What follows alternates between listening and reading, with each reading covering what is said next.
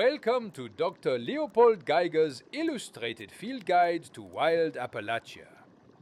I am Dr. Leopold Geiger, naturalist, field researcher, and your guide through specimens of Appalachian wildlife, mutation, and biological improbability.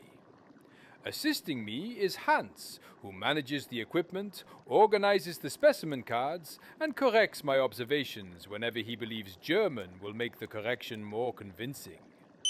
Und die richtigen Fakten. Yes, Hans. And as you have just reminded me, the correct facts. Young people today will not study a proper field manual unless the information has rhythm. Therefore, each specimen will be accompanied by an appropriate surviving musical recording. Prepare the first card, Hans. Let us begin. Before Song 1, we begin beneath the floorboards, where the smallest disturbance is often dismissed until it removes part of the floor. The mole rat is hairless, muscular, and exceptionally skilled at approaching from below. A scratching sound should therefore be treated as a location report, not a household inconvenience. Der Köder ist verschwunden. Die Packung ist zerrissen. Die Sugarbombs gehören nicht unter das Bett. Quite right, Hans. Sugar bombs are not suitable bait when stored beneath one's bed. Our first musical specimen is There's a Mole Rat Under My Floor.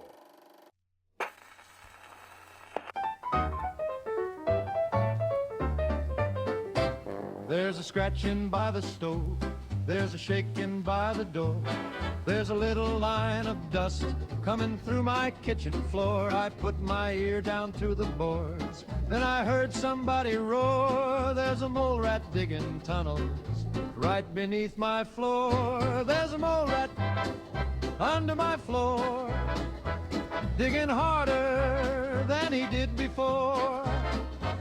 He can chew, he can scratch, he can find my sugar bomb stash. There's a mole rat under my floor. Well, he tipped my cooking kettle, made the table jump around. Then his nose came through the timber with a most determined sound. I was reaching for my shovel when the whole front room gave way. Now the fellow's in my pantry and he seems inclined to stay. There's a mole rat under my floor, digging harder than he did before. He can chew, he can scratch, he can find my sugar bomb stash. There's a mole rat under my floor.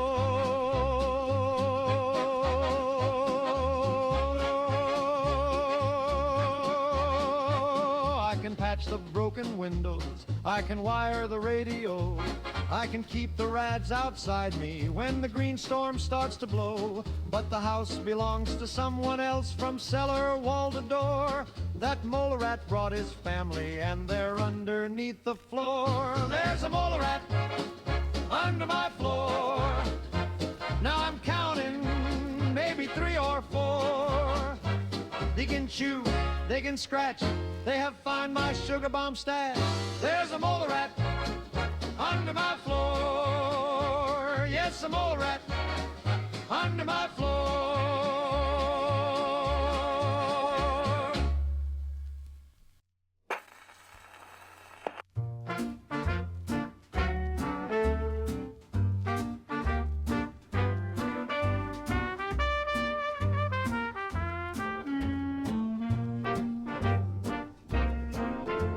Past the rusted county marker where the broken fence leaned low, something stirred among the fireweed by the old abandoned road.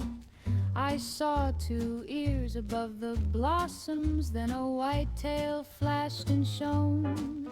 Before I turned to point it out, the little thing was gone. White tail through the fireweed, quick as any eye can see. 1 hop by the roadside, 2 hops past the tree. White tail through the fireweed where the summer grasses sway. I saw a rabbit watching me, then watched it bound away. It slipped beneath a wagon wheel, half buried in the ground, then waited by a nuka crate and softly looked around.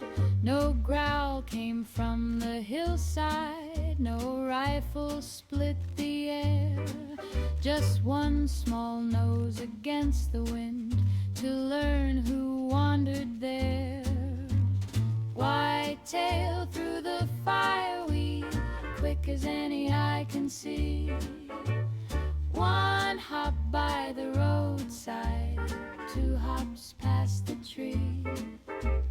White tail through the fireweed where the summer grasses sway. I saw a rabbit watching me, then watched it bound away. The houses stood with empty doors, the road had lost its name, but Rabbit still knew every path and crossed them just the same. It vanished through the evening brush before the light was gone, and left the fireweed moving where its little feet had run. White tail through the fireweed, quick as any eye can see. One hop by the roadside, two hops past the tree. White tail through the fireweed where the summer grasses sway.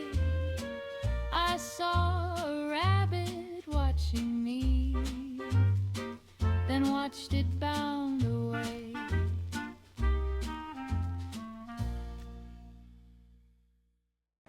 That was White Tail Through the Fireweed. The Appalachian rabbit has survived with remarkably little alteration compared with most local fauna. Speed, camouflage, and a sensible refusal to investigate armed strangers remain highly effective adaptations. The radrat is larger, harder, and less respectful of pantry ownership than its pre-war ancestor. It will enter camps for food, nesting material, or any object that can be chewed into smaller objects. Das Abendessen fehlt. Eine Krümelspur führt zur Wand. Und mein Ladekabel ist angekaut. Yes, Hans, the missing supper is relevant evidence. The teeth marks upon your charging cable are considerably more decisive. Here is That Radrat Stole My Supper.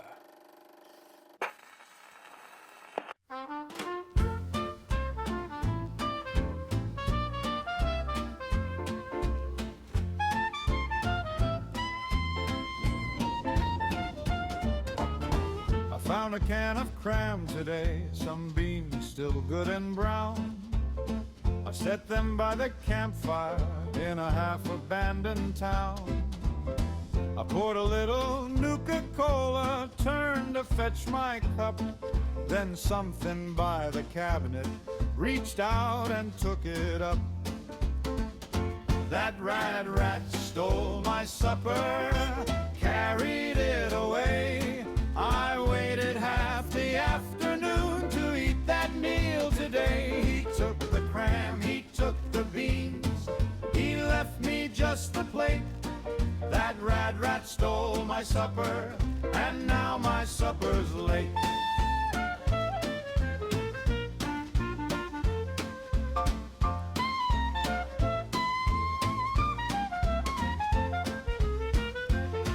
I followed through the kitchen with a shovel in my hand, but he knew every broken board much better than this man.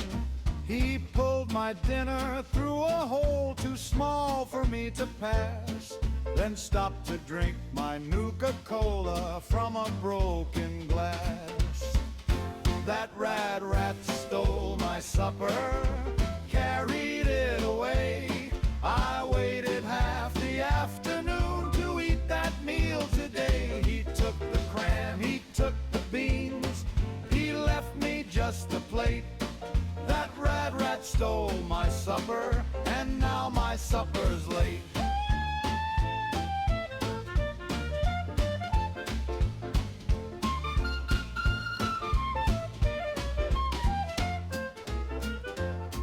I heard them in the plaster, maybe 4 and maybe 5, passing round my supper like the finest meal alive.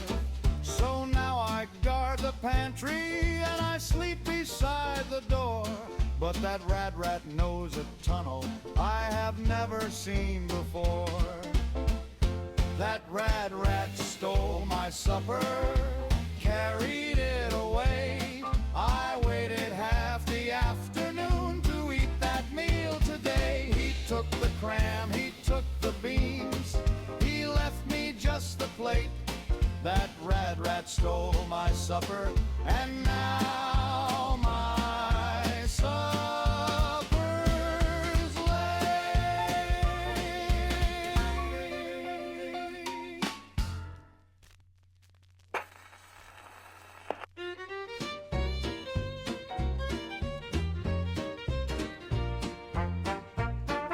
Down beside my cabin runs a narrow mountain stream, but the trail was underwater when I woke up from a dream.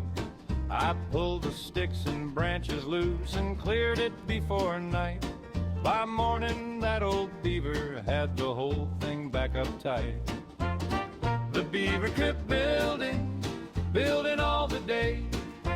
I moved every branch, he put it back that way. I cleared the creek at sunset, he worked till morning light. The beaver kept building, and the beaver builded right. He took a broken fence rail, then a red rocket sign, a yard of rusty cable, and a chair I thought was mine. I never heard him hammer, never saw him use a square, but the water started rising and my chair was sitting there. The beaver kept building, building all the day. I moved every branch, he put it back that way. I cleared the creek at sunset, he worked till morning light. The beaver kept building, and the beaver builded right.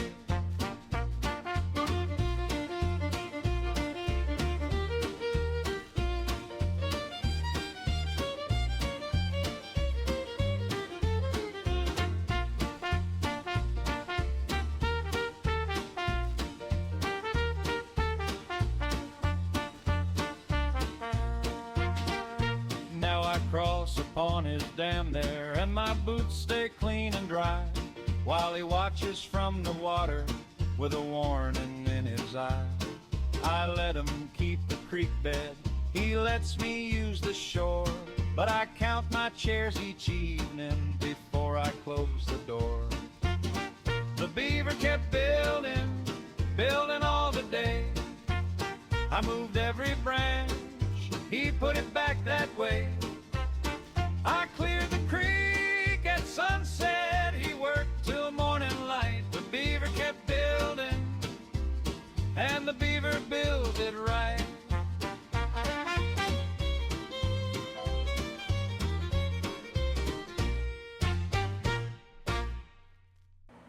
That was The Beaver Kept Building.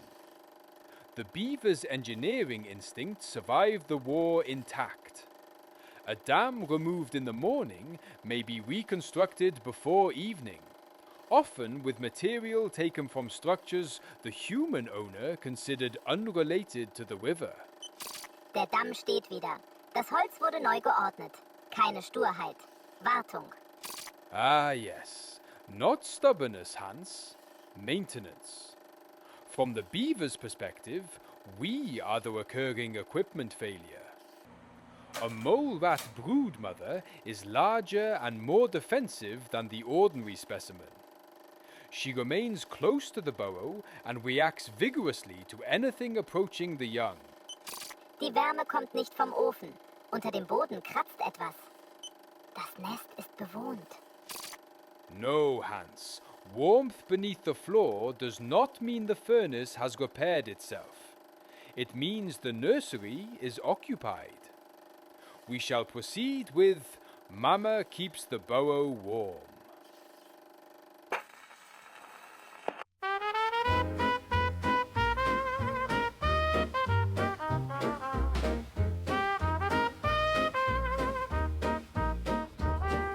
Something took the mattress stuffing.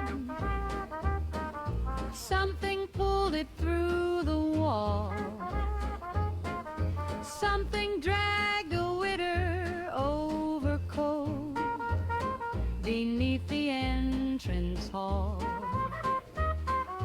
Down beside the old generator, safe from Appalachian storms, Mama found a cellar corner and she keeps the burrow. Mama keeps the burrow warm,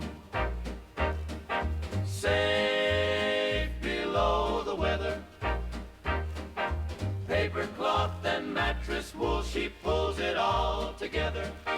Mind the floor and mind the door, don't reach beneath her arm. Mama guards the little ones and Mama keeps them warm. 3 small noses fill the tunnel. 4 small tails cross the track. Then the brood mother came charging, and the sepal hurried back. He climbed on top the icebox while she circled through the room. Then she took his other blanket to improve the nursery room. Mama keeps the burrow warm, safe below the weather. Paper cloth and mattress wool, she pulls it all together. Mind the floor and mind the door, don't reach beneath her arm. Mama guards the little ones and Mama keeps them warm. Now the cellar door stays bolted and the generator runs, while the family beneath it raises daughters, raises sons. The settler sleeps in summer clothes and listens through the floor. Mama keeps the burrow warm and he won't go down there anymore. Mama keeps the burrow warm, safe below the weather. Paper cloth and mattress wool, she pulls it all together. Mind the floor and mind the door, don't reach beneath her arm. Mama guards the little ones and Mama keeps them warm.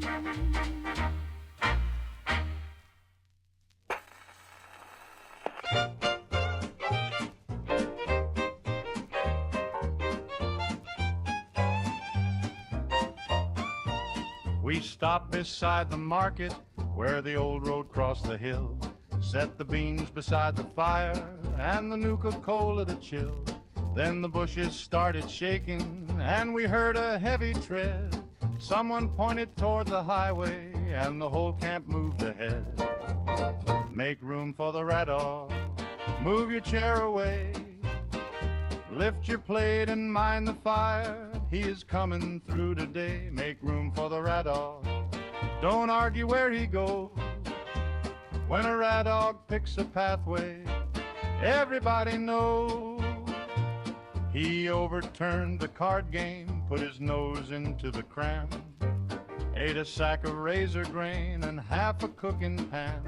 Old Charlie saved the coffee, Mabel carried off the stew, but the Radhog took the table and the tablecloth there too.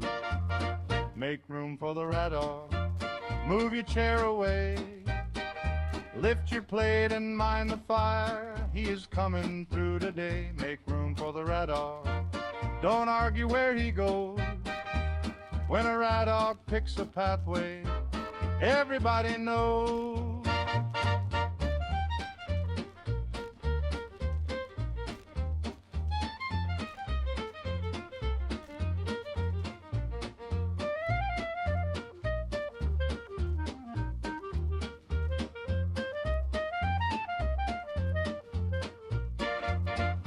Then he crossed the broken highway and disappeared from sight, while we gathered up the supper that had lasted through the night. Now we camp upon the rooftop with our dinner safely stored. When the Radhog takes the roadway, we can't afford the ground floor. Make room for the Radhog, move your chair away, lift your plate and mind the fire, he is coming through today. Make room for the Radhog, don't argue where he goes. When a Radhog picks a pathway, everybody knows. That was Make Room for the Radhog. The Radhog is an enormous post-war boar, fast, heavily built, and unlikely to yield the roadway merely because a smaller organism arrived first.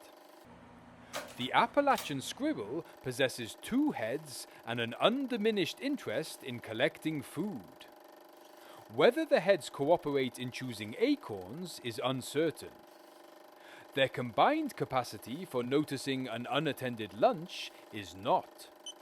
Beide Köpfe sehen den Probenbeutel. Beide Köpfe kommen näher. Schließen Sie ihn ein. Hans believes both heads have seen the sample bag. Place it in the metal cabinet, please. Here is 2 heads full of acorns.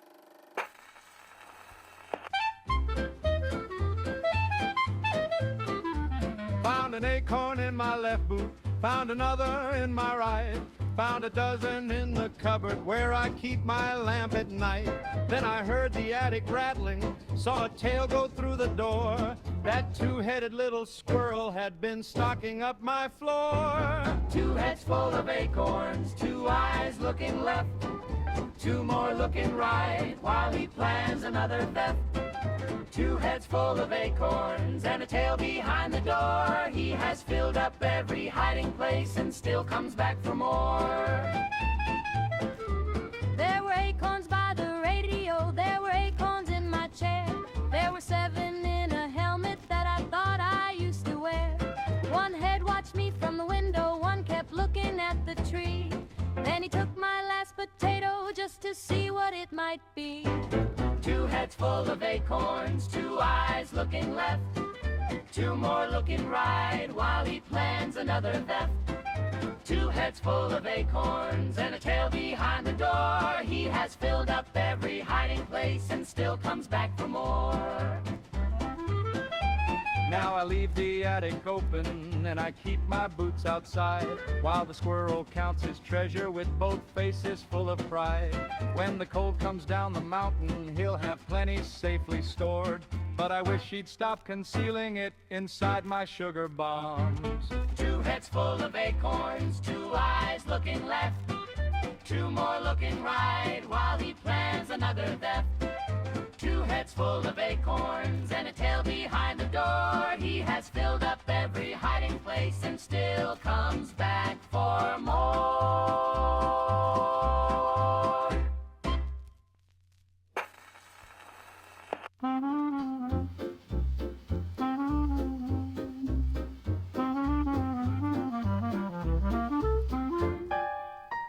Every night at midnight, when the lantern settles low, there's a little sound in plaster moving softly to and fro. Not a footstep, not a tapping, not the rain about to fall. Just a busy pair of little teeth at work behind the wall. Little teeth behind the wall. chewing something after all. Take the laces, take the map, pull them through the narrow gap. Little teeth behind the wall. First they took my left boot's lacing, then the corner of my chart. Then they found the radio wire and removed the useful part. I pushed every chair against it, filled the cracks with cotton wool. By the morning all the cotton had been pulled inside there too. Little teeth behind the wall, chewing something after all. Take the laces, take the map, pull them through the narrow gap. Little teeth behind the wall.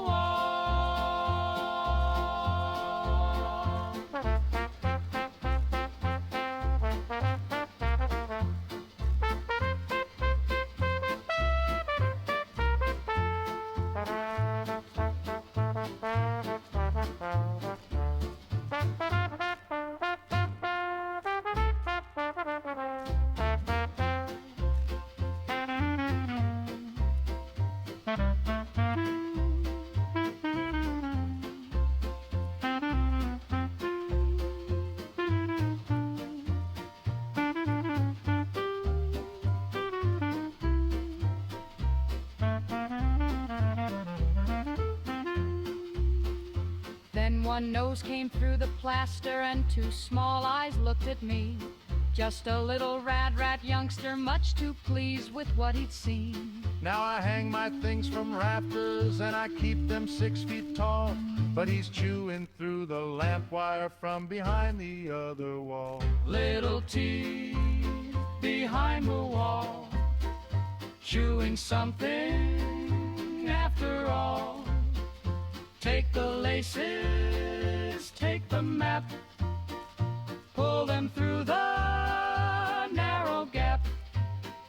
Little teeth behind the wall. Yes, those little teeth behind the wall.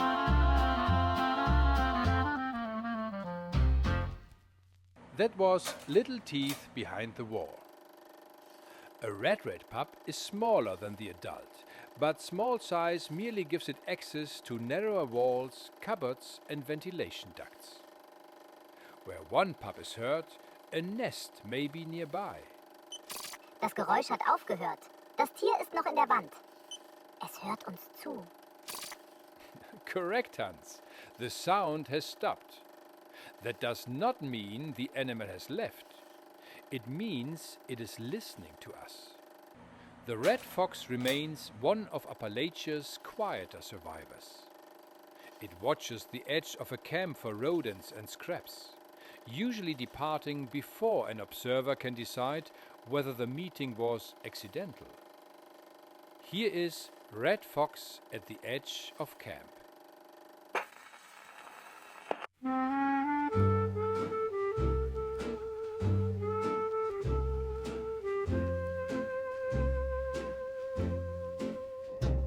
When the evening crossed the mountain and the cooking fire burned low, there were two eyes by the pine trees where the darker shadows grow. Then a red tail crossed the firelight, but the animal did not come.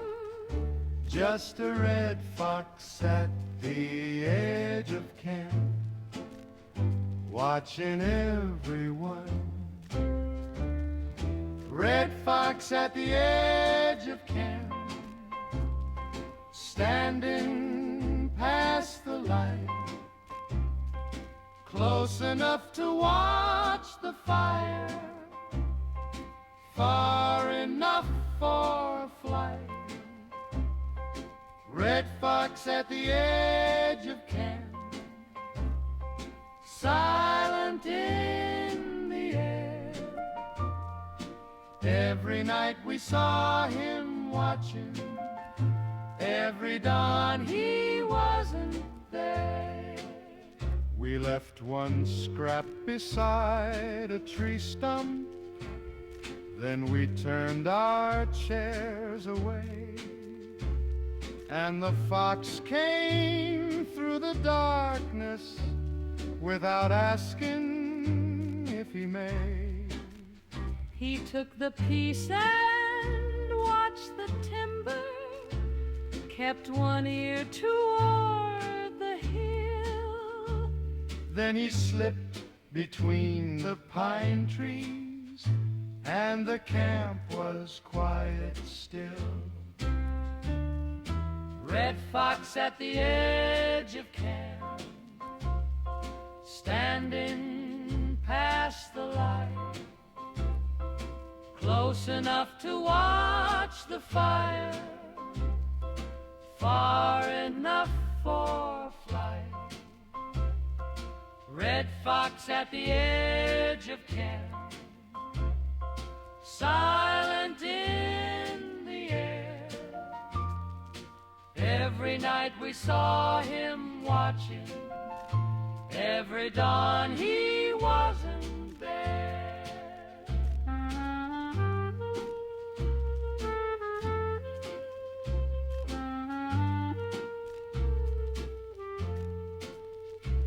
On the third night he came running, turned and stared beyond the flame. Then he vanished through the underbrush much faster than he came. We put out the lamp and fire, heard the branches moving near. That red fox at the edge of camp knew something else was here. Red fox at the edge of camp, gone beyond the light, quick enough to leave the fire, wise enough for flight. Red fox at the edge of camp, silent in the air. When the fox no longer watched us, we knew to take care.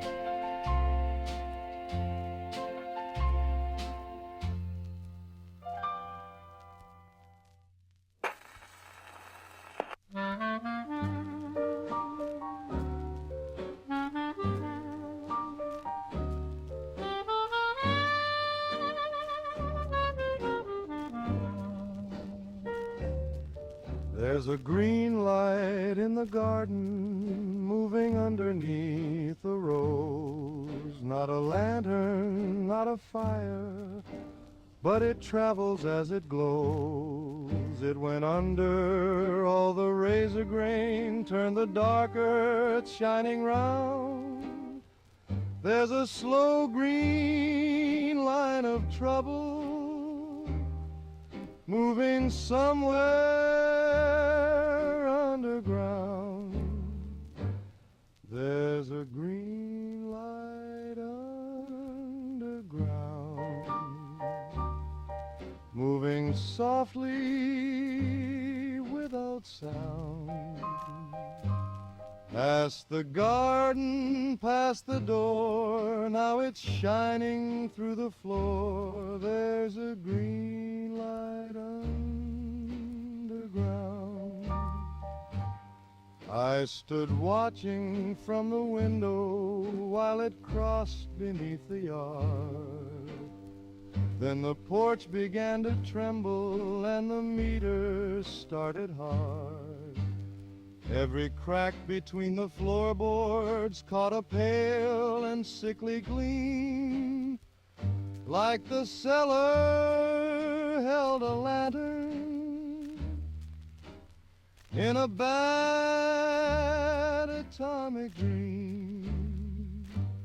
There's a green light underground, moving softly without sound. Past the garden, past the door, now it's shining through the floor. There's a green light underground.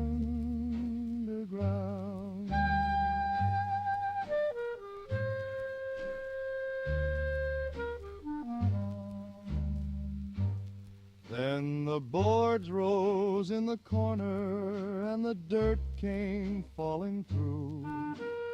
There stood one bright mole rat blinking in a cloud of greenish hue.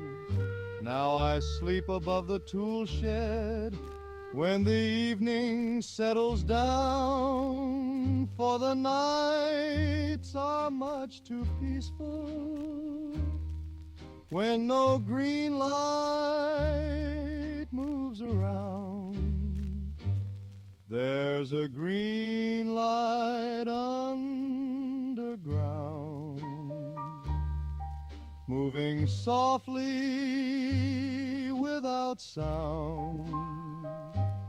Past the garden, past the door, now it's shining through the floor. There's a green light underground. There's a green light underground.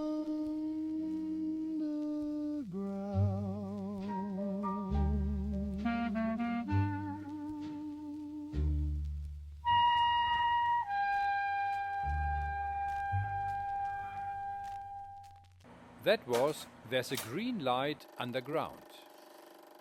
A glowing mole rat carries enough radiation to illuminate its tissues and contaminate the burrow around it. The light makes the specimen easier to locate, but proximity remains an exceedingly poor method of measurement. Der Zähler steigt bereits. Der Bau ist kontaminiert. Wir sollten nach oben gehen. Yes, Hans, the counter is already climbing. We shall conclude the underground portion from upstairs. The Appalachian opossum has 3 faces, an arrangement that appears excessive until one observes how efficiently it watches a garbage can from several directions. It remains primarily a scavenger and would prefer an open refuse bin to a confrontation. 3 Köpfe, ein Körper. Nicht 3 Meinungen. 9? Haha, I see, Hans. 3 heads, not 3 independent opinions. The distinction may matter chiefly to the opossum. Here is 3 faces by the garbage can.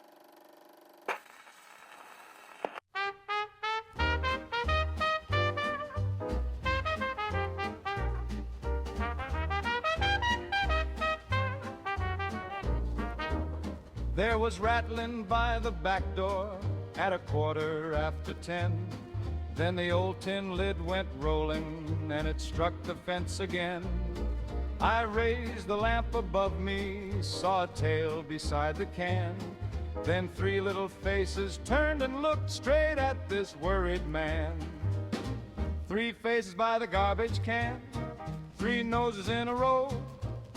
One found cram, one found the crumbs, one found the old potato.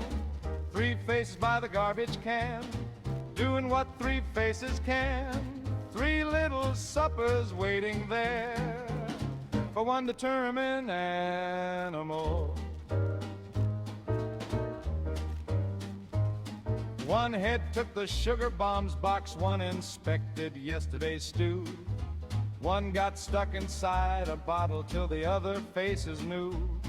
Then the body tipped the can there and the whole thing hit the ground. 3 faces kept on eating while the garbage rolled around.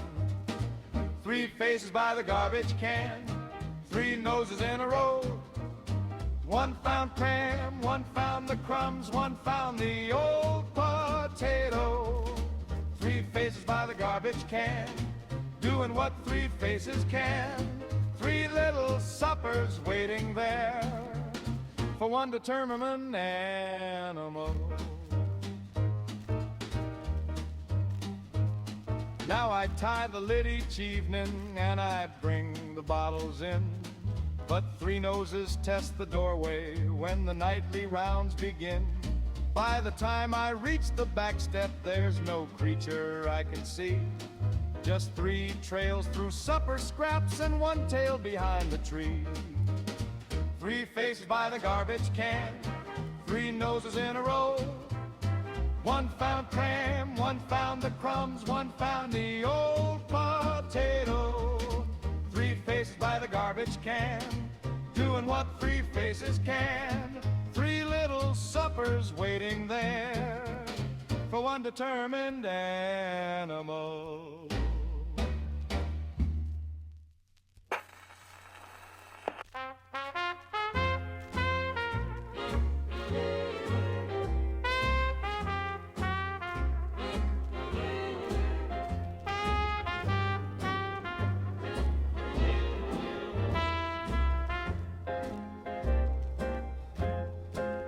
Down the road through burning springs, where the smoking ground turns red, 7 Radhogs cross the highway, with the smallest ones ahead.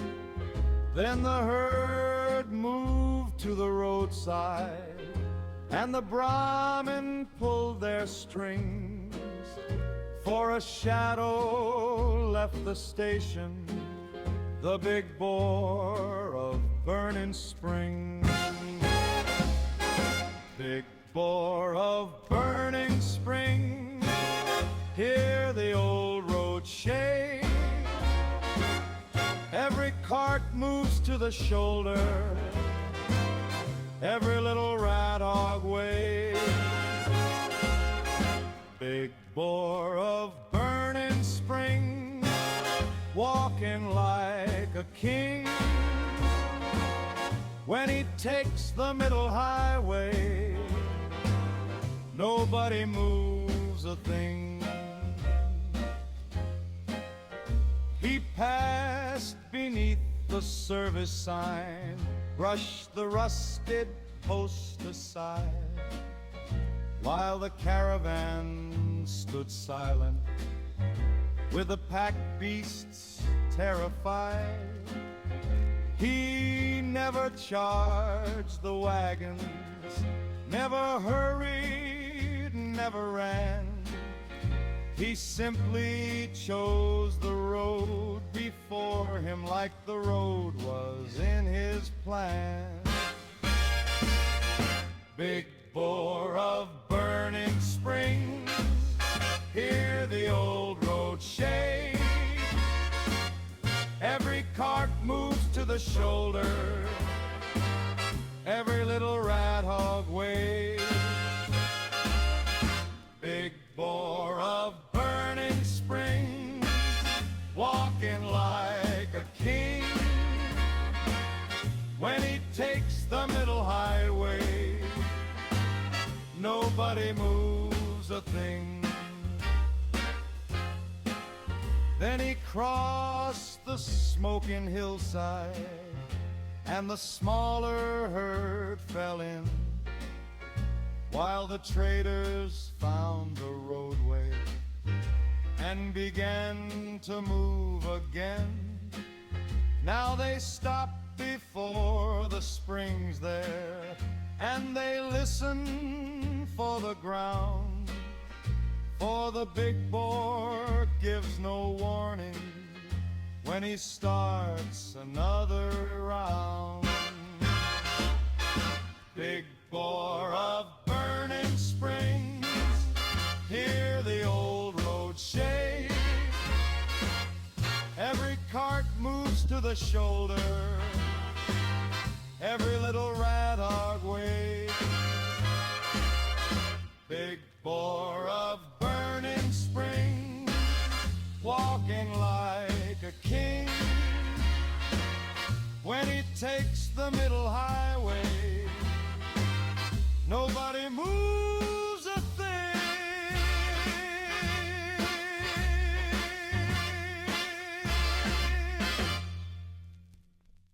That was Big Boar of Burning Springs.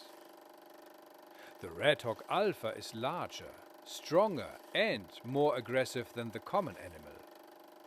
It does not merely occupy a trail, it establishes temporary ownership of the surrounding geography. Das Alpha beansprucht den Weg. Dieser Abstand reicht nicht. Wir sollten hinter etwas Schwererem stehen. Hans recommends observing from behind something heavier than the observer. I find no fault in the method. The domestic cat survived the Sirens, the radiation, and 2 centuries of human attempts to improve its attitude. Many remain close to settlements where warmth and small prey are available. Our next recording is The Cat Came Home After the Sirens.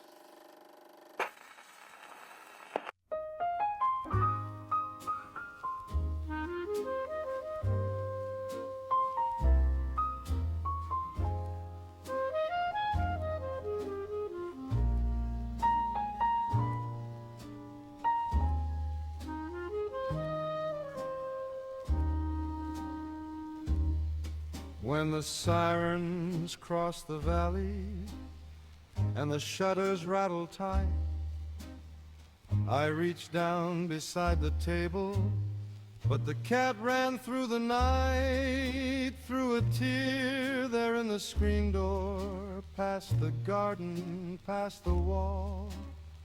Then the green storm covered everything, and I could only call. The cat came home after the siren, after wind and rain and roar. 3 nights gone beyond the window, then a scratching at the door. The cat came home after the sirens, wet and hungry, tired and thin. I raised the latch without a word, and the cat came walking in.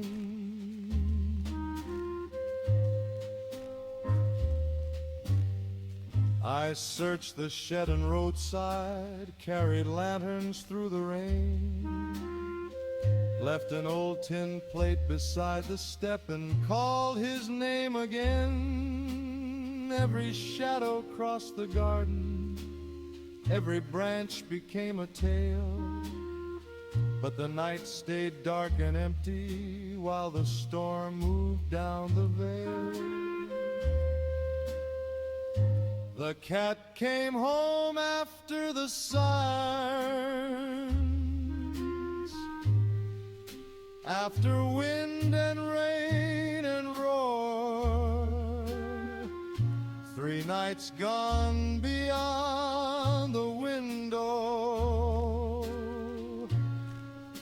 then a scratching at the door. The cat came home after the sirens, wet and hungry, tired and thin. I raised the latch without a word, and the cat came walking in.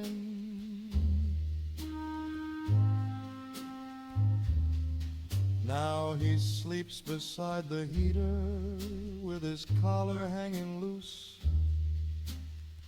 and he watches every window like a proper household scout. When the warning starts tomorrow, I will bar the broken screen, for the cat knows how to find his home, but I know where he has been.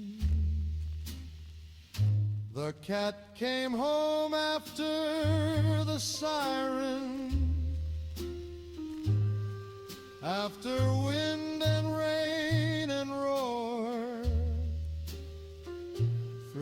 it's gone beyond the window. Then a scratching at the door. The cat came home after the sirens,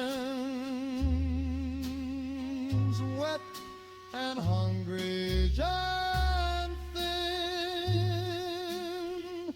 I raised the latch without a word, and the cat came walking in.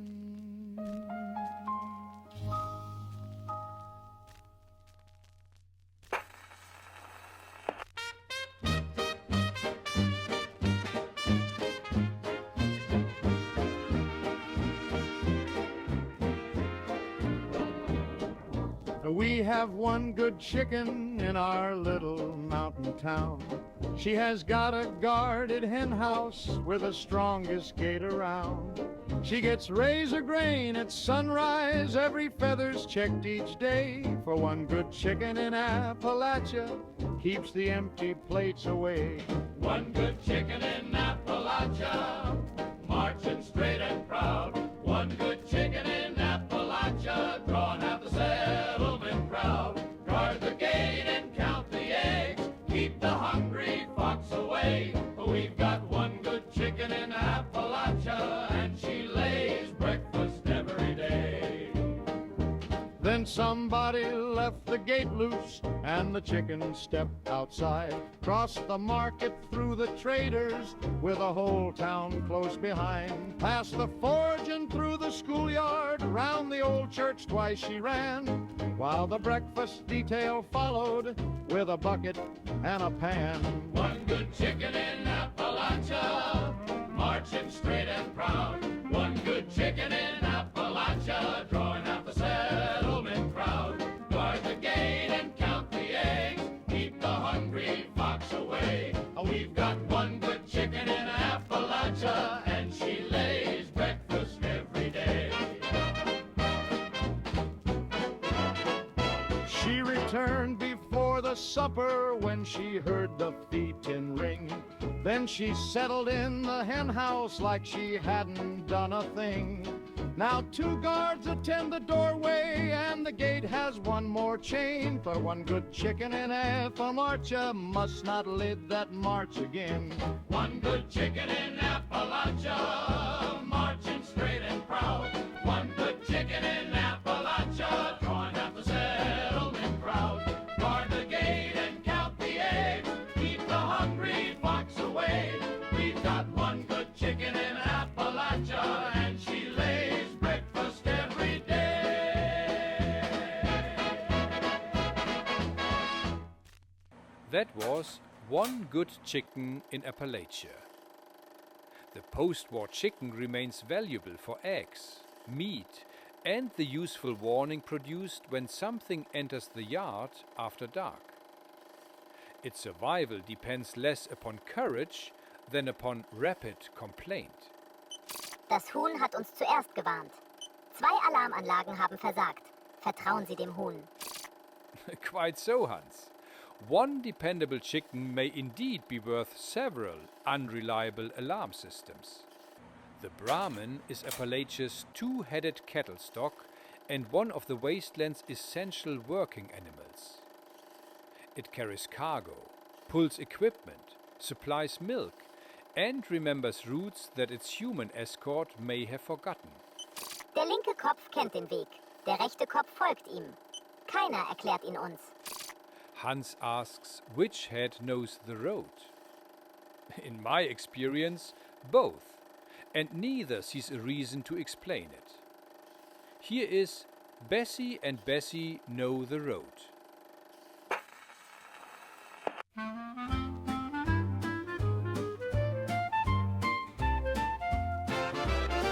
Coming home from Sutton with the saddlebags tied low, I found the bridge had washed away and nowhere left to go.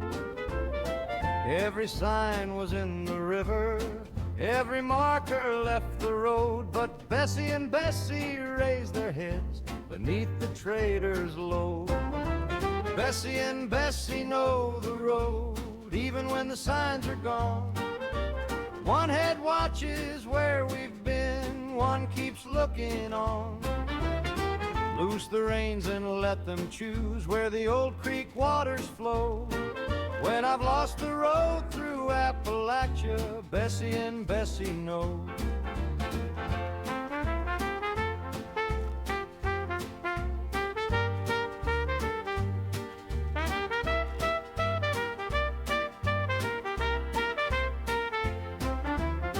They left the broken highway, found a path behind the mill, crossed beneath the fallen power lines and climbed the wooded hill. I said the trail was finished, but the Brahmin carried on, past a truck half in the creek bed to the field we traveled from. Bessie and Bessie know the road, even when the signs are gone. One head watches where we've been, one keeps looking on. Loose the reins and let them choose where the old creek waters flow. When I've lost the road through Appalachia, Bessie and Bessie know.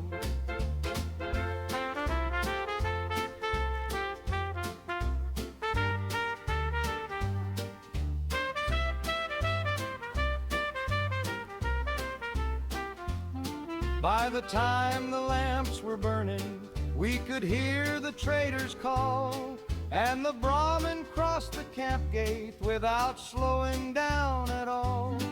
Now I carry maps and markers, but there's one thing that I know: when the road forgets the traveler, Bessie and Bessie know. Bessie and Bessie know the road, even when the signs are gone. One head watches where we've been, one keeps looking on. Loose the reins and let them choose where the old creek waters flow. When I've lost the road through Appalachia, Bessie and Bessie know.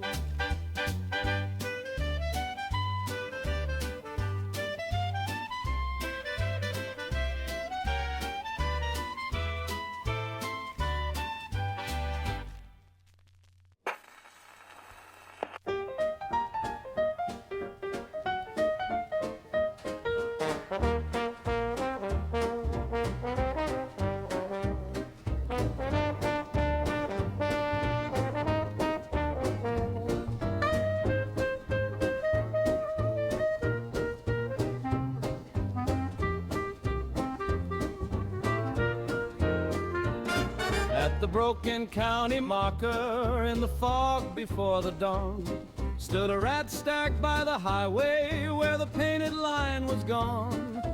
Both heads watched the roadside, antlers dark against the pine. There was one tall Radstag waiting at the old county line.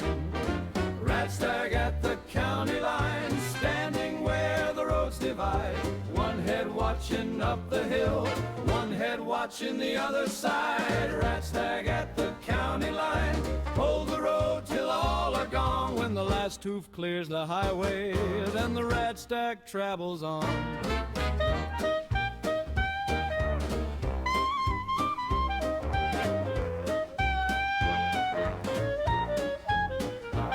First a doe came through the fireweed, then another crossed the lane. Then the smaller ones came stepping through the grass and morning rain. I kept both hands upon the wheel there, let the old truck softly hum, while the Radstag held his place until the final one had come. Radstag at the county line, standing where the roads divide. One head watching up the hill, one head watching the other side.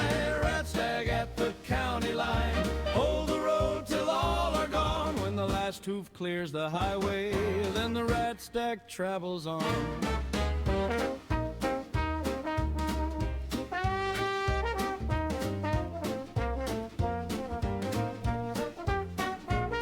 Then the forest swallowed hoofbeats and the fog began to rise. Both heads turned toward the timber with the daylight in their eyes. He crossed beside the marker, left his prints beneath the sign, and the road belonged to travelers past the old county line. Radstag at the county line, standing where the roads divide. One head watching up the hill, one head watching the other side. Radstag at the county line, hold the road till all are gone. When the last hoof clears the highway, then the Radstag travels on.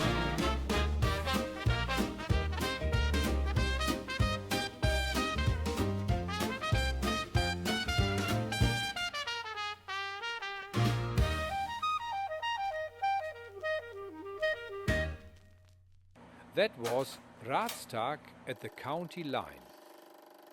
The Radstag is a two-headed deer adapted to irradiated Appalachia. It is usually wary, though a startled buck may turn antlers into a persuasive argument for greater distance.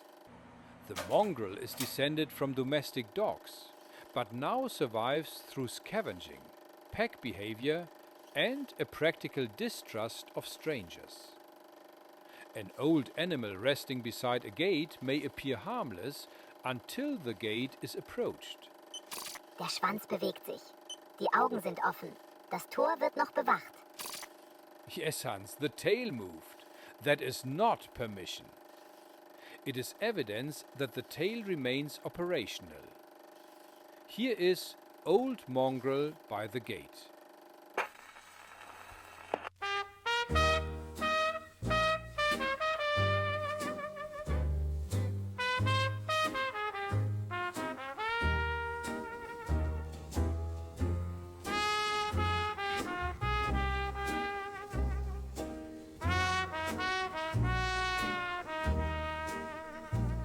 Down an old road past the cornfield where the fence had lost its wire lay a mongrel by the gateway in the shadow of a tire. The house beyond was empty. Every window showed the sky, but the old dog raised his head there when he heard me passing by. Old mongrel by the gate,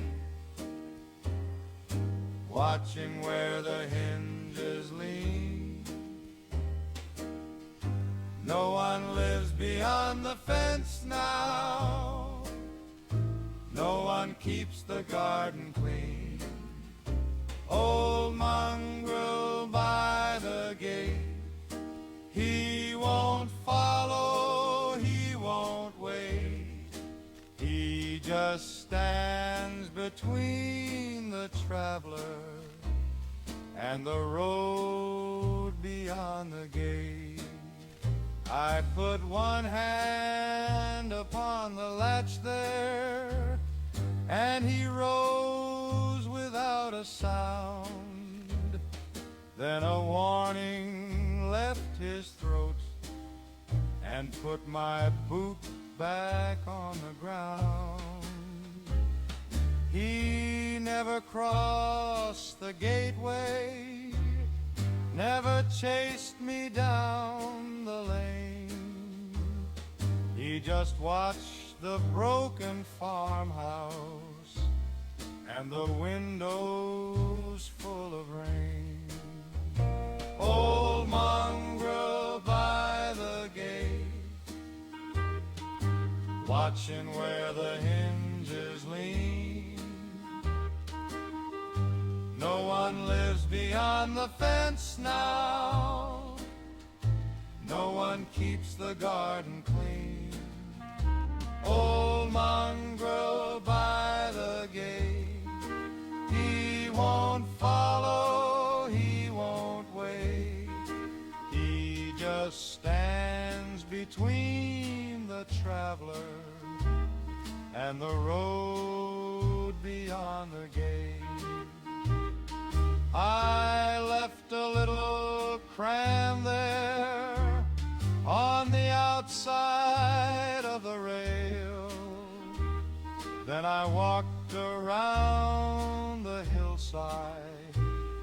while he watched me down the trail. When I looked back from the turn there, he was lying down again, still guarding one old gateway from the world that wandered in. Old Mongrel by the gate, watching where the hinges lean. No one lives beyond the fence now, no one keeps the garden clean. Old Mongrel by the gate, he won't follow, he won't wait. He just stands between the traveler and the road beyond the gate.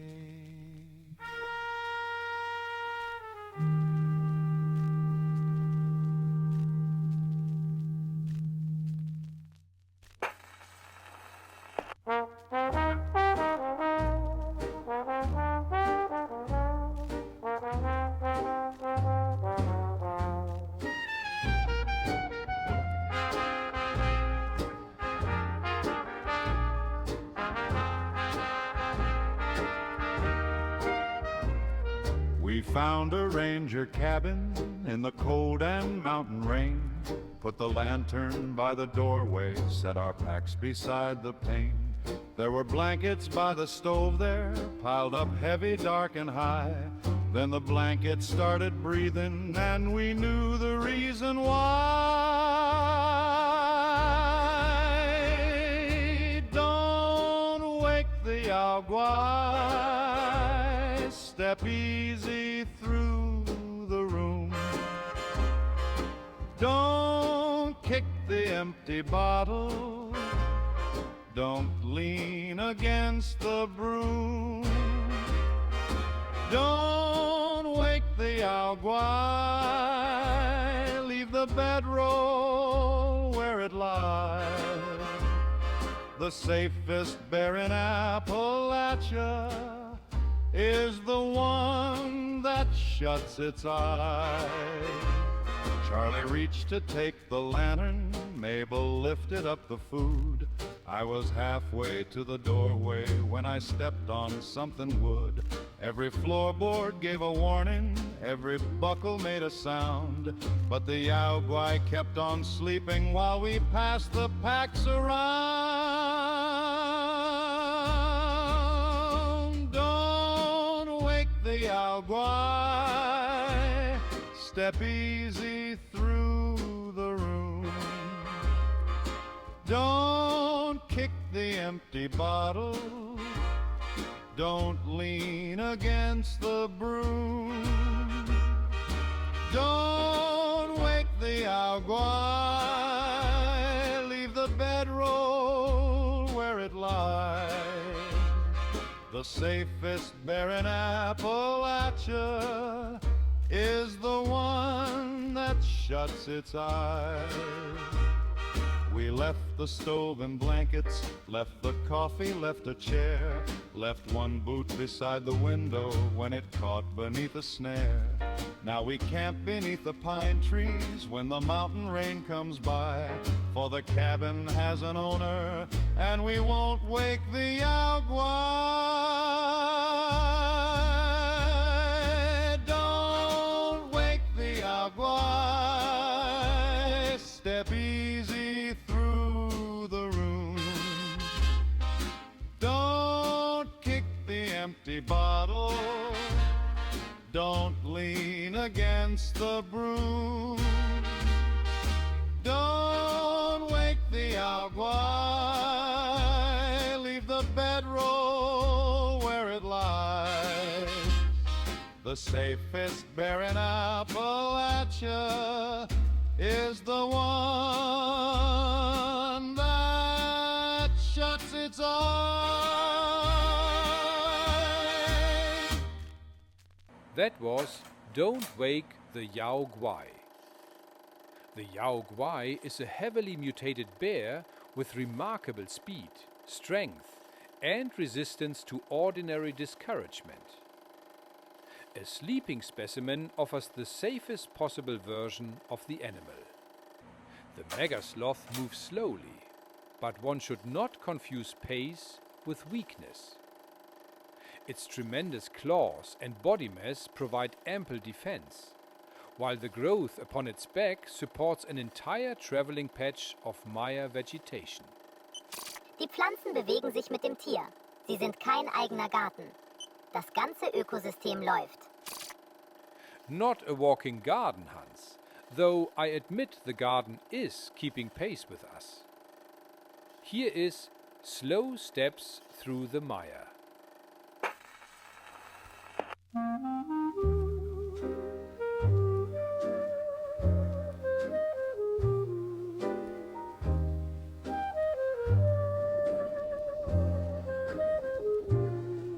Where the road sank in the water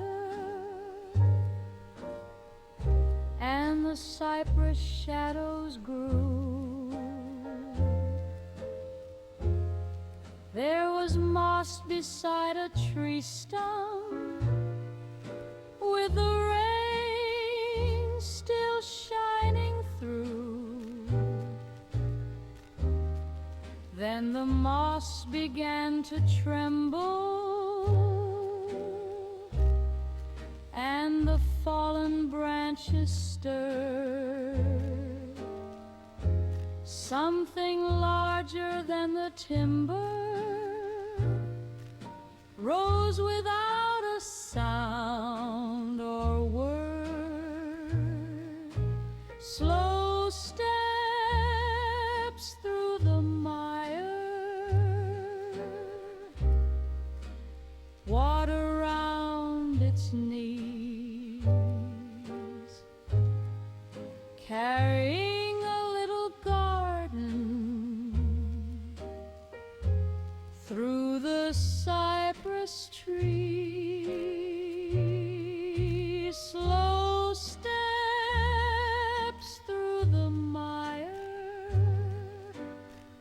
where the road has disappeared. The forest stood and walked away, and I remained right here.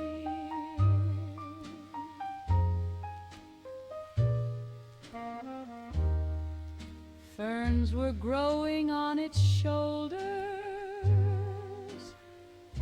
vines were hanging from its side. Every patch of green upon it matched the woodland where it hides. It crossed before my lantern, made the Blackwater divide. Then it stopped beside a dead tree with the whole mire on its hide. Slow steps through the mire, water round its knees, carrying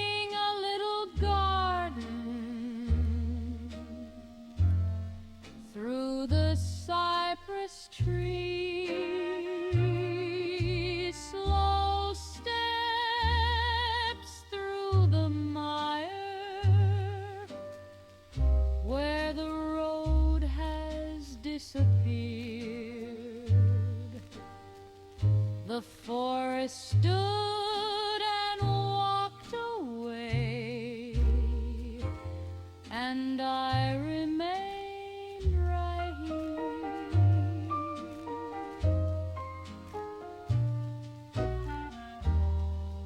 By the time it reached the far bank,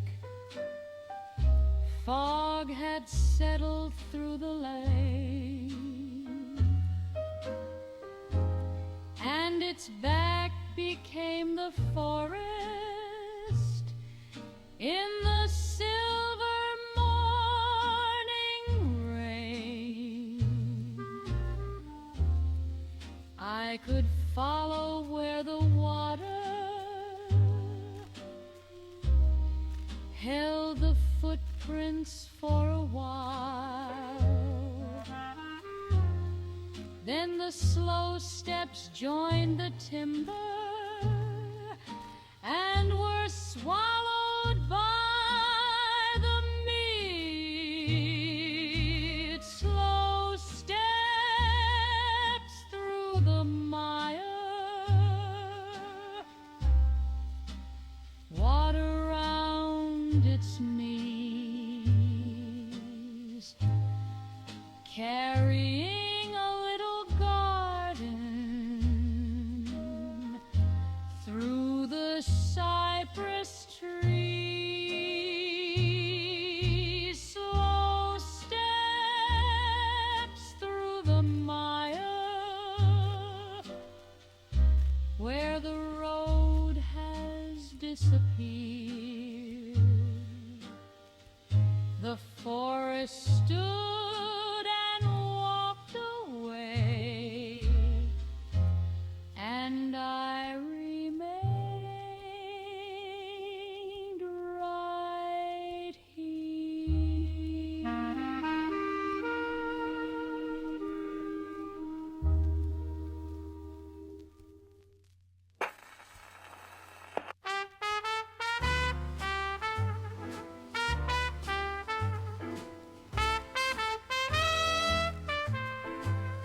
Where the creek bent through the fireweed and the evening shadows spread, a Radstag doe came softly with the sunset on each head. Younger hoofbeats stopped behind her at the border of the trees, while she watched the open water and she tested every breeze. Two heads bow at sundown, two shadows touch the stream. One keeps watch upon the hillside, one where the waters gleam. Two heads bow at sundown, while the young ones wait behind. Nothing drinks along that creek until the doe has read the wind. First she listened toward the roadway, then she watched the wooded rise. Evening water caught the firelight into careful pairs of eyes. When both heads began to lower, smaller shapes came through the fern, but the doe remained between them and the road at every turn. Two heads bow at sundown, two shadows touch the stream. One keeps watch upon the hillside, one where the waters gleam. Two heads bow at sundown, while the young ones wait behind. Nothing drinks along that creek until the doe has read the wind. Then a bottle moved behind me, and it rolled against a stone. Both heads rose above the water, and the herd was quickly gone. Only hoof prints crossed the fireweed where the evening light went down, and two circles across the creek where both heads bowed at sundown. Two heads bow at sundown. Two shadows touch the stream. One keeps watch upon the hillside, one where the waters scream. Two heads bow at sundown, then the herd leaves nothing behind. Nothing drinks along that creek until the doe has read the wind.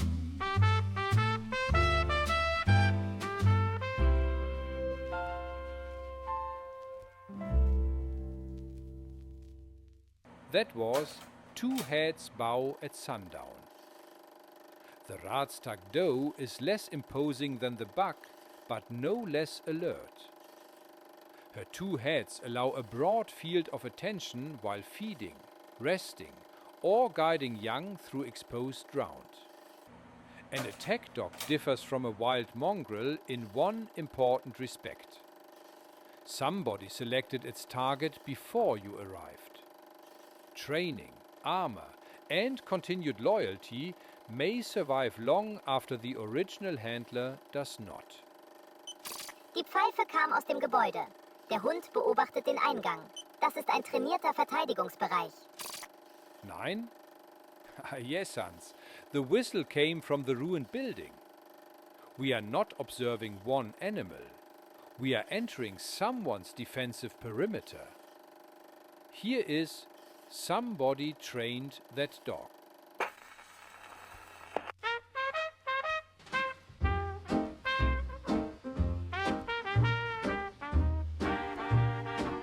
At a checkpoint by the highway stood a dog beside the lane, never nosing through the garbage, never pulling at a chain. He just watched me from the roadway with his ears and shoulders set. Then a whistle crossed the toll booth and he moved without a step. Somebody trained that dog. Somebody taught him when. One short whistle sends him left, two brings him back again. Somebody trained that dog. He is watching where I stand. And a dog that moves by signal means a signal has a hand.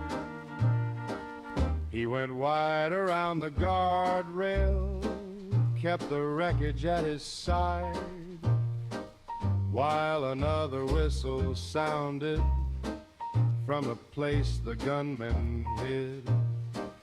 He was closing off the shoulder, never barking, never fast, just reducing every roadway that a traveler might pass. Somebody trained that dog. Somebody taught him when. One short whistle sends him left, two brings him back again. Somebody trained that dog. He is watching where I stand. And a dog that moves by signal means a signal has a hand.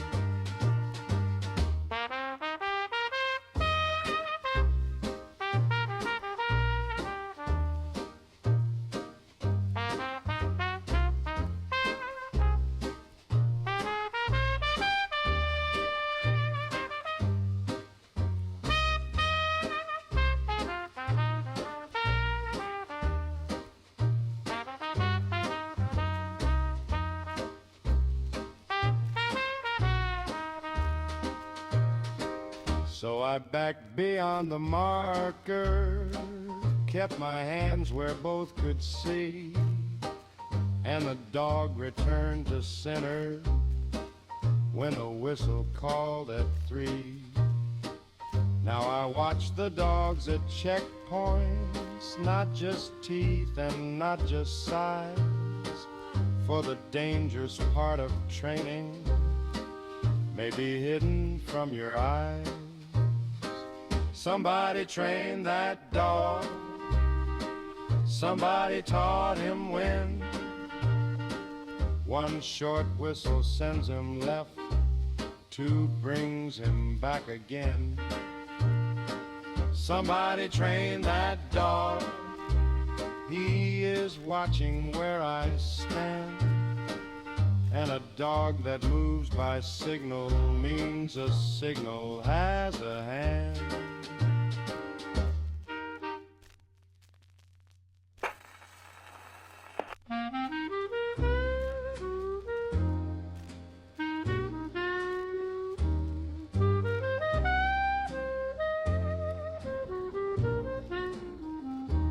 From the old fire tower at 12:15, I saw a green light moving through the timber by itself. Not a lantern in a window, not a miner on the road. Something broad passed through the pine trees with a slow radioactive glow. That bear shines after midnight, green against the trees, lighting every broken table,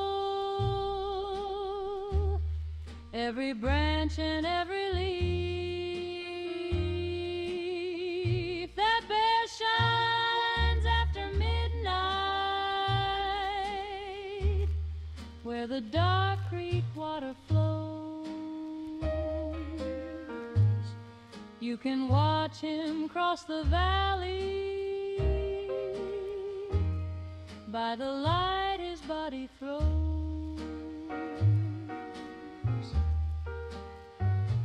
He came down through the picnic ground, turned the wet leaves glowing bright, put his nose beneath a trash bin in the middle of the night. Every puddle held his shadow,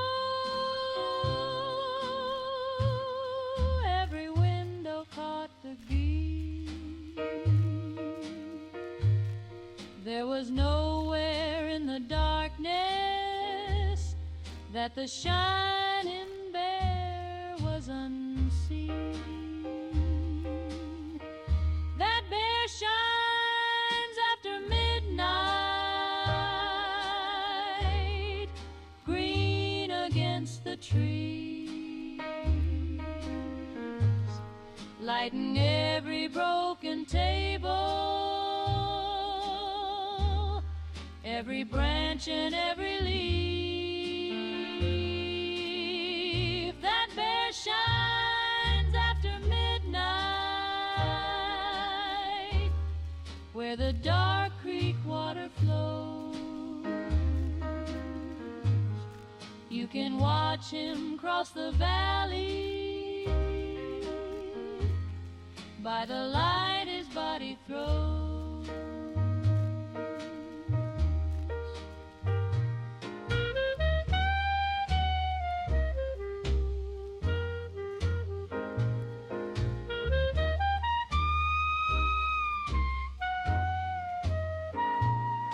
Then he climbed the eastern hillside, and the trees went dark behind, while the green light crossed the ridgeland like a signal through the pines.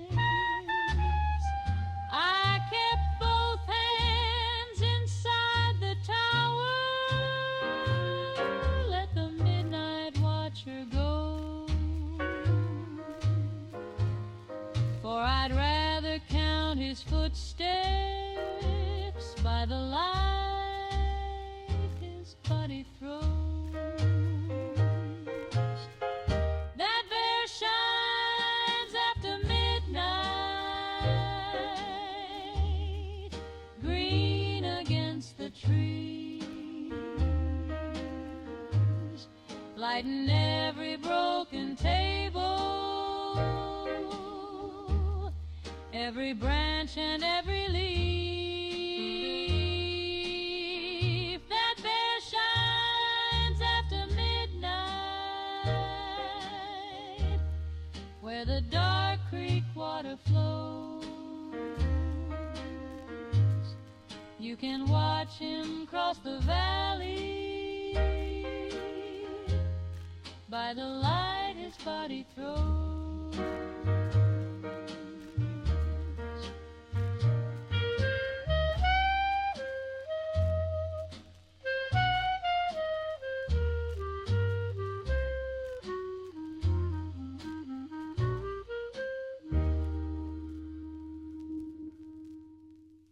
That was That Bear Shines After Midnight.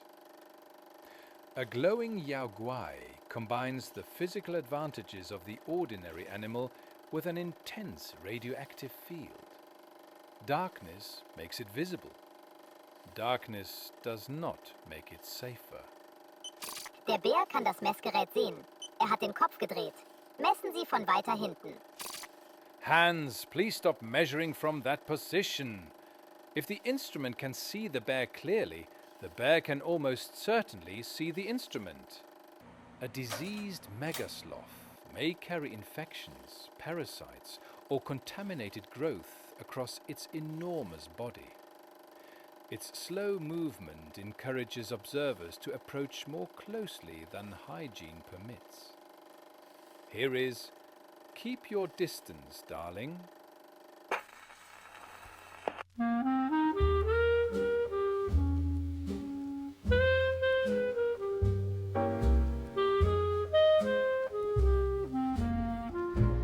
There's a shape beside the orchard where the old stone wall runs down, with the moss upon its shoulders and the sick leaves turning brown. You can raise the field glasses, you can watch it where you are, but keep your distance, darling. You are close enough by far. Keep your distance, darling. Stay behind the wall. You don't need a closer picture of a creature 10 feet tall. Keep your distance, darling. Let the big thing have the lane. We can make our observations without doing them again. You said one more step would help you see the growth along its height. Then the mega sloth stopped walking, and it slowly turned our side. You may call that scientific. You may say you know the signs, but keep your distance, darling, and come back behind the vines.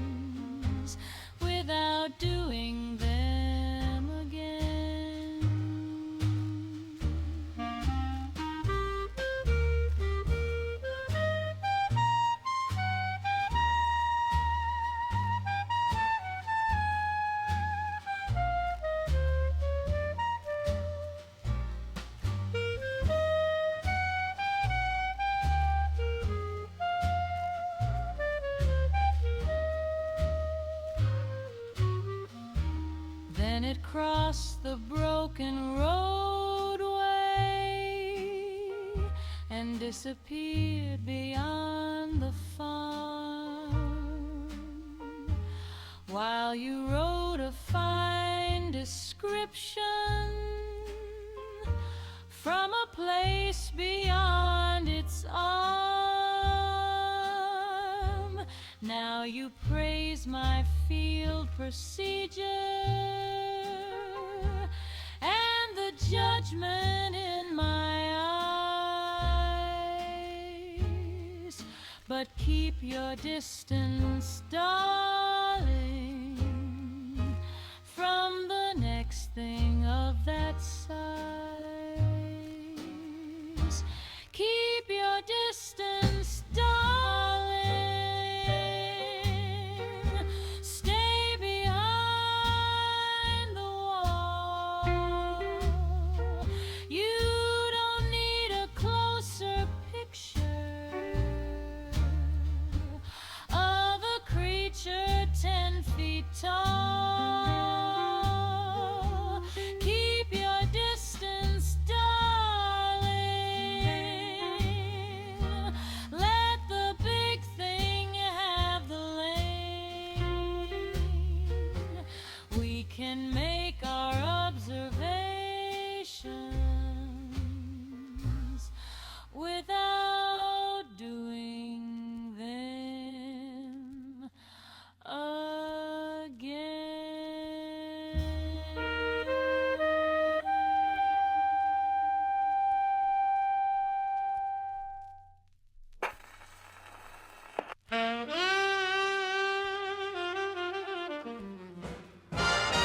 Snow was falling on the garage at the bottom of the grade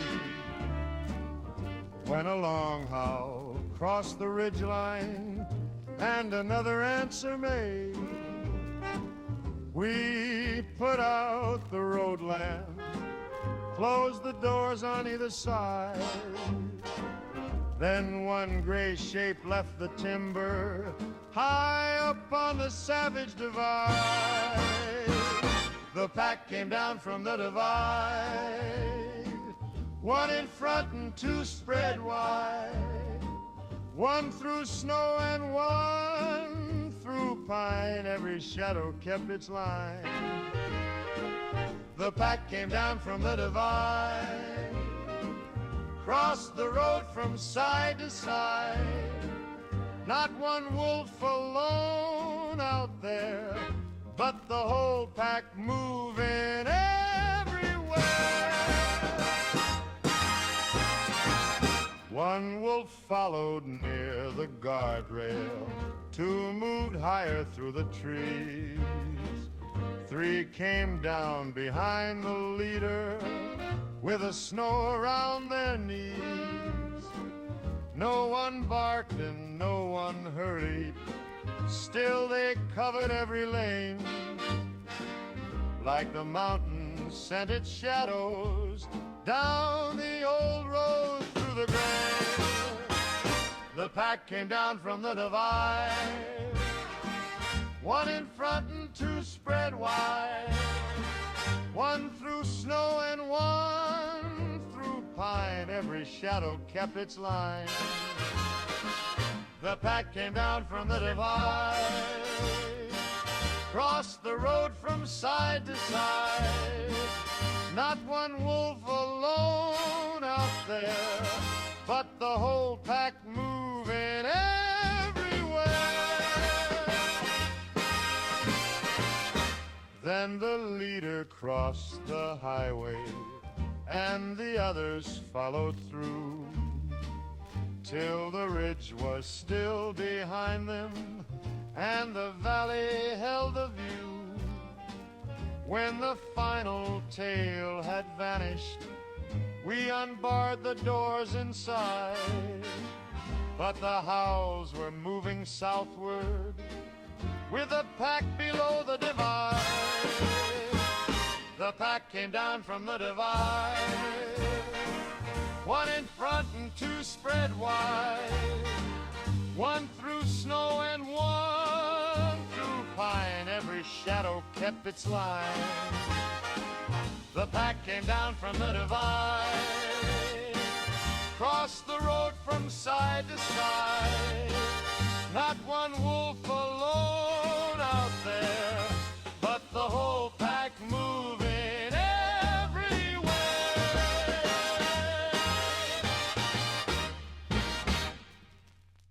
That was The Pack Came Down from the Divide. Appalachian wolves hunt cooperatively. The animal visible on the trail may be directing attention away from others moving through cover. 4 Augenpaare. Eines steht auf dem Weg. 3 bewegen sich im Gebüsch.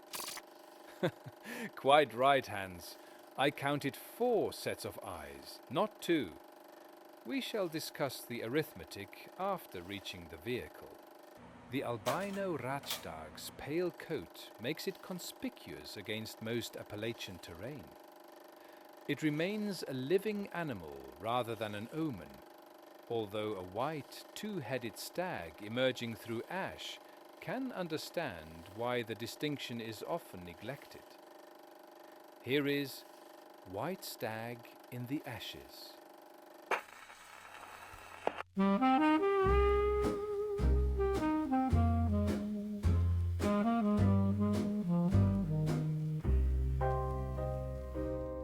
Where the coal road crossed the slag piles and the morning sky turned gray, something white stood by the water at the edge of yesterday.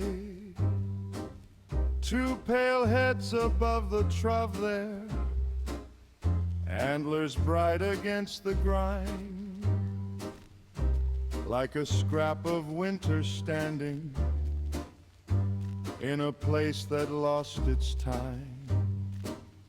White stag in the ashes,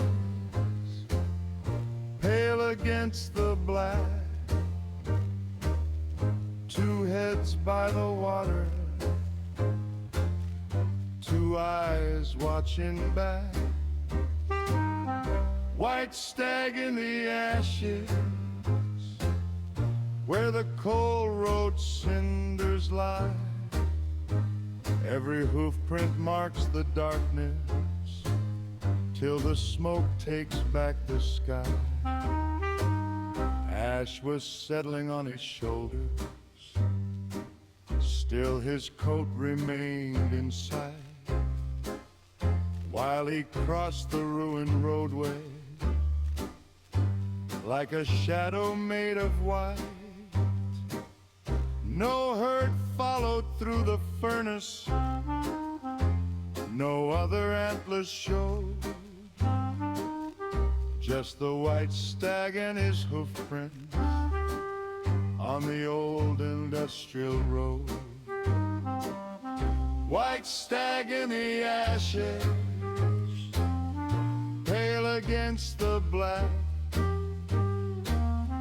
2 heads by the water, 2 eyes watching back. White stag in the ashes, where the coal road cinders lie. Every hoof print marks the darkness till the smoke takes back the sky.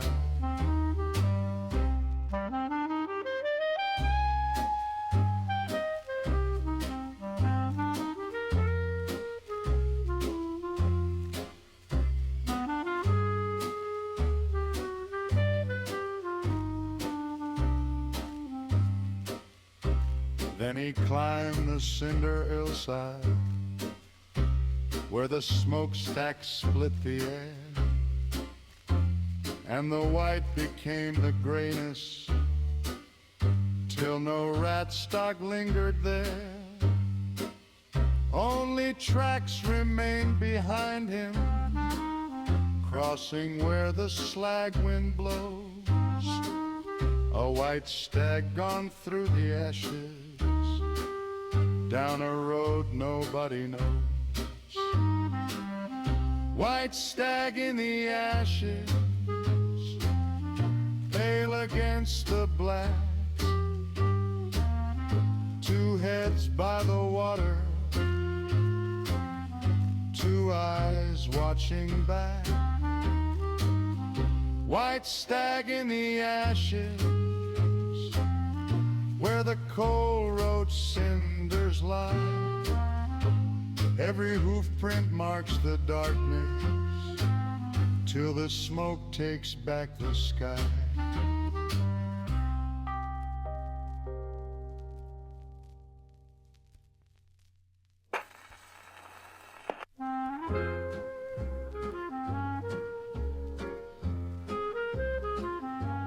We had built a little fire by the old and broken road, set the coffee near the embers, laid aside the evening load. Then two green eyes crossed the timber, then another pair appeared, and the dark began to circle at the border of the clear. Green eyes around the fire, one pair low and one pair high. Green eyes moving through the timber, never leaving, passing by. Green eyes around the fire, count them once and count again. Every time you find the last pair, two more watch behind your friend. Charlie watched beyond the bedroll, Mabel kept the eastern side. I could see the glowing bodies where the tree-line shadows moved. No wolf crossed into the firelight, still the ring was drawing near. So we fed another branch there to the only light we had. Green eyes around the fire, one pair low and one pair high. Green eyes moving to the timber, never leaving, passing by. Green eyes around the fire, count them once and count again. Every time you find the last pair, two more watch behind your friend.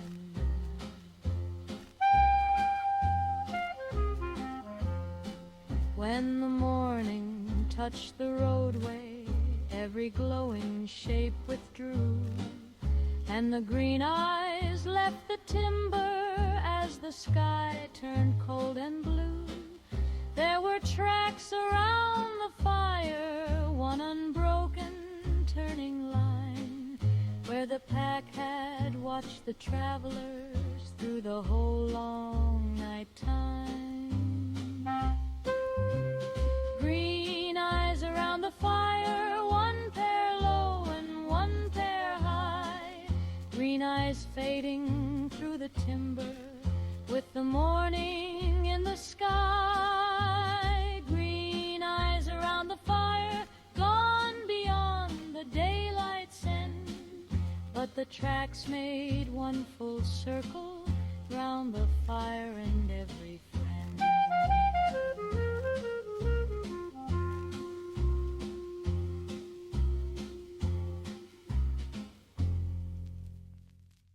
That was Green Eyes Around the Fire. A glowing wolf may be located by its radiance before its pack becomes visible. The green eyes at the edge of camp are therefore not the entire problem. They are the illuminated portion. Der erste Wolf leuchtet. Hinter ihm bewegt sich das Rudel. Die Laterne brauchen wir nicht mehr. Yes, Hans. More movement behind the first specimen. Put out the lantern. We have supplied enough lighting. The albino Guai is not a separate, peaceful variety. Its pale hide changes the appearance, not the temperament, speed, or reach of the underlying bear. Here is White Bear of the Mountain Road.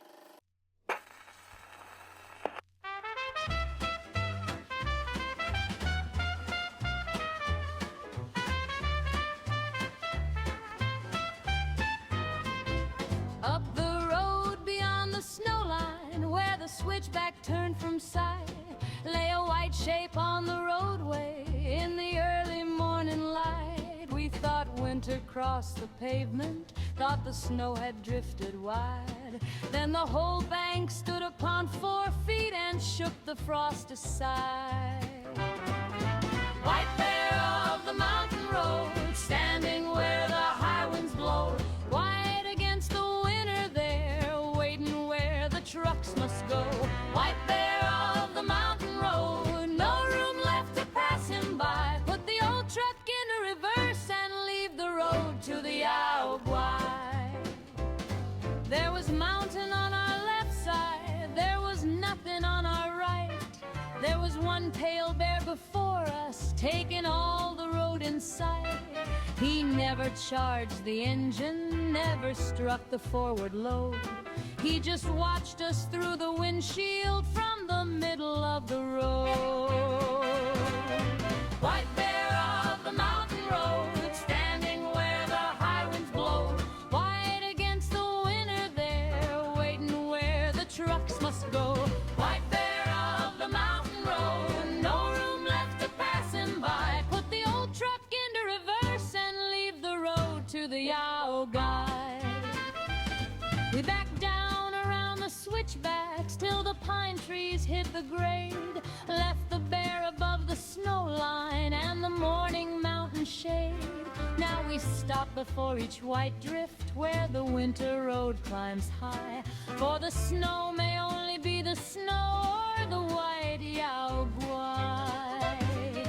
White bear of the mountain road, standing where the high winds blow. White against the winter there, waiting where the trucks must go. White bear of the mountain road, no room left to pass him by. Put the old truck into reverse and leave the road to the Guai.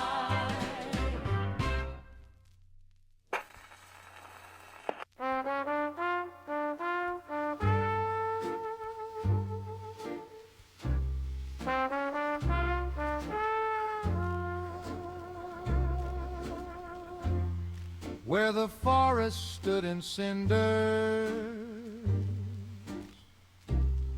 and the road was buried gray, there was something like a hillside in the middle of the way. Then the hillside started breathing and the dead leaves slipped away. There was ash upon the old Sloth's back from many nights and days. Ash upon the old Sloth's back, ash along the road, ash across the scorched grove that the heavy creatures showed. Ash upon the old Sloth's back, falling every time he moved. Every slow step through the timber left the gray earth newly grew. Ferns no longer grew upon him, only cinders hard and dry, with the scorched marks through his shoulders where the ash had settled high. When he brushed against a dead tree, gray dust filled the evening air, and a broad, clean line behind him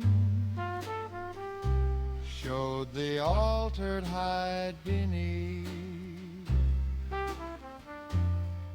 Ash upon the old slot's back, ash along the road, ash across the scorched grove that the heavy creature showed. Ash upon the old slot's back, falling every time he moved. Every slow step through the timber left the gray earth newly grew. Then he passed beyond the roadway where the burned out treetops lean, and the ash closed in behind him till no moving shape was seen. Only footprints crossed the cinders, wide and deep along the track, and another cloud was rising from the old slot's ashen back. Ash upon the old slot's back, ash along the road, ash across the scorched grove that the heavy creature showed. Ash upon the old slot's back, falling every time he moved. Every slow step through the timber left the great newly grew.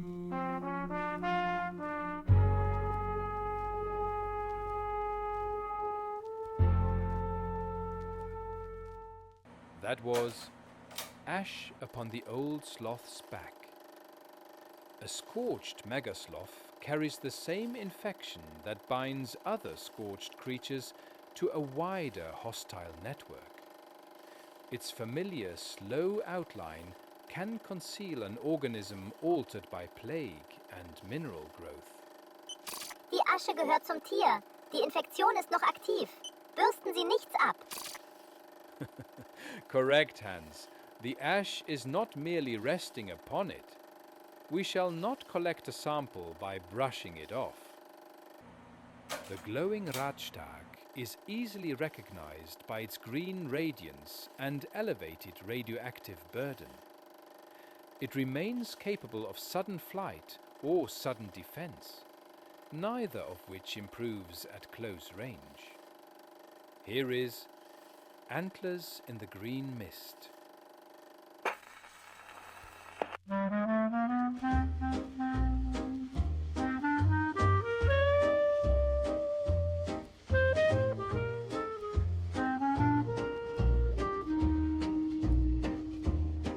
Before the dawn had reached the field, green mist lay on the ground, and somewhere past the water pump there came a careful sound.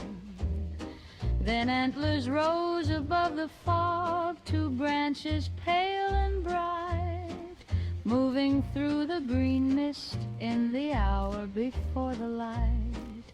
Antlers in the green mist, shining where they go, two heads somewhere beneath them, moving soft and slow. Antlers in the green mist, while the low field disappears. First you see the light above you, then the glowing stag appears. He stepped beside the water pump where the fog had opened wide, and a radioactive shimmer moved along his back and side. Every blade of grass beneath him held a little greenish light, while both heads watched the field there for a movement in the night.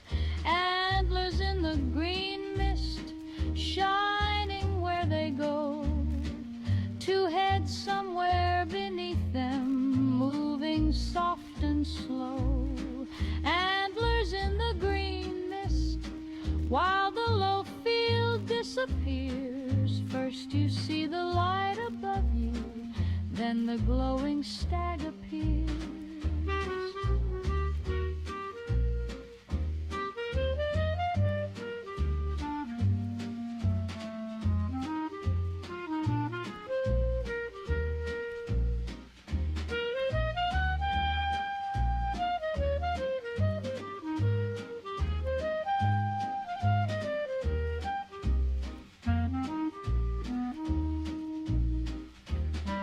Then he turned beyond the pump house, and the mist closed where he'd been, till there only were two antlers passing through the drifting green.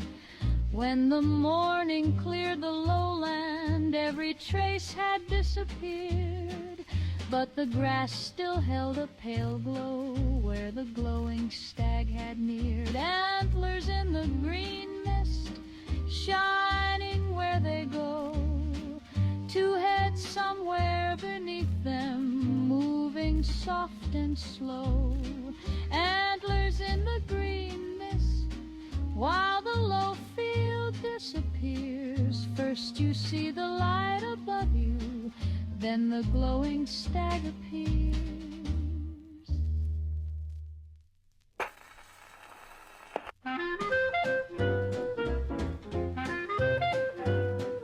On the highway through the mire there stood a van across the lane, with the windows dark and broken and the roof bent by the rain.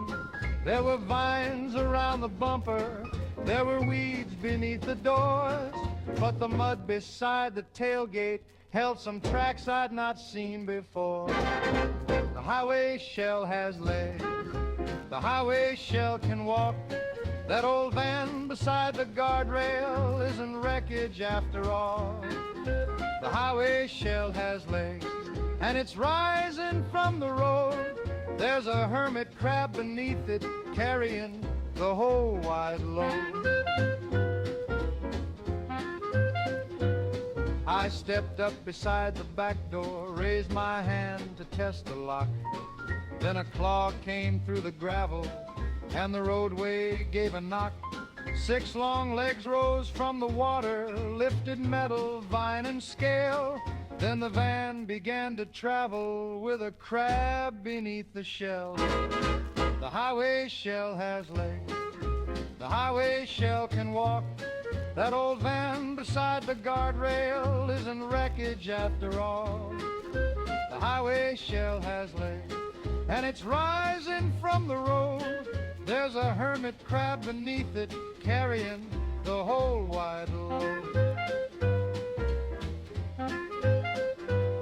It went sideways through the cattails, took the driver's sign along, till the red lights reached the swamp grass, and the whole old van was gone. Now I knock on every fender from a proper distance first, for the wreck may only be a wreck or something underneath. The highway shell has legs, the highway shell can walk. That old van beside the guardrail isn't wreckage after all. The highway shell has legs, and it's leaving from the road. There's a hermit crab beneath it, carrying the whole wide load.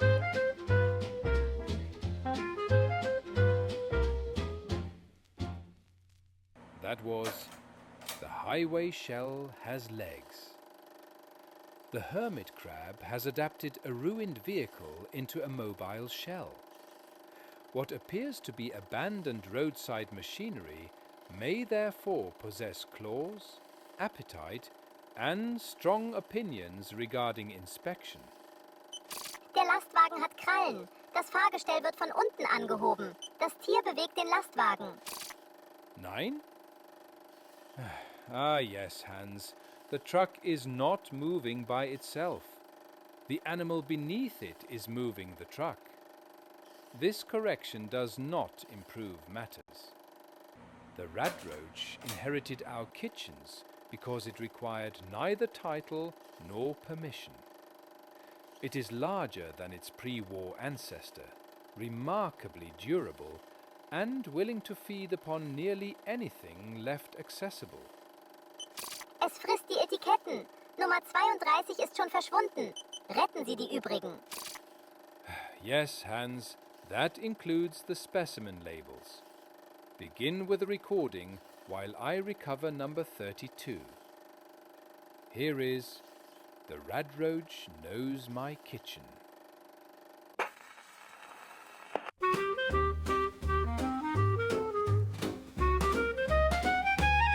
I swept the kitchen floorboards, put the supper tins away, closed the cupboard with a padlock at the ending of the day.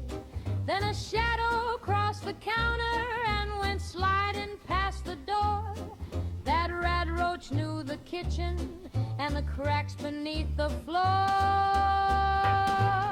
The Radroach knows my kitchen, knows the cupboard, knows the sink, knows the pipe behind the icebox and the places no one thinks.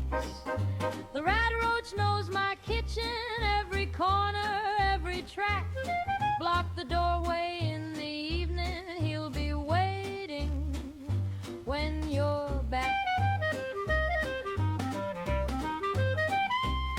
I filled the hole behind the stove there, put a kettle on the drain, moved the table by the pantry and inspected every pane. Then he climbed beneath the counter, crossed the pipe and disappeared, till a scratching in the cupboard told me where he'd reappear. The Radroach knows my kitchen, knows the cupboard, knows the sink, knows the pipe behind the icebox and the places no one thinks. The Radroach knows my kitchen, every corner, every track. Block the doorway in the evening, he'll be waiting when you're back. Now I keep the dishes covered and I hang the food up high, but the Radroach walks the ceiling with the kitchen in his eye. I may cook there every morning, I may lock it every night, but the Radroach owns the passageways that never meet the light. The Radroach knows my kitchen, knows the cupboard, knows the sink, knows the pipe behind the icebox and the places no one thinks. The Radroach knows my kitchen, every corner, every track. Block the doorway in the evening, he'll be waiting when you're back.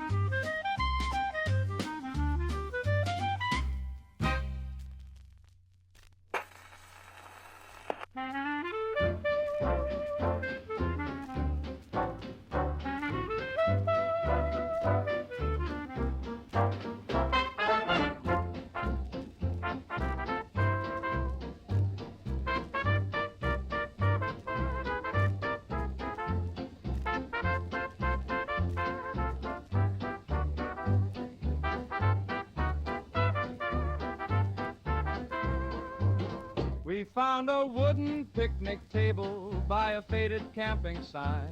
Set the cram beside the napkins, put the Nuka-Cola on ice. Then a shadow crossed the sandwich and a buzzing filled the air. There was one big Bloatfly circling like he'd made a booking there. Bloatfly over the picnic table, moving every time we moved. Hover left above the bottle, hover right above the food. Bloatfly over the picnic table, nothing underneath is stable. Pack the supper, take the cakes, leave the bloatfly with the table. Mabel covered up the sandwiches, Charlie moved the bottle twice. I defended fancy lads there like they carried any price. Every time we cleared one corner, he would take another place, till the whole meal crossed the tabletop with that bloatfly in pursuit.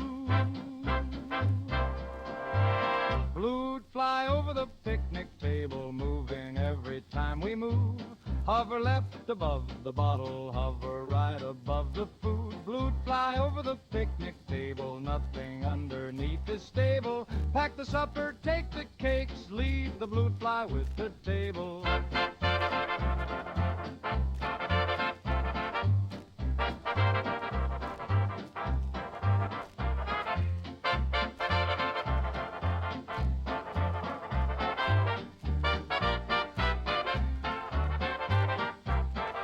Now we eat inside the washroom with the shutters fastened tight, while the bloatfly guards the picnic from the morning through the night.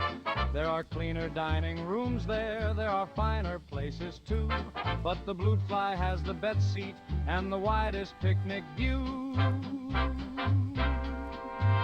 Bloatfly over the picnic table, moving every time we move. Hover left above the bottle, hover right above the food. Bloatfly over the picnic table, nothing underneath is stable. Pack the supper, take the cakes, leave the bloatfly with the table.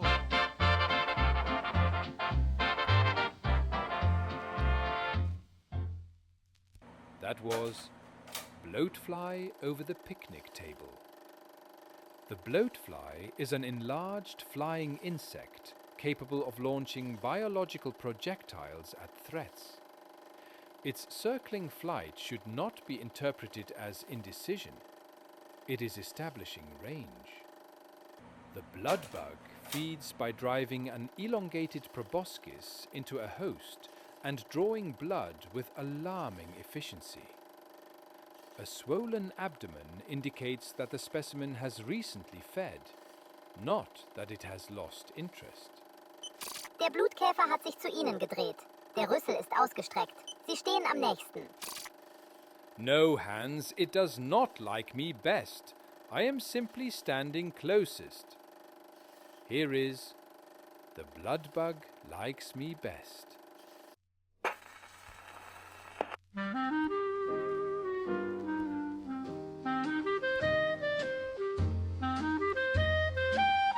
Four of us beside the water, four chairs standing in a row, four coats covered in repellent, where the evening breezes blow. Then a bloodbug left the cattail, passed by Charlie, May, and Tess, made one circle round the fire, and decided I was best. The bloodbug likes me best, never gives the rest a test. Move my chair and change my place, still he circles back to my face. The bloodbug likes me best, he has made his interest plain. Three good travelers sit beside me, but he chooses me again. I stood behind old Charlie, put my collar to my chin, wrapped a blanket round my shoulder, so no evening air got in. Still the bloodbug crossed the fire, turned around above the 10, past three perfectly good people, and returned where I had went. The bloodbug likes me best, never gives the rest a test. Move my chair and change my place, still he circles back to my face. The bloodbug likes me best, he has made his interest plain. 3 good travelers sit beside me, but he chooses me again. Now they send me past the cattails when the water blocks the trail, for the bloodbugs follow after while the others watch my tail. I have found a useful calling, though I never would have guessed. I can lead them from the campsite, for the bloodbug likes me best. The bloodbug likes me best, never gives the rest a test. Move my chair and change my place, still he circles back to my face. The bloodbug likes me best, he has made his interest plain. 3 good travelers sit beside me, but he chooses me again.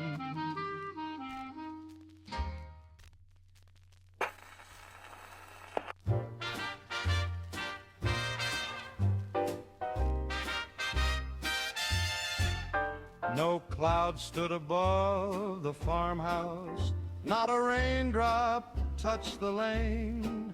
Still the neighbors covered water like they'd heard a storm complain. Every screen was checked and fastened, every Brahmin moved inside, for the air was hot and heavy and the wind had nearly died. Stingwing weather, close and still, over every ditch and hill. Cover water, close the screen, watch the wings above the green. Stingwing weather, hot and slow, when no cooling breezes blow. Clear blue sky above the farm, still the stingwings start to swarm.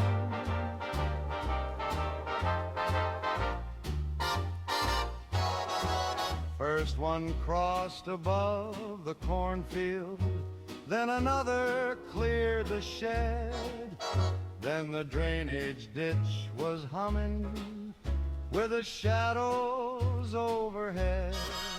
We had waited for the thunder, but no storm came through the veil. Only stingwings in the wet grass, riding air without a gale. Stingwing weather, close and still, over every ditch and hill. Cover water, close the screen, watch the wings above the green.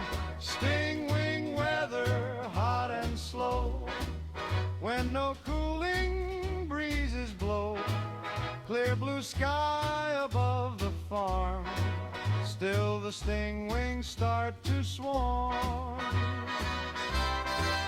When the evening wind came turning, all the wings went toward the trees, and the neighbors raised the windows for the first returning breeze. Now we watch the air and water, not just clouds above the hill, for it may be stingwing weather when the whole white sky is still. Stingwing weather, close and still, over every ditch and hill.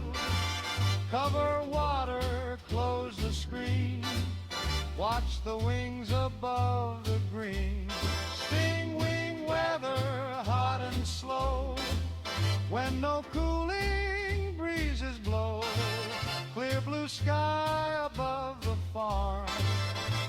the stingwings start to swarm.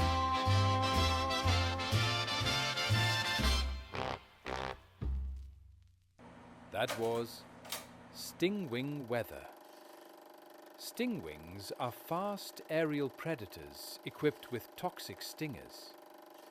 Warm, wet conditions may bring several into the same hunting area, converting unpleasant weather into an ecological warning. The post-war tick is large enough to become an encounter rather than an irritation. It climbs clothing, attaches firmly, swells as it feeds, and may carry disease between hosts. Nicht an ihrem Kragen. Hinter ihnen. Bleiben Sie still. Hans, check the back of my collar. 9? Then why are you backing away? Our next recording is Check Your Collar for a Tick.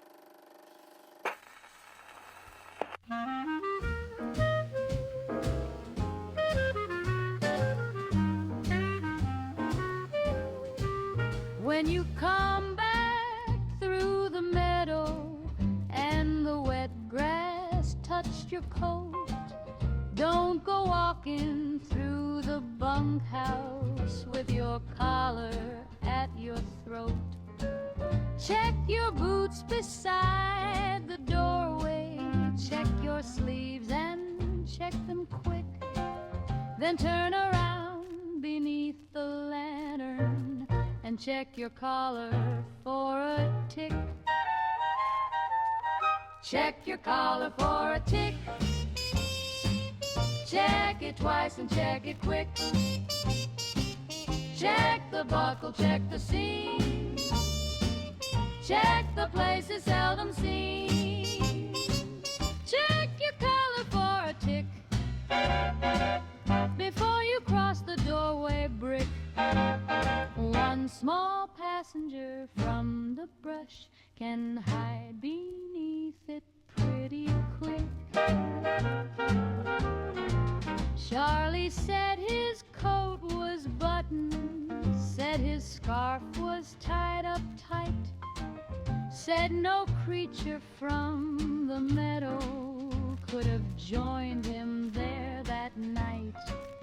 Then a little shape came crawling where his collar met his neck, and the loudest man in camp there was the next one due for check. Check your collar for a tick. Check it twice and check it quick. Check the buckle, check the seam. Check the places seldom seen. Check your collar for a tick.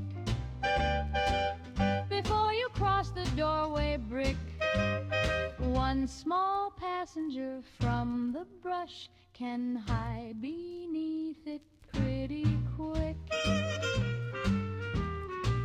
Now a lantern hangs outside there and a mirror by the door. Every pack is checked at evening before it reaches any floor. You may laugh about the system till you feel 6 little feet. Then you'll check your collar carefully before you take your seat. Check your collar for a tick. Check it twice and check it quick. Check the buckle, check the seam. Check the places seldom seen. Check your collar for a tick. Before you cross the doorway brick, one small passenger from the brush can hide beneath it pretty quick.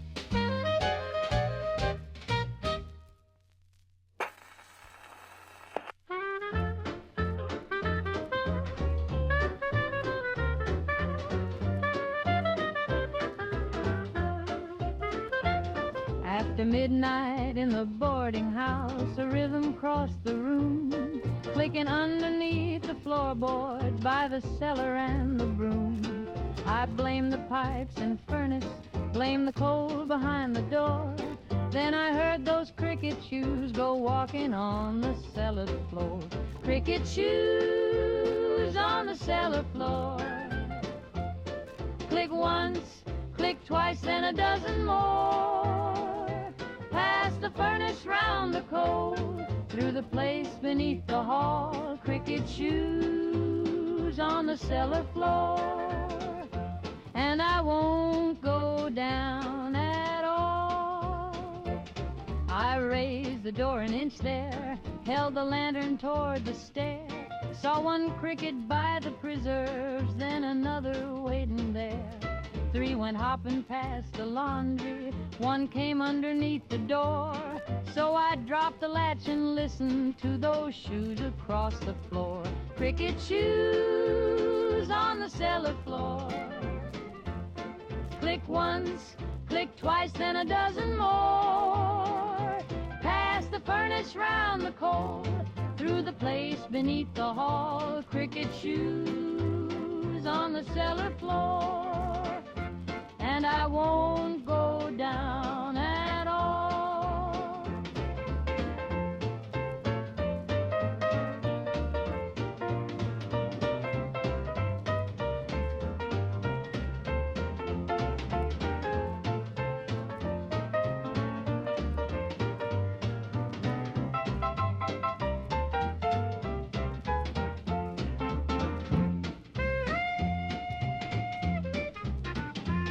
Now the coal is in the parlor, and the jars are by the bed. All the washing hangs upstairs there, with a rope above my head. They may keep the whole foundation, they may click from wall to wall. I have everything I need up here, and no need there at all. Cricket shoes on the cellar floor. Click once, click twice, then a dozen more. Past the furnace, round the coal, through the place beneath the hall. Cricket shoes on the cellar floor. And I won't go down at all.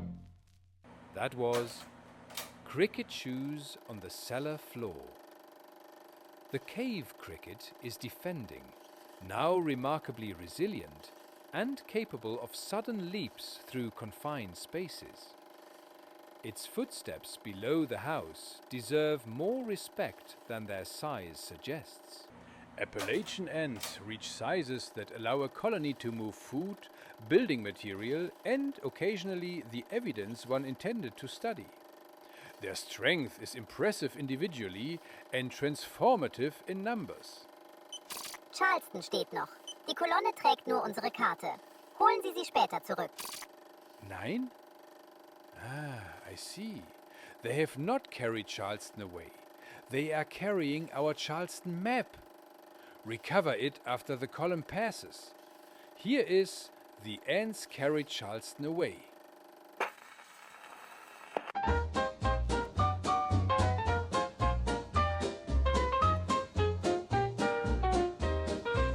Down a broken street in Charleston, where the storefront lost its door, there was something moving bottle caps in a line across the floor.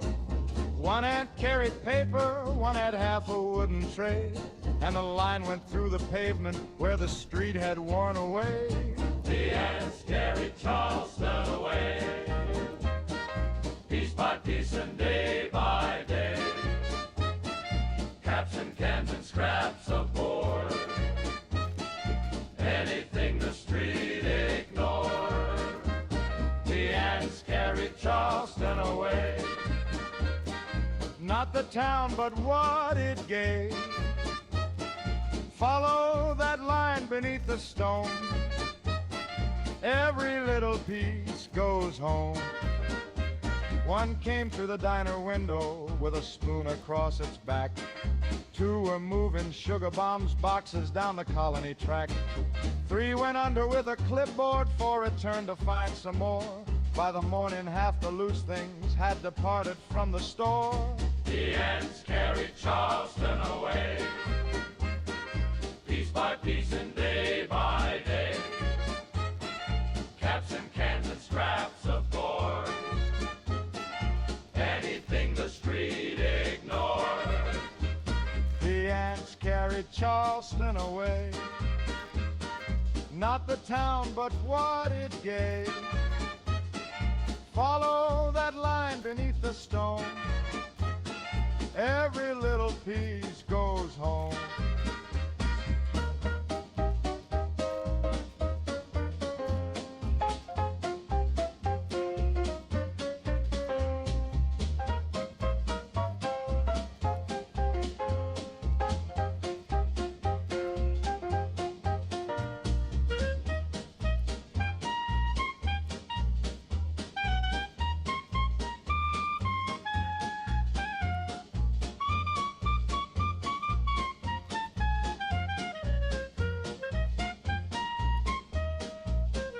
Now the scavengers mark their satchels and they keep them off the ground.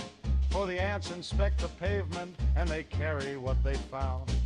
Charleston still stands broken, but the loose parts cannot stay. For the colony keeps marching and the ants will clear the way. The ants carried Charleston away, piece by piece and day by day. Caps and cans and scraps of board, anything the street ignored. The ants carried Charleston away, not the town, but what it gave. Follow that line beneath the stone, every little piece goes home.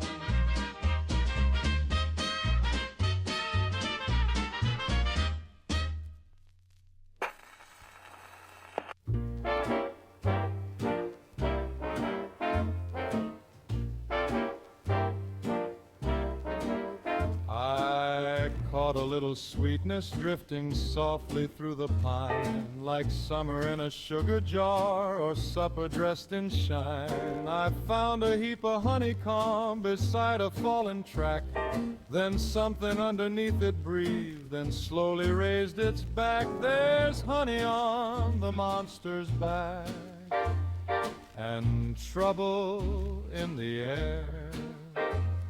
The sweetest road in Appalachia may lead you anywhere. So leave the comb and mind your step. Don't reach into that stack. There's honey in the hollow, dear, and honey on the monster's back.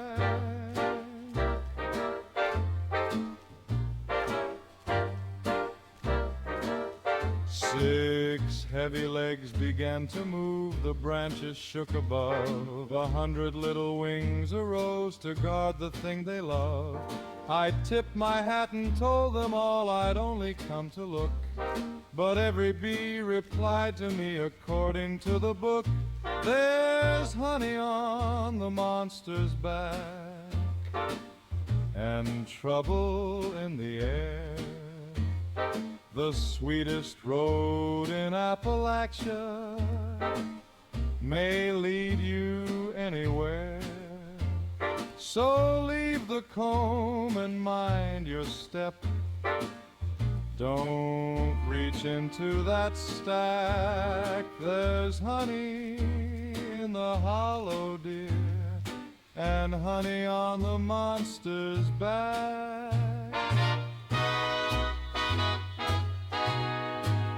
I left my jar beneath the tree, my spoon beside a stone, and waltzed away through briar and mud, considerably alone. Now when the woods smell sweet at dusk, I take another track, for supper isn't worth the thing with honey on its back. There's honey on the monster's back and trouble in the air. The sweetest road in Appalachia may lead you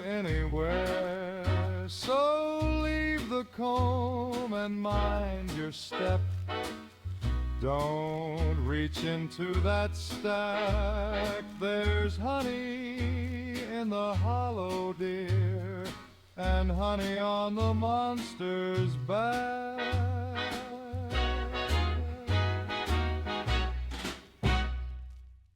That was Honey on the Monster's Back.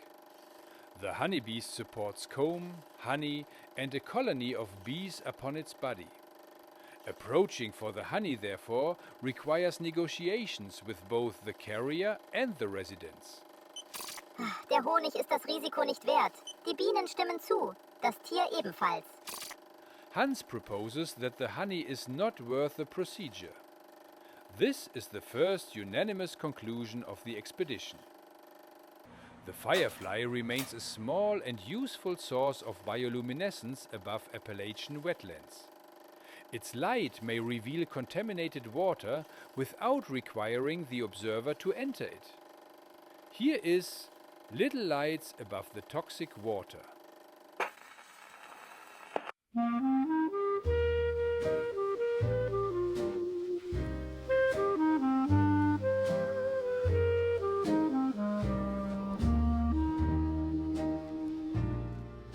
I made my bed beside the reeds when daylight left the hill. The warning sign was bent with rust. The poison pond was still. Then one by one the dark grew gold where summer used to be. Little lights above the toxic water shining back at me. Little lights above the toxic water, little stars that never learn to fall. I won't touch the silver in the moonlight, but I'll stay and watch it all. Though the bank is bare and the night grows colder, there is something gentle left to see. Little lights above the toxic water, keeping company with me.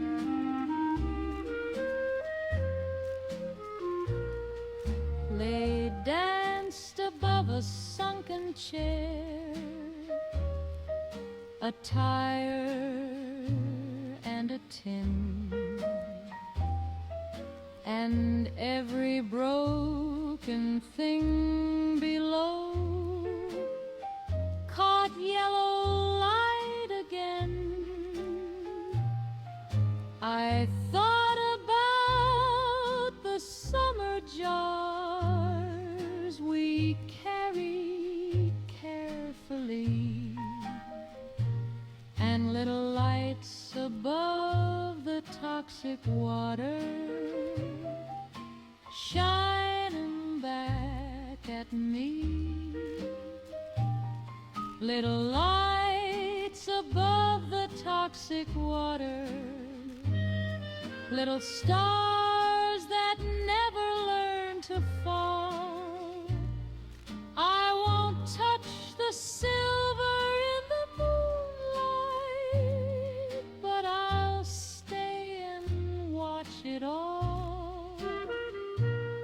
Though the bank is bare and the night grows colder, there is something gentle left to see.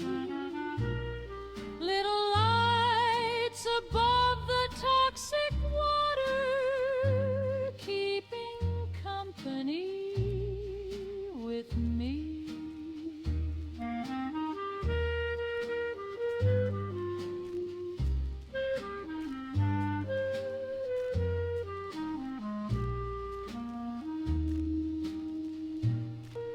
At dawn I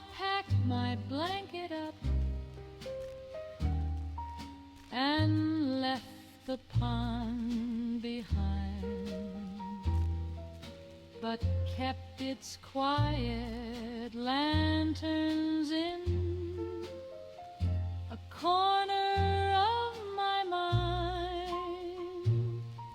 The world may spoil the water, dear, and strip the old oak tree. Still little lights above the toxic water keep a place for me. Little lights above the toxic water, little stars that never learn to fall. I won't touch the silver in the moonlight, but I'll stay and watch it all.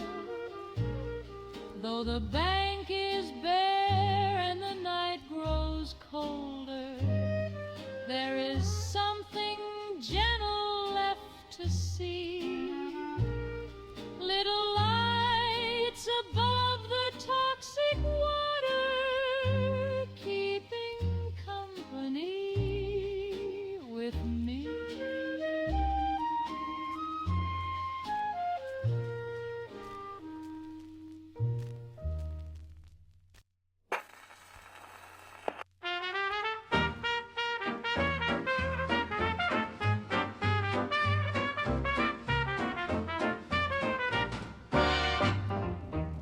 I found a roadside dining room with half a roof and door. I set my beans and tattles down where folks had dined before. The evening faded from the glass, the room grew dark and wetter. Then a little green guest at supper lit the whole place better. A little green guest at supper crawling up the chair. He didn't bring a ration card, but he brought his own green glare. Keep your fork and lift your plate and don't remain to chat. A little green guest at supper has invited all his friends to that. He climbed beside the sugar bowl and crossed the faded cloth. He sampled something on the plate that might have once been broth. I told him that the chair was free, but dinner was not shared. Then a little green guest at supper showed me how little he cared. A little green guest at supper crawling up the chair. He didn't bring a ration card, but he brought his own green glare. Keep your fork and lift your plate and don't remain to chat. A little green guest at supper has invited all his friends to that. I formed a small procession line and marched out through the door. My plate in hand, that roach behind, and 7 dozen more. I ate my supper down the road beneath a dripping shutter, while my little green guest at supper had the whole cafe for clutter. A little green guest at supper crawling up the chair. He didn't bring a ration card, but he brought his own green glare. Keep your fork and lift your plate and don't remain to chat. A little green guest at supper has invited all his friends to that. That was A Little Green Guest at Supper. A glowing Radroach combines ordinary scavenging persistence with a radioactive field strong enough to brighten the dining room. The specimen is visible, contaminating, and still interested in the crumbs. Unter Ihrem Stuhl. Es frisst die Krümel. Bewegen Sie den Stuhl vorsichtig. Correct, Hans. It is beneath my chair. Please move the chair without moving me toward the Radroach. The glowing Bloatfly is easier to track in flight than the ordinary form, but its radiance accompanies greater contamination and does nothing to reduce its projectile attack. Here is That Fly Has Learned to Shine.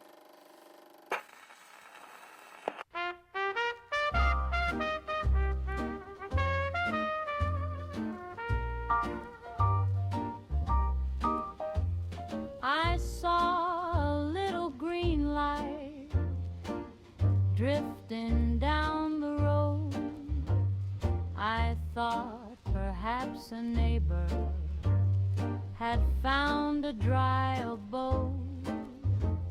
I followed through the brambles past a broken warning sign.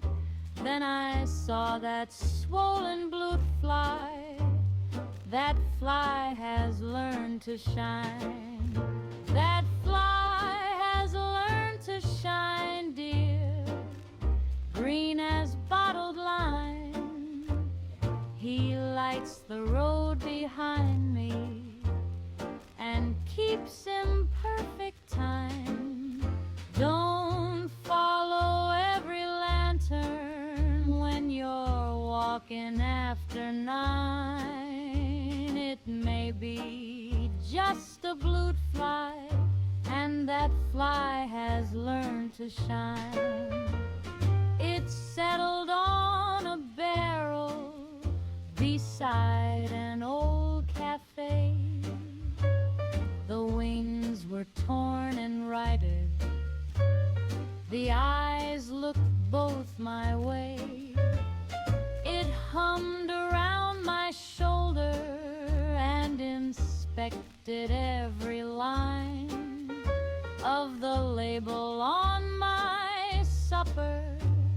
That fly has learned to shine. That fly has learned to shine, dear, green as bottled lime.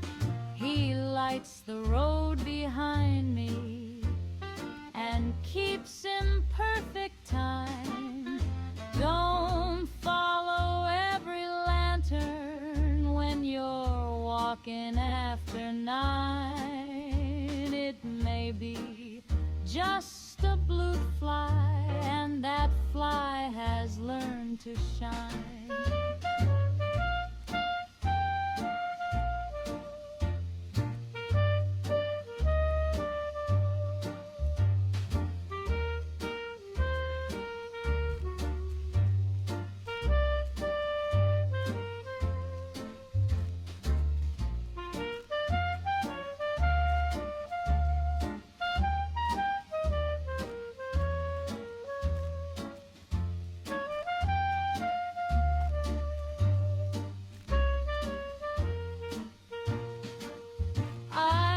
Dropped one can of cram there and hurried up the grade. That green light stayed behind me to dine on what I paid.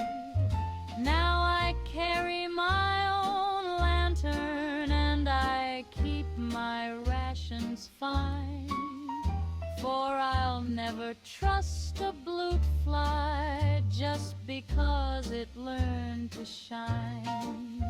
That fly has learned to shine, dear, green as bottled lime. He lights the road behind me and keeps in perfect time. Don't follow every lantern when you're walking after 9. It may be just a bloatfly, and that fly has learned to shine.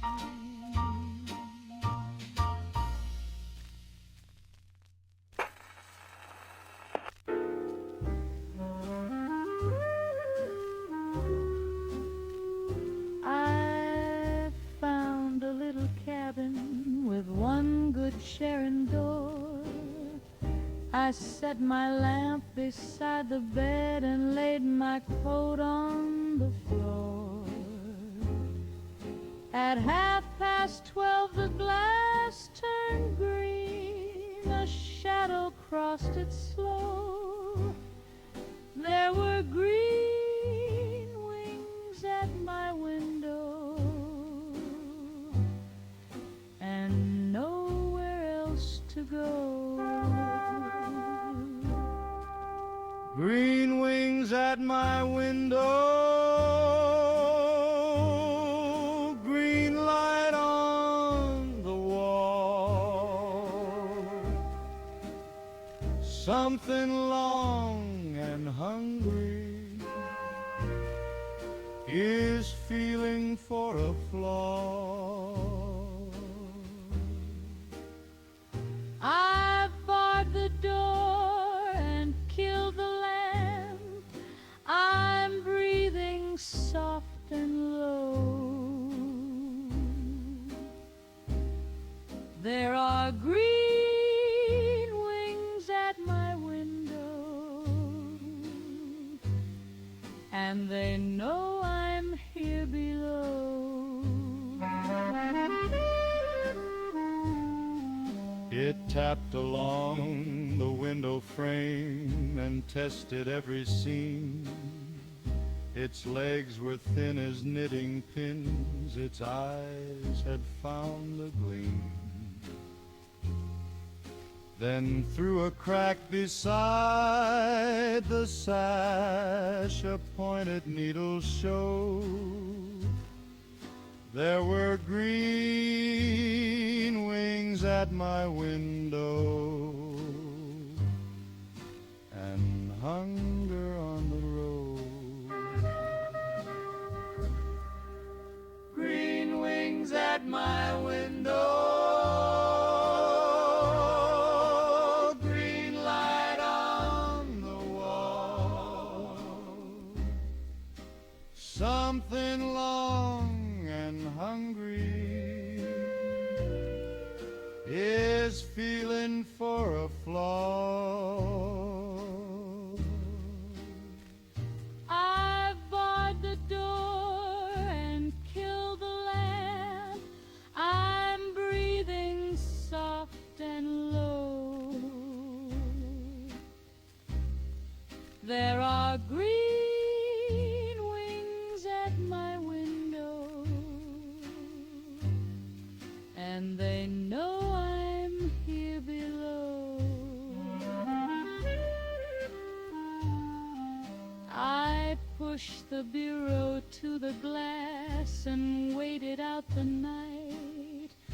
The green grew pale at 4:30 and vanished with a light. Now every room I sleep inside gets checked from roof to floor for green wings at my window.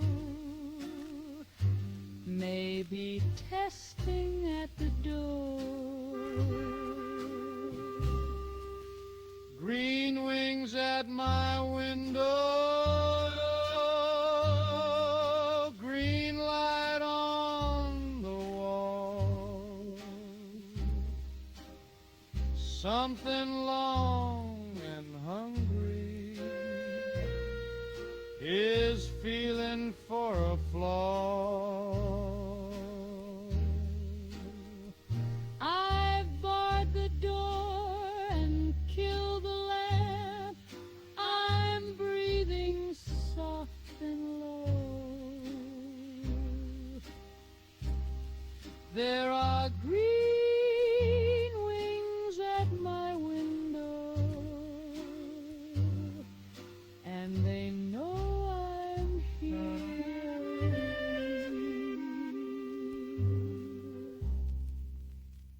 That was Green Wings at My Window. A glowing bloodbug advertises its approach with green light, but a closed window remains useful only while the glass and frame remain intact. Es ist nicht mehr draußen. Jetzt ist es drinnen. Schließen Sie die innere Tür. Nein? Ah, yes, Hans. It is not outside the window now. Kindly stop pointing and close the inner door. The glowing stingwing retains the speed and toxic stinger of the ordinary animal while carrying a pronounced radioactive charge. Its light may be beautiful at a distance and diagnostically alarming at every other range. Here is a lantern with a stinger.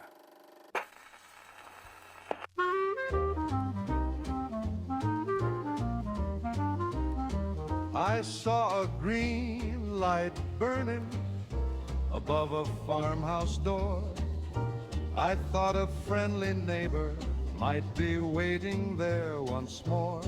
I crossed the yard and called hello, as mannerly as could be. Then the lantern left the porch rail and came to look at me. It's a lantern with a stinger, a porch light on the wing. It circles like a dancer, but it isn't welcoming. When the green glow leaves the doorway and begins to hum and linger, tip your hat and leave it there. It's a lantern with a stinger.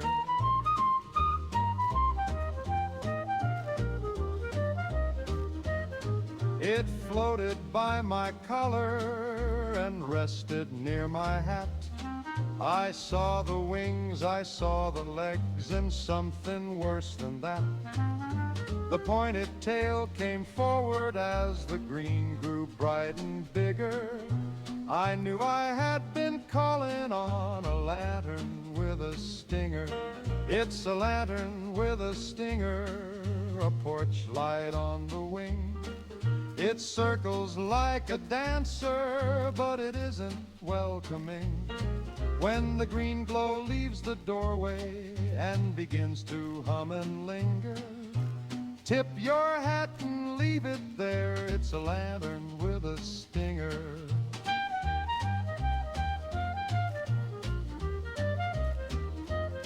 I left my hat above the hedge and hurried through the gate. The farmhouse kept its little light and I did not stay late. Now if a porch glows green at night, I let some other fellow ring there. For the warmest looking light may be a lantern with a stinger. It's a lantern with a stinger, a porch light on the wing. It circles like a dancer, but it isn't welcoming.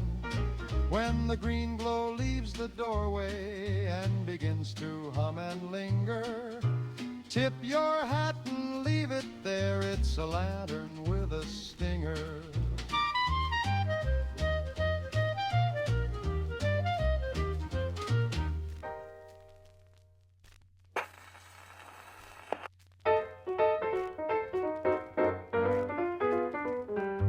I set my chair beside the stream and baited up my line. The evening mist was rising and the fishing weather fine. Then something in the cattails sang a note both low and wide, and the Radtoad rhythm by the river found another voice beside. Hear that Radtoad rhythm by the river, boom by heavy in the mud. One calls low and two reply along the rising flood. Keep your boots away from those round stones. Keep your supper by your side. When the Radtoad rhythm starts to rollin', it is time to leave the tide. A pair of eyes rose from the reeds, then four more blinked at me. A tongue came sailing through the air and took my beans for tea. I lifted up my tackle box and back toward higher ground, while the Radtoad rhythm by the river made a deep and hungry sound. Hear that Radtoad rhythm by the river, boom bar heavy in the mud. One calls low and two reply along the rising flood. Keep your boots away from those round stones. Keep your supper by your side. When the Radtoad rhythm starts to rollin', it is time to leave the tide. I I left my chair beside the stream, my line beneath the log, and learned that every river song is not an ordinary frog. Now when the mud begins to thump and all the reeds divide, I let the Radtoad rhythm by the river play without me by its side. Hear that Radtoad rhythm by the river,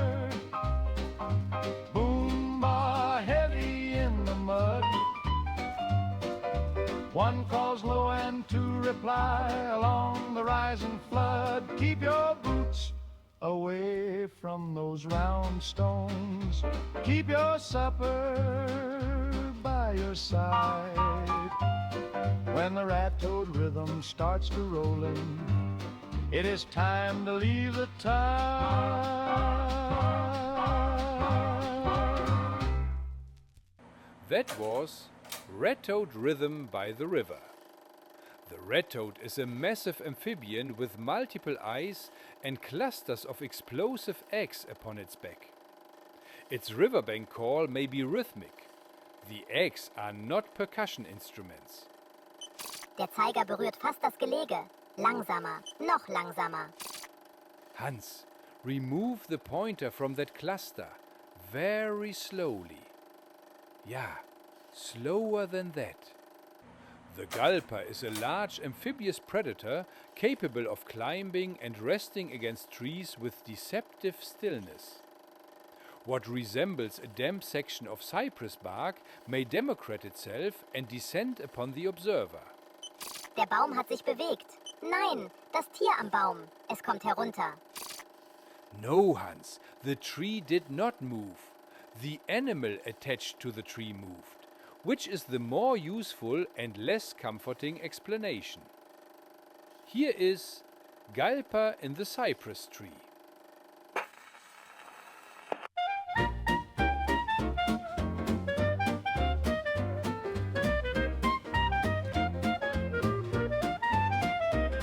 The began to rain again, the road was turning deep. I found a cypress wide enough to keep my blanket neat. A mossy branch hung overhead as quiet as could be, but there wasn't any branch, dear, a gulper in the cypress tree. There's a gulper in the cypress tree, long as a Sunday train. He's wrapped around the branches and he's waiting out the rain. When the bark begins to breathe, dear, don't stand beneath to see. Leave the shelter to the gulper in the cypress tree. I leaned my rifle on the trunk and opened up my sack. Two yellow eyes looked down at me from something green and black. A heavy tail uncurled above, the limb slid suddenly, and every bit of bark became a gulper in the cypress tree. There's a gulper in the cypress tree, long as a Sunday train. He's wrapped around the branches and he's waiting out the rain. When the bark begins to breathe, dear, don't stand beneath to see. Leave the shelter to the gulper in the cypress tree.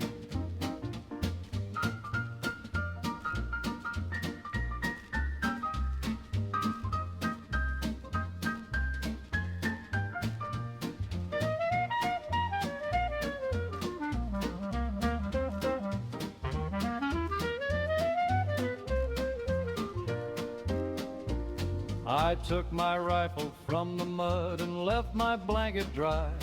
I chose a rain and open road with nothing overhead nearby. Now every branch gets counted twice before it shelters me. For the best limb in the whole wet mire, maybe gulper in the tree. There's a gulper in the cypress tree, long as a Sunday train. He's wrapped around the branches and he's waiting out the rain. When the bark begins to breathe, dear, don't stand beneath to see. Leave the shelter to the gulper in the cypress tree.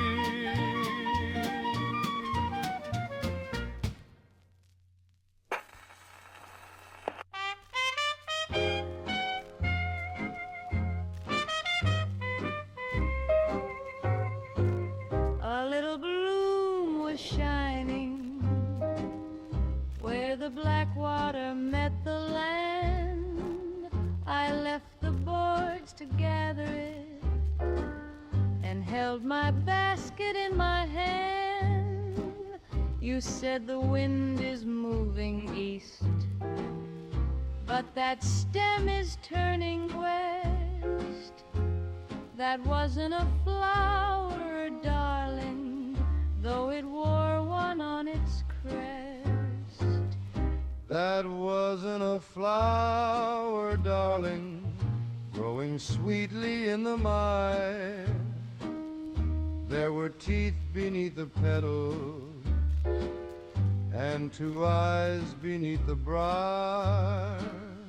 When a blossom turns to watch you and the muddy water parts, that wasn't a flower, darling. It was hunting after hearts.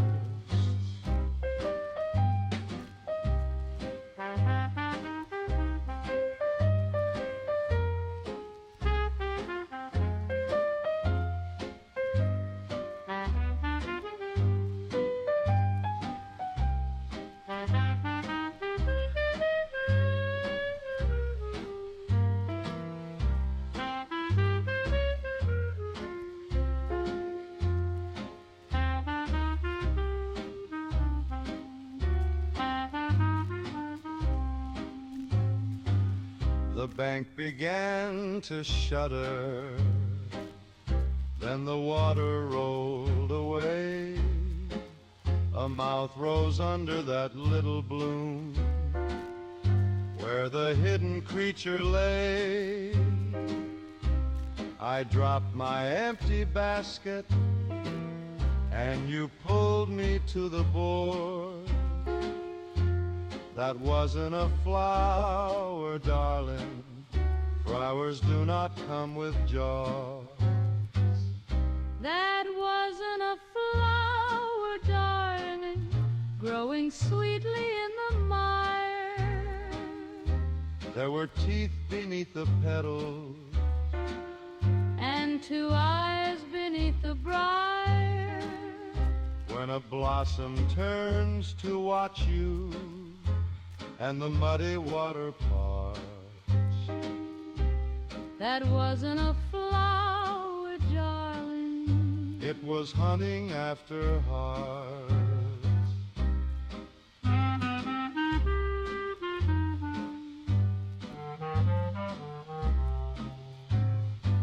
We crossed the flooded footbridge while it settled in the green. The flower floated peacefully, as pretty as before we'd seen. Now I gather blooms on higher ground where every root is showing. For that wasn't a flower, darling, though it looked as if 'twas growing. That wasn't a flower, darling, growing sweetly in the mire. There were teeth beneath the petals and two eyes beneath the briar. When a blossom turns to watch you and the muddy water parts, that wasn't a flower, darling. It was hunting after hearts. That wasn't a flower, darling. The angler carries a luminous lure that resembles local plant growth above dark water. Prey approaches the apparent flower and discovers the organism attached beneath it. The mirelurk is an armored shoreline creature protected by a heavy shell and powerful claws. It often approaches sideways, which encourages observers to misjudge both its direction and speed. Das Gesicht ist weniger gepanzert. Dort ist der verwundbare Bereich, nicht zwischen den Scheren stehen. Hans reminds me that the exposed face is less protected than the shell. A useful fact. provided one is not already between the claws. Here is Mire Lit Walk on the River Road.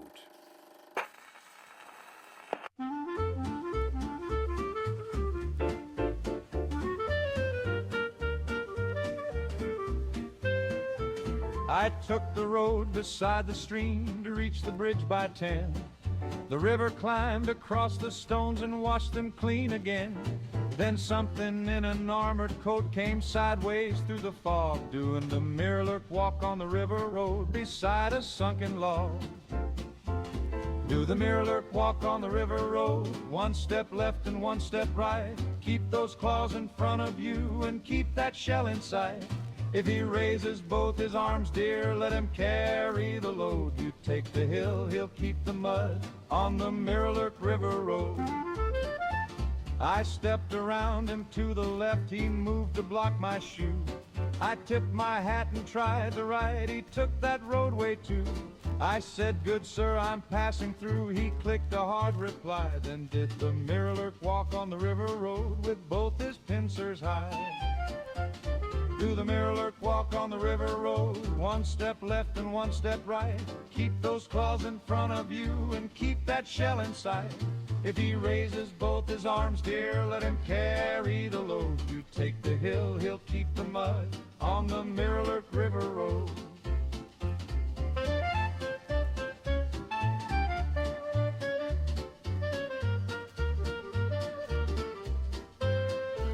I turned around and climbed the ridge with 5 more miles to roam. That Mire Lit kept the bridge below and I arrived at home. Now when the river leaves its banks and armored strangers show, I let them walk the river road while I take the highway home. Do the Mire Lit walk on the river road, one step left and one step right. Keep those claws in front of you and keep that shell in sight. If he raises both his arms, dear, let him carry the load. You take the hill, he'll keep the mud on the Mire Lit River Road.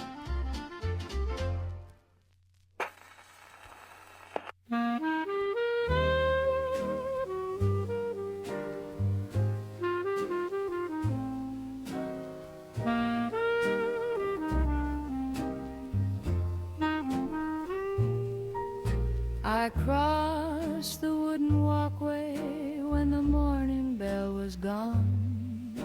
The fog lay on the Blackwater and hid the rising dawn. I counted 6 old fence posts where no fence ought to be. Long legs in the morning fog, standing quietly. Long legs in the morning fog, walking 3 by 3. Something tall above the mist is crossing silently. Hold your breath and mind the boards, let the great shape wander on. Long legs in the morning fog, before the fog is gone.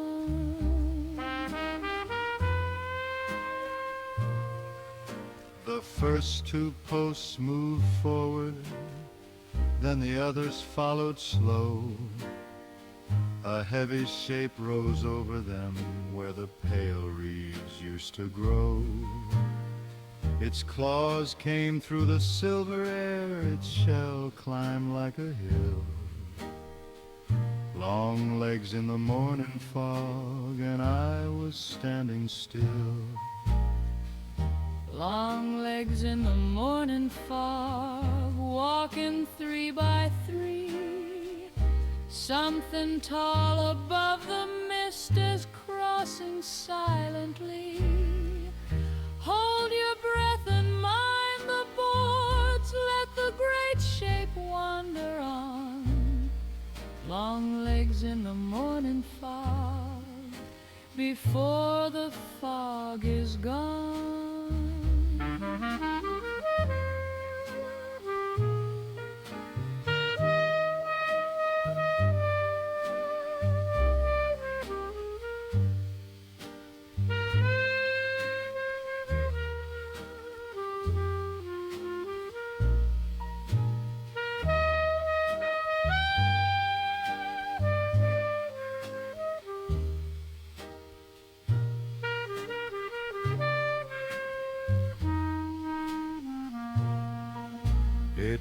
crossed the broken roadway and vanished through the pine.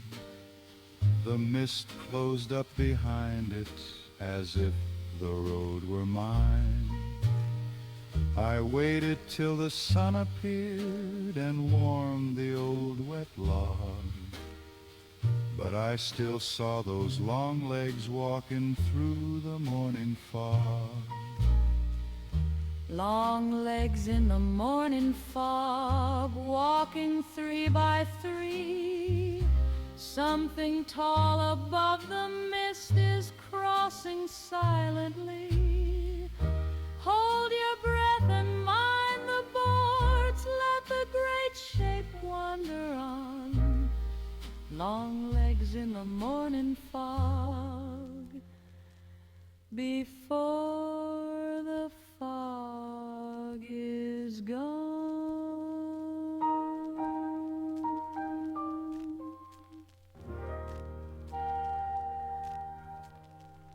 That was Long Legs in the Morning Fog. The fog crawler's tall, many-jointed limbs allow it to move through deep marsh water while much of its body remains concealed. Morning fog removes the portion one most needs to see. The glowing Radtoad carries the same multiple eyes and dangerous egg clusters as the ordinary form, together with enough radiation to color the riverbank green. Grüne Eier, keine Frühstückseier. Sie öffnen sich explosiv. No, Hans, the eggs are not breakfast. Their resemblance is superficial, and their method of opening is unacceptable. Here is Green Eggs on the Riverbank.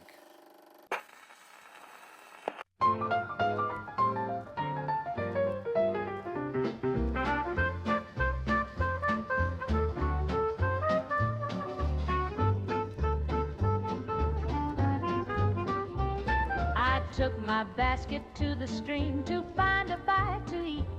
I saw a dozen glowing eggs all gathered neat and sweet. I lifted one and held it high, it warmed my empty hand. Those green eggs on the riverbank looked mighty fine and grand. Green eggs on the riverbank, glowing in a row. Don't put one in your breakfast pan just because it glows when the mud begins to bubble and the reeds draw back in fright. Leave those green eggs on the riverbank and leave the bank tonight.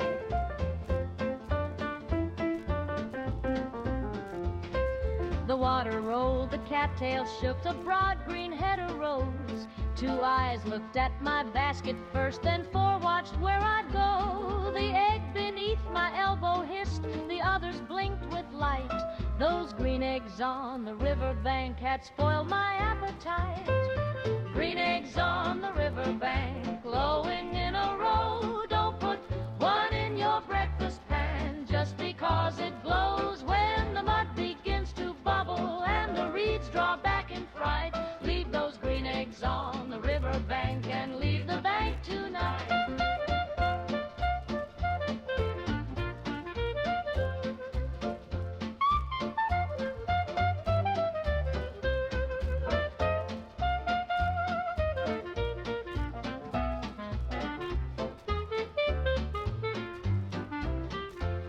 I placed my glowing breakfast back and hurried up the grade.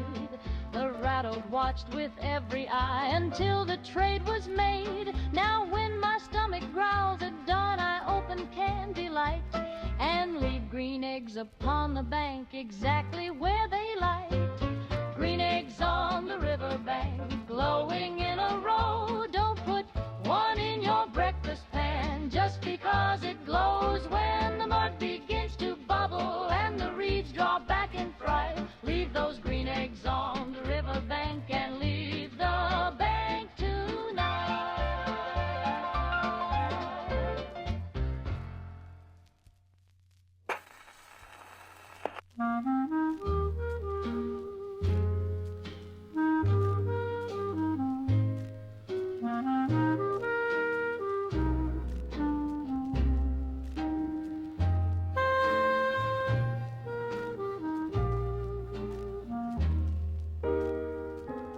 I took my basket to the stream to find a bite to eat. I saw a dozen glowing eggs, all gathered neat and sweet. I lifted one and held it high. It warmed my empty hand. Those green eggs on the river bank look mighty fine and grand.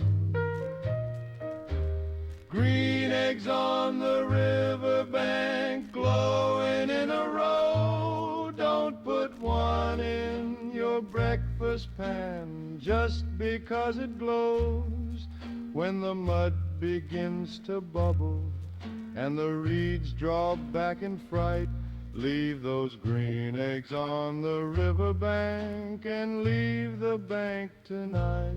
The water rolled, the cattails shook, a broad green head arose. Two eyes looked at my basket first,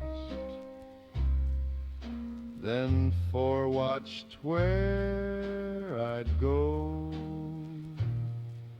The egg beneath my elbow hissed, the others blinked with light.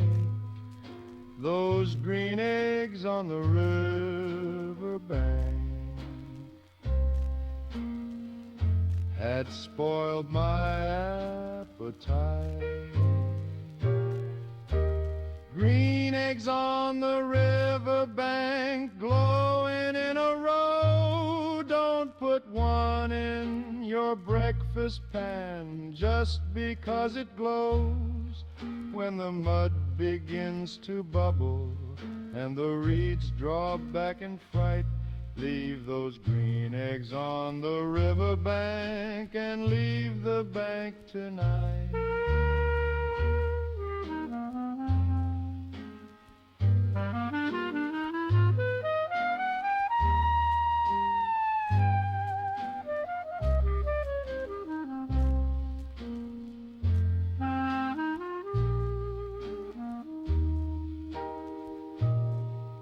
I placed my glowing breakfast back and hurried up the grade.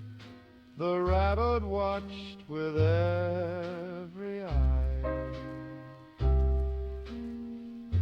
until the trade was made. Now when my stomach growls at dawn, I open candlelight and leave green eggs upon the bank, exactly where they lie.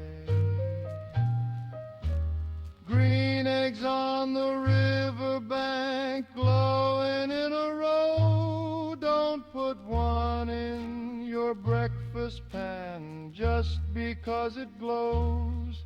When the mud begins to bubble and the reeds draw back in fright, leave those green eggs on the river bank and leave the bank tonight.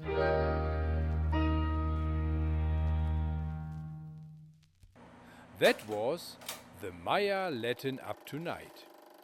A glowing galper may be seen through the trees before its outline is understood. The light identifies the specimen, but also reveals how close it has already climbed. The glowing angler uses a green lure to imitate harmless vegetation in fog and darkness. The glow does not reveal the entire animal until the observer has entered its striking range. Die Leuchte ist klein, der Kiefer darunter ist groß. Der Kiefer ist wichtiger. Hans has marked the lure and the jaw beneath it. Ja, Hans, I agree that the jaw is the more important label. Here is a green lure in the fog.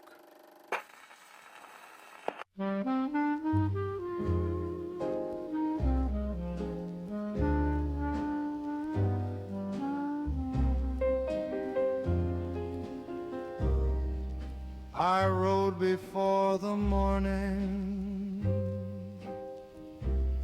when the mire was pale and still. A little green light floated past the reeds below the hill. I thought another fisherman had marked the place too long. So I turned my boat and followed that green lure in the fall. A green lure in the fog, dear. A green light on the tide. It waits beyond your bow a while and draws you to its side. When the light won't drift behind you and the water starts to jar, turn your boat away from that green lure in the fall. I called across the Blackwater, but no one called to me. The light moved through the cattails where no little boat could be. Then something broad rose under it and rolled beneath the log. There were teeth below the lantern, that green lure in the fog. A green lure in the fog, dear. A green light on the tide. It waits beyond your bow a while and draws you to its side. When the light won't drift behind you and the water starts to jar, turn your boat away from that green lure in the fog. I dropped my line and took the oars and pulled for water clear. The green light watched among the reeds, but did not follow near. Now I fish beneath the daylight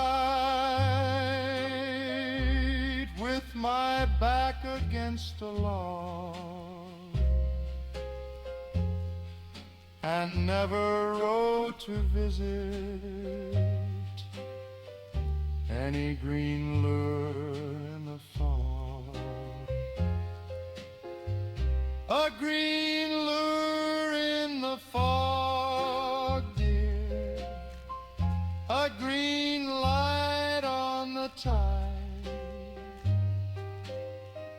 It waits beyond your bow a while and draws you to its side. When the light won't drift behind you and the water starts to jar, turn your boat away from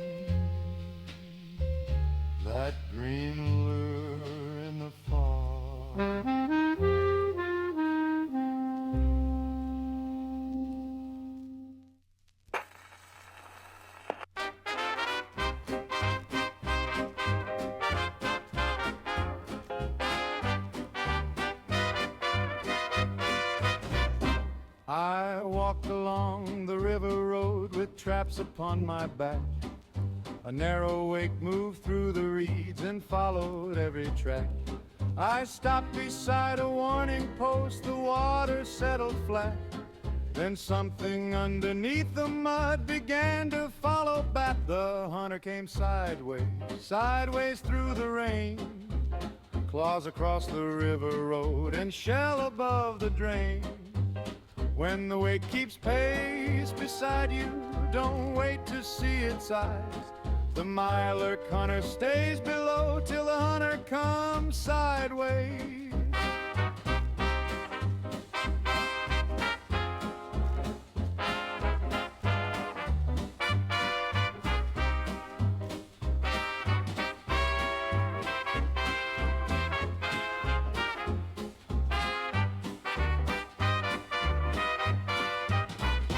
I reached the place the flood had cut the roadway into two. The reed spread wide, the water rose, a heavy claw came through. An armored back climb from the ditch long low and twice my size. The Mire hunter left the mud and the hunter came sideways. The hunter came sideways, sideways through the rain. Claws across the river road and shell above the drain. When the wake keeps pace beside you, don't wait to see its eyes. The Mire hunter stays below till the hunter comes sideways.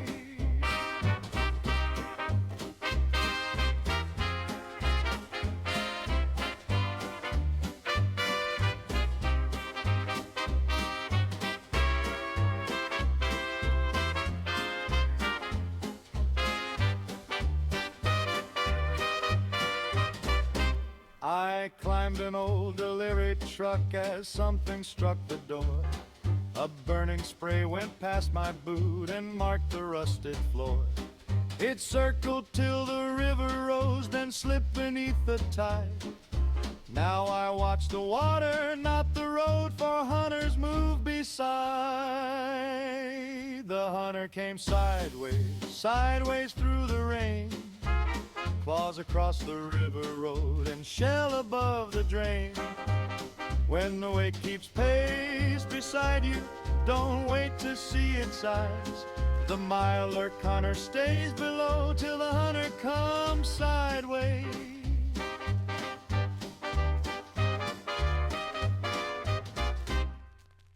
That was The Hunter Came Sideways. The Mire hunter is faster and more aggressive than the common Mire. Its long claws and ranged acidic attack allow it to threaten observers who believed distance had solved the problem. Es kam seitlich näher. Jetzt hat es sich gedreht. Es kommt direkt auf uns zu. Nein? Ah, yes, Hans. Sideways is merely how it began. It is coming directly toward us now. A Mire hatchling begins inside an egg cluster and emerges already prepared to bite. One hatchling is fragile. An entire nest opening at once converts small individual organisms into a substantial moving carpet. Die Eier bewegen sich. Das erste öffnet sich. Ziehen Sie das Maßband zurück. Yes, Hans. The eggs have begun to move. Please retract the measuring tape before they use it as a road. Here is The Eggs Began to Move.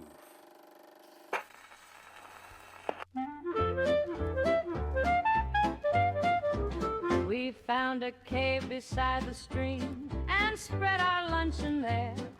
A dozen smooth and pearly stones made seats enough to spare. But one rolled underneath my coat and one began to groove. We hadn't even poured the tea when the eggs began to move. The eggs began to move, dear, the shells began to crack. Little claws came through the front and little eggs came through the back. Pick up the lunch and mind your shoes, there's nothing left to prove. Find another place to sit when the eggs begin to move. The first one crossed the picnic cloth, the second took the bread. The third climbed in the sugar tin, the fourth went overhead. Then every pail shell opened up as if they'd heard a cue. 100 little Mirelurks came marching into view. The eggs began to move, dear, the shells began to crack. Little claws came through the front and little legs came through the back. Pick up the lunch and mind your shoes, there's nothing left to prove. Find another place to sit when the eggs begin to move.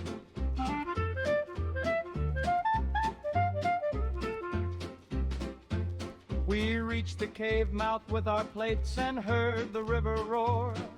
A larger claw rose from the stream and settled near the shore. We left the bread and sugar tin and made our final move. For something big comes looking when its little eggs begin to move. The eggs began to move, dear, the shells began to crack.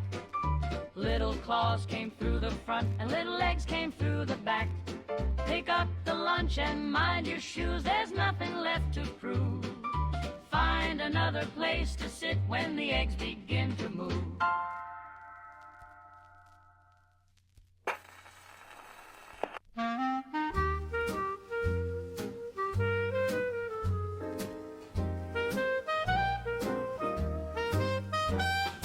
I crossed a quiet mud flat where the river met the reeds. The shellbacks left the waterline with unexpected speed. Then one low note rolled through the fog and shook my ration tin. His Majesty beneath the mud was waiting to come in. Make way for His Majesty of the mud. Bow low and leave the shore. He wears no crown upon his head, but hear that royal roar when the cups begin to rattle and the river loses blood. Take the long road round the kingdom of His Majesty of the mud. He rose without an armored shell, upright against the grave. The reeds bent back around his arms, the shellbacks cleared the way. I thought his bare green hide looked weak until he raised his head. One cry struck every board and bone and shook the road ahead. It was for His Majesty of the mud. Bow low and leave the shore.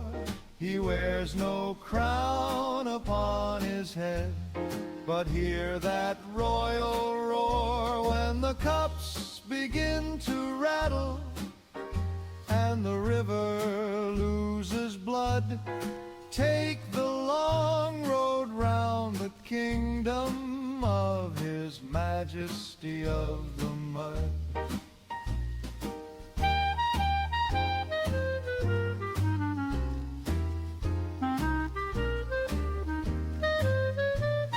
I tipped my hat and left the ford to find a higher track. His Majesty returned below and pulled the water back. Now when the shellbacks leave a place, I follow where they've gone. For something grander owns the mud when all the rest move on. Make way for His Majesty of the mud. Bow low and leave the shore. He wears no crown upon his head, but hear that royal roar when the cups begin to rattle when the river loses blood. Take the long road round the kingdom of His Majesty of the Mud.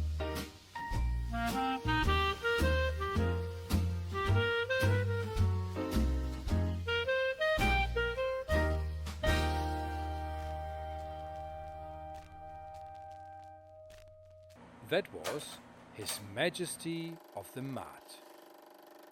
The Mirelurk King possesses little of the heavy shell seen in common Mirelurks, but compensates with speed, strength, and a powerful sonic attack. The glowing fork crawler combines extraordinary height, armor, and reach with a radioactive glow visible through the mist. Unfortunately, the legs usually become visible one at a time, allowing the observer to underestimate the complete animal. Das ist nur ein Tier. Weitere Beine kommen aus dem Nebel. Sie gehören alle demselben Körper. No, Hans, that is not a second specimen. Those are the remaining legs of the first. Here is the green giant in the mist.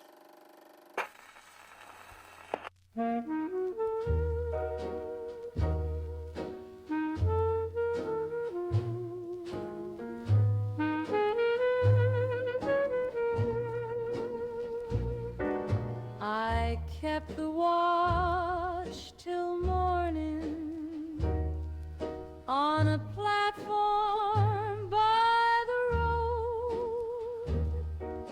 The fog lay on the Blackwater where the broken culvert flowed. Then all the gray turned green below. A light began to twist, and something tall was walking there, the green giant in the mist, the green giant in the mist, dear, glowing through the gray. One long leg comes through the fog, then 5 more find their way. Keep above the flooded road, stay quiet where you sit. Let the green giant cross below and vanish in the mist. Its body burned above the haze. Its legs came through beneath.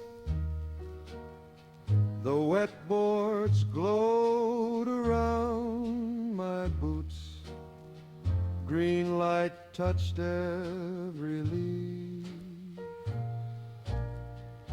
A heavy claw passed by the rail, too near to be dismissed,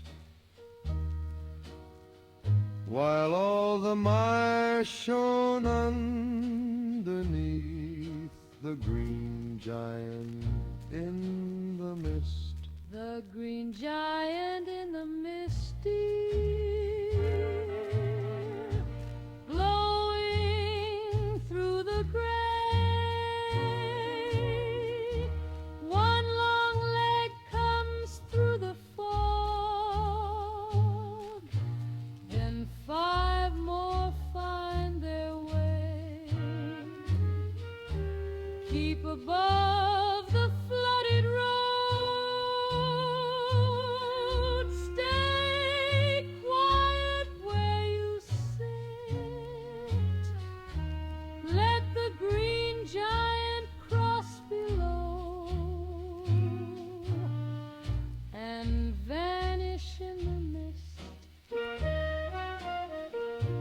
It crossed the sunken roadway center deeper pine. The fog grew dark behind its legs. The river lost its shine.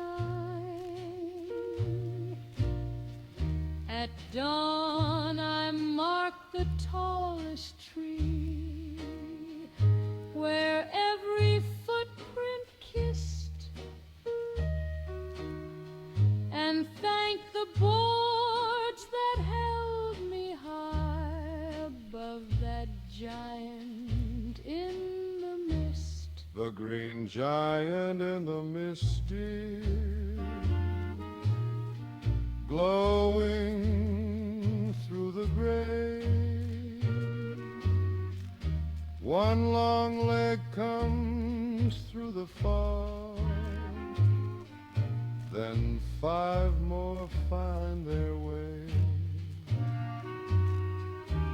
Keep above the flooded road, stay quiet where you sit.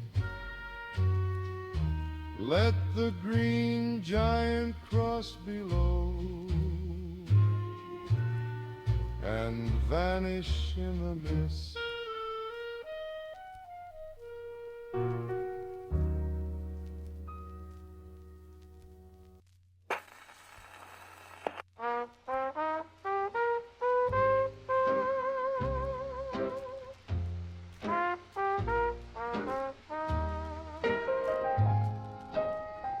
We pitched our tents beside the lake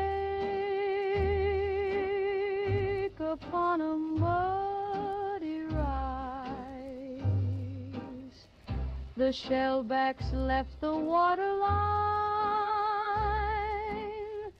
before our wondering eyes. The coffee cups began to jump,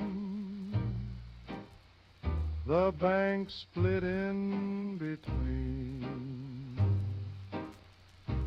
Then the whole shore rose beneath us, make way for the miler queen. Make way for the miler queen. Clear the camp and clear the shore. She's taller than the fishing shack and wider than the store. When the mud becomes a mountain and the eggs begin to lean, take what you can and leave the sand. Make way for the miler queen. 2 mighty claws came through the reeds. Her shell blocked out the gray. A burning spray crossed every tent and took the signs away. The little shells began to crack. Small legs filled every seam, and all our fine arrangements bowed before the miler queen. Make way for the miler queen. Clear the camp and clear the shore. She's taller than the fishing shack and wider than the store. When the mud becomes a mountain and the eggs begin to lean, take what you can and leave the sand. Make way for the miler queen. reached the ridge with half a ten, one blanket and the beam.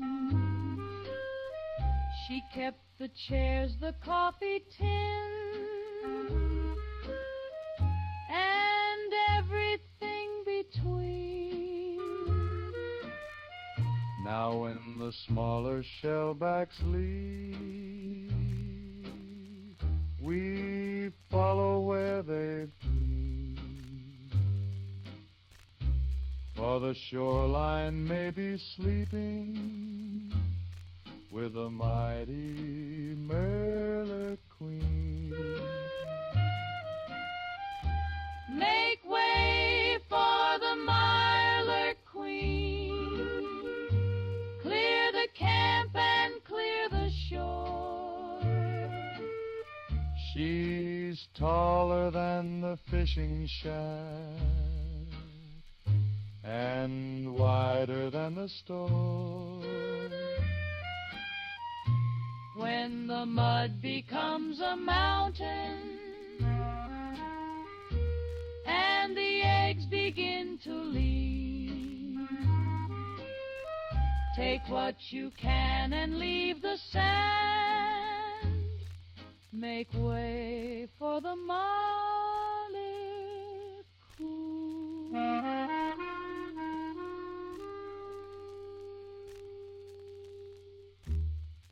That was Make Way for the Mire Lit Queen. The Mire Lit Queen is a vast armored reproductive specimen capable of sweeping attacks, projected acid, and the rapid release of hatchlings. Her arrival changes the shoreline from habitat into battlefield. Weiter zurück. Die Königin ist noch sichtbar. Weiter zurück. Yes, Hans, we have made way. Continue making way until the queen is no longer visible. The Deathclaw is a towering engineered predator with horns, heavy scales, powerful legs and claws capable of opening armor. Its speed is often the final detail learned by an observer who studied only the size. Hans recommends the quarry wall as cover. Keine Deckung, nur ein Hindernis. Halten Sie den Fluchtweg offen. Nein, not cover, a barrier to slow it. I appreciate the precision. Here is Deathclaw at the quarry.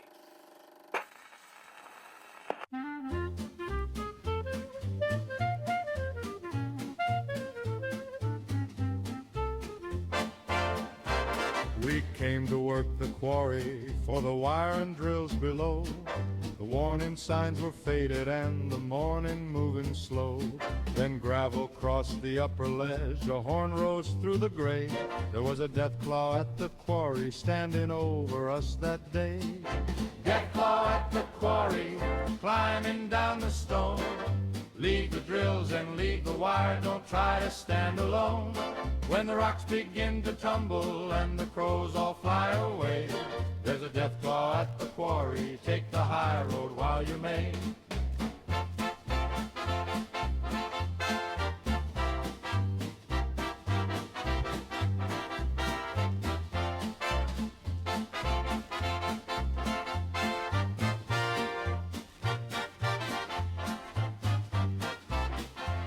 It cleared 3 ledges in a bound and struck the loader door.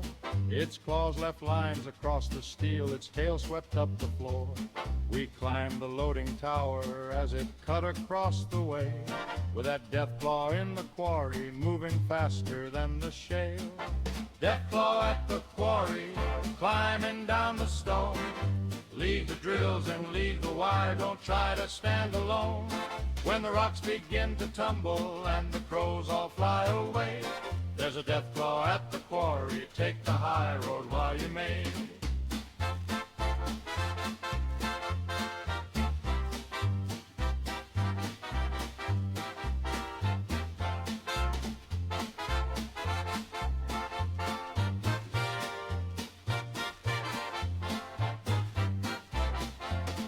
We crossed the broken conveyor and reached the ridge by noon. The quarry kept our blasting wire, our wagon and a spoon. Now every cliff gets watched above before we start the day. For a deathclaw at the quarry makes the finest tools give way. Deathclaw at the quarry, climbing down the stone. Leave the drills and leave the wire, don't try to stand alone. When the rocks begin to tumble and the crows all fly away, there's a deathclaw at the quarry, take the high road while you may.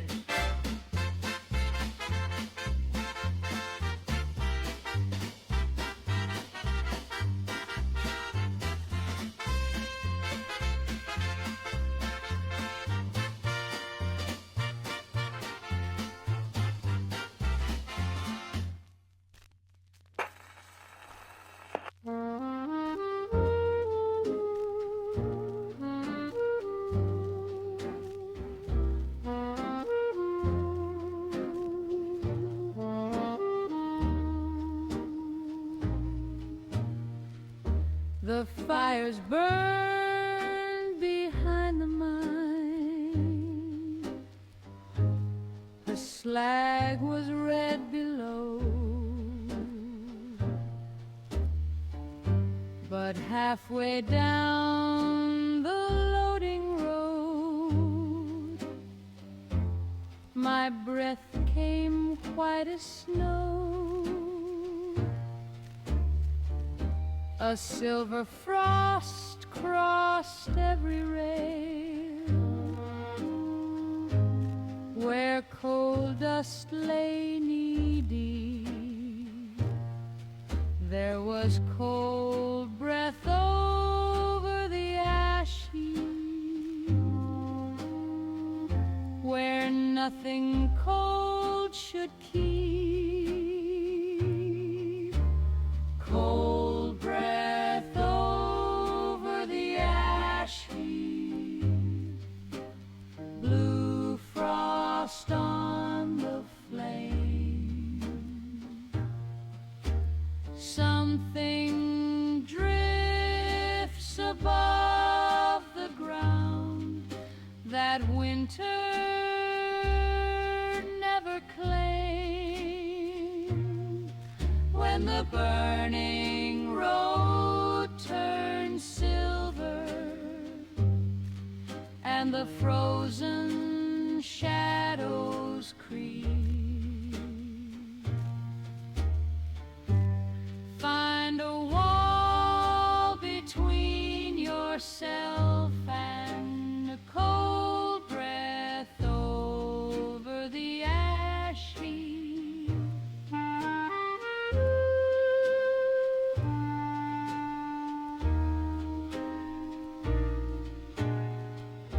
A puddle froze beneath my boot. The conveyor turned to white. A swollen blue shape left the ground and floated into sight.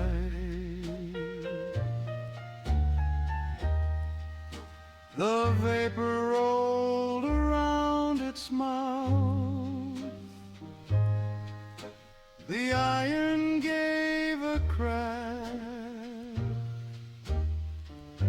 I found an overturned mine cart and kept it still at my back.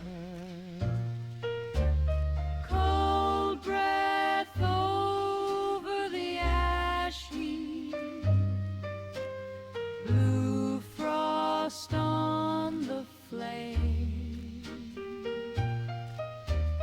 Something drifts above the ground that winter never claimed.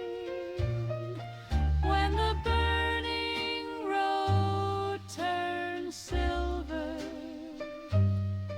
and the frozen shadows creep,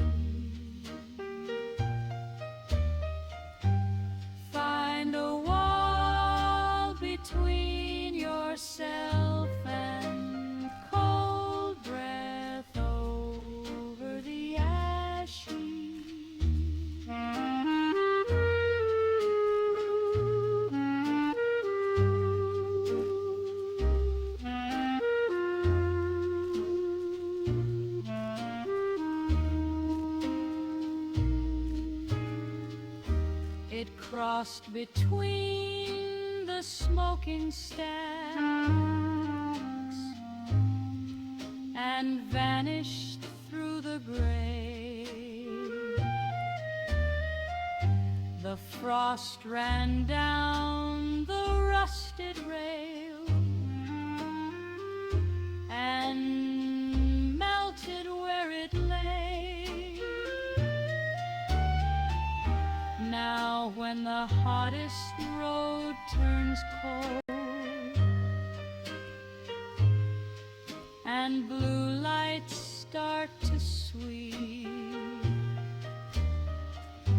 I leave the path to anything with cold breath over the ash heap. Cold breath over the ash heap. Blue frost on the flame. Something drifts above the ground that winter never claimed. When the burning road turns silver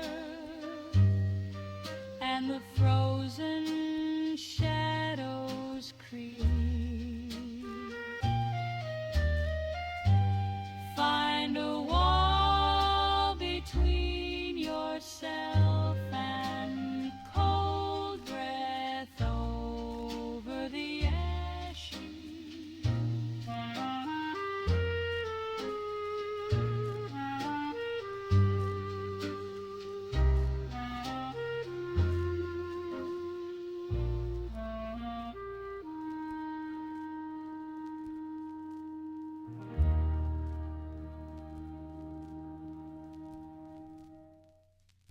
The floater freezer is an airborne mutant organism that projects intense cold. Its drifting body appears almost weightless, but the freezing attack can immobilize a target for the rest of the group. The Scorchbeast is a giant mutated bat capable of flight, powerful sonic attack, and spreading the scorched plague. Its shadow may cross the ground several seconds before the animal selects a target. Der Schatten kommt zurück. Das Dach ist ungeschützt. Starten Sie die Aufnahme. Yes, Hans, the shadow has returned. Begin the record now. I would prefer the audience hear the lesson before the roof does. Here is Shadow of the Scorchbeast.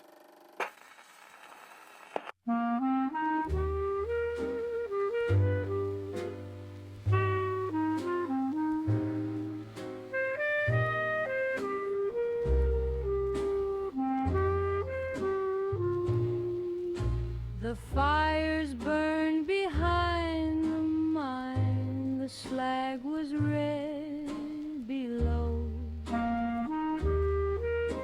But halfway down the loading road, my breath came white as snow.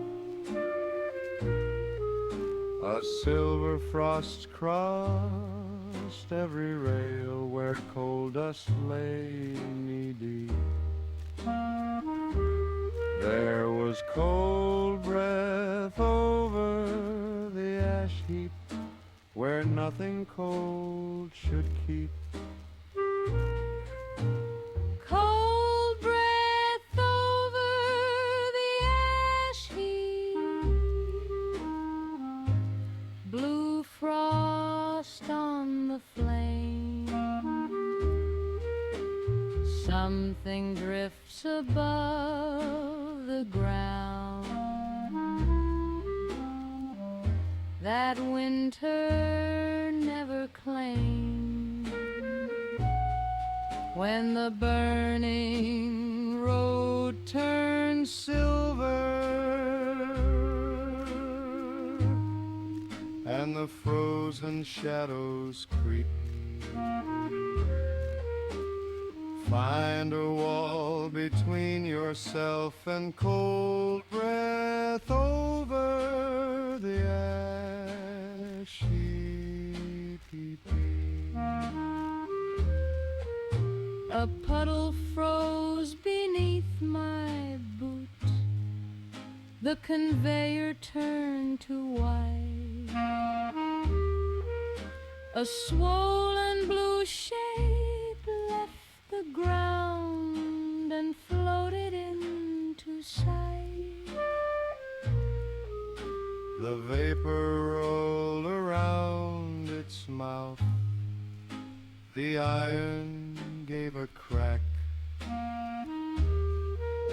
I found an overturned mine cart and kept its steel at my back.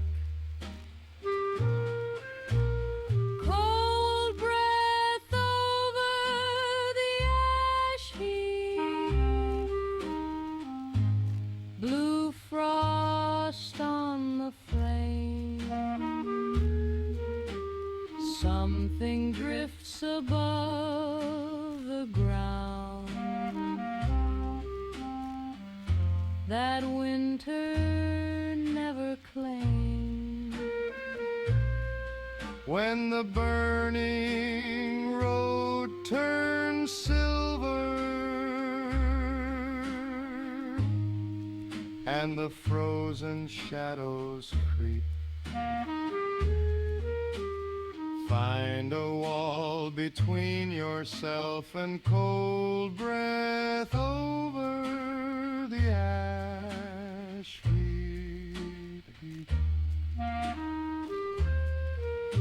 It crossed between the smoking stacks and vanished through the gray. The frost ran down the rusted rail and melted where it lay. Now when the hottest road turns cold and blue lights start to sweep, I leave the path to anything with cold breath over the ash heap. Cold breath over the ash heap. Blue frost on the flame. Something drifts above the ground that winter never claimed. When the burning road turns silver and the frozen shadows creep, find a wall between yourself and cold breath over the ash heap.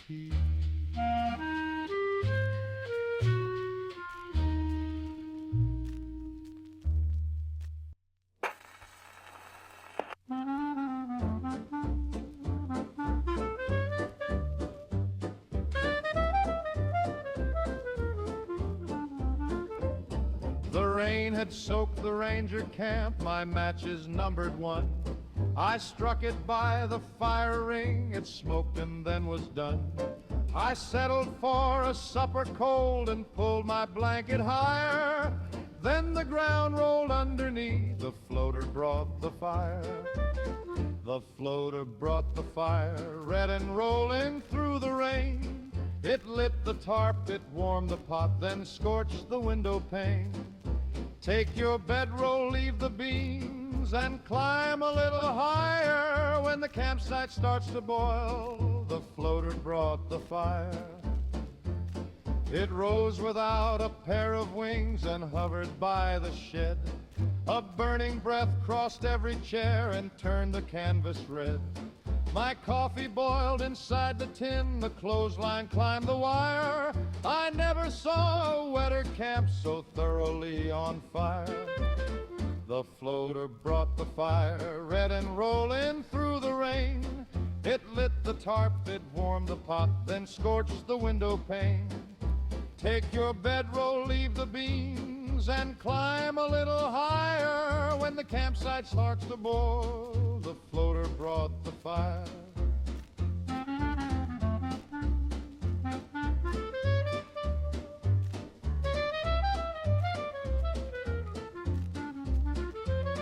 I reached the ranger lookout with my bedroll and one shoe. The floater burned the supper black and crossed the campground through. Now when the mud beneath me swells, I do not build a fire. I move my camp before the ground can send a floater higher. The floater brought the fire, red and rolling through the rain. It lit the tarp, it warmed the pot, then scorched the window pane. Take your bedroll, leave the beams, and climb a little higher. When the campsite starts to boil, the floater brought the fire. That was The Floater Brought the Fire. The floater flamer projects burning material while maneuvering above obstacles that would slow a ground animal. Shooting the swollen body may end the threat and begin a different, more explosive one. Es trägt kein Feuer. Es erzeugt Feuer. Der geschwollene Körper ist instabil. Nein? Ah, yes, Hans. It is not carrying fire, it is producing fire. Our extinguisher remains equally interested in the distinction. An alpha Deathclaw is larger and more formidable than the already unacceptable ordinary specimen. Its dominance is established through strength, aggression and survival among creatures that settle most disagreements with their claws. Welches ist das Alpha? Die anderen weichen diesem Tier aus. Dieses Tier ist das Alpha. Hans asks how one identifies the alpha. Usually it is the Deathclaw for which every other Deathclaw makes room. Here is the biggest claw leads the pack.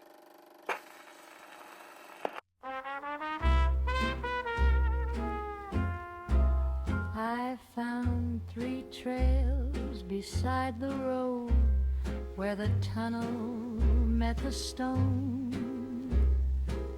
2 crossed back through the shattered cars. 1 carried straight alone. Its prints were deep as dinner plates. Its stride was long and black. And every smaller trail gave way. The biggest claw leads the pack. The biggest claw leads the pack, dear. The deepest track goes first. The others leave the center road when something larger works.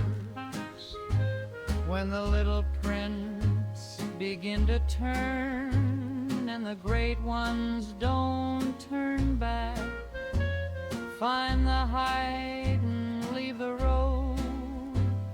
The biggest claw leads the pack. I climbed upon of every truck and watched the tunnel mouth. 2 Deathclaws left the rocks below and moved along the south. Then 1 great horned head appeared and drove the others back. The alpha crossed the center line. The biggest claw led the pack. The biggest claw leads the pack, dear. The deepest track goes first. The others leave the center road when something larger works.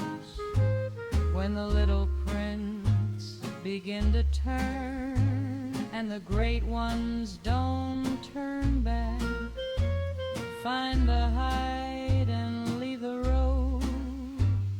The biggest claw leads the pack. It raised its head beneath my perch and found me in the air.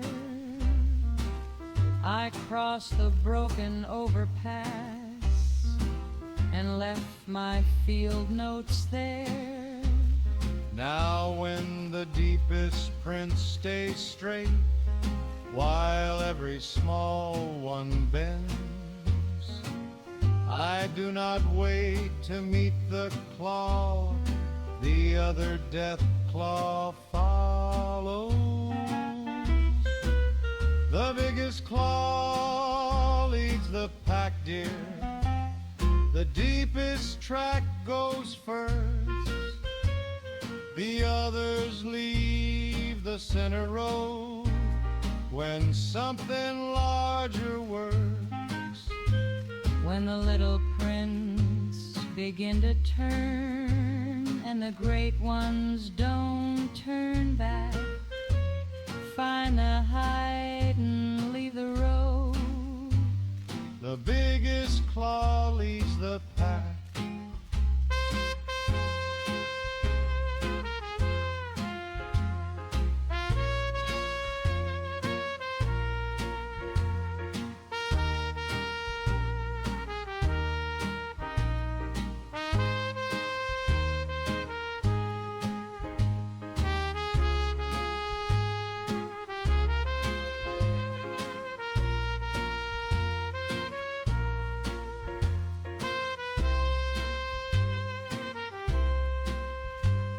The biggest claw leads the pack.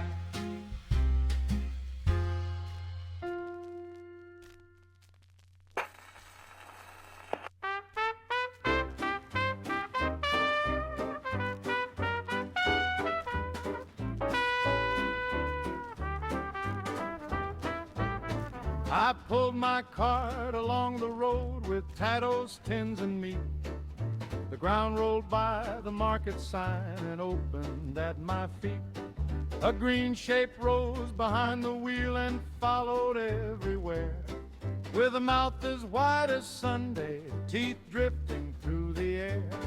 Teeth drifting through the air, dear, teeth behind the cart.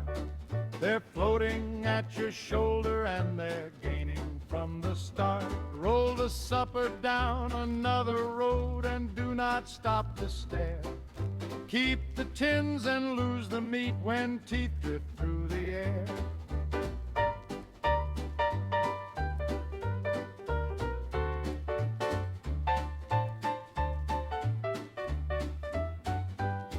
It snapped above the handlebar and dripped across the street. The pavement smoked beneath the green that trickled from its teeth. I pushed the cart a little more, it followed just as fair. A one-float hungry parade with teeth drifting through the air. Teeth drifting through the air, dear, teeth behind the cart. They're floating at your shoulder and they're gaining from the start. Roll the supper down another road and do not stop to stare. Keep the tins and lose the meat when teeth drift through the air.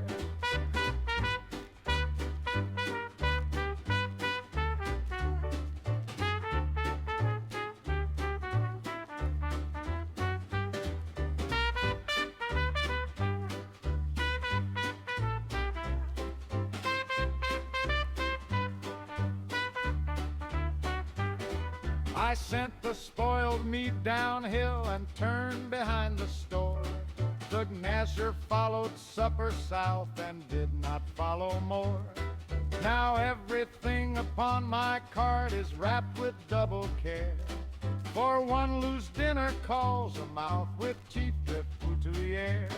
Teeth drifting through the air, dear, teeth behind the cart. They're floating at your shoulder and they're gaining from the start. Roll the supper down another road and do not stop to stare. Keep the tins and lose the meat when teeth drift through the air. That was Teeth Drifting Through the Air. The floater gnasher attacks with a heavily toothed mouth and corrosive biological material. Its suspended movement makes the head appear detached from the danger trailing behind it. Fast nur Zähne. Der Rest ist ätzend. Halten Sie Abstand. Yes, Hans, it is mostly mouth. No, this does not make the remaining anatomy irrelevant. The Deathclaw matriarch is an adult female defending territory or a nest. Protective behavior makes her more persistent than a specimen encountered while merely hunting. Here is Mama Deathclaw Guards the Nest.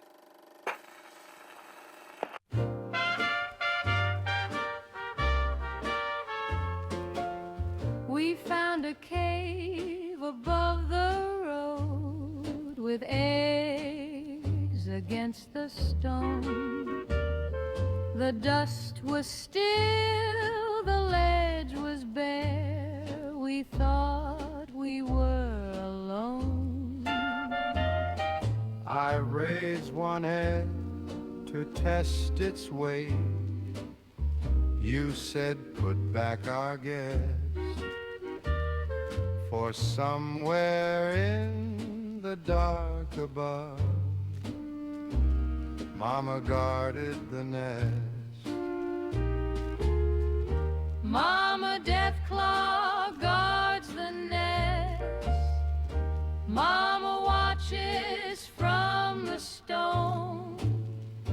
If you found the eggs without her, you did not come alone. Set it down and mind your hands. Don't stop to choose the best. Back away the way you came. Mama Deathclaw guards the nest. New claw marks crossed our footprints where the cave mouth met the day.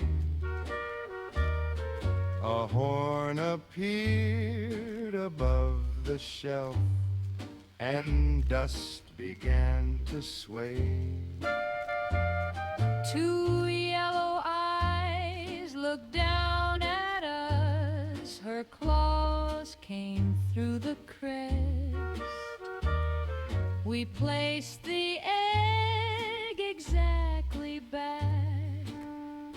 Mama guarded the nest. Mama Deathclaw guards the nest. Mama watches from the stone. If you found the eggs without her, you did not come alone. Set it down and mind your hands. Don't stop to choose the best. Back away the way you came. Mama Deathclaw guards the nest. We found a narrow drainage cut and reached the road below. She stayed beside the eggs above and watched us as we'd go. Now every cave with eggs inside receives our best respect. For Mama may be out of sight, but Mama guards the nest. Mama Deathclaw guards the nest.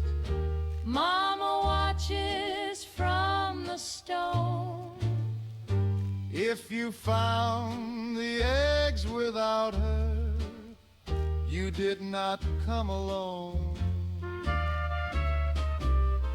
Set it down and mind your hands. Don't stop to choose the best. Back away the way you came. Mama Deathclaw guards the nest.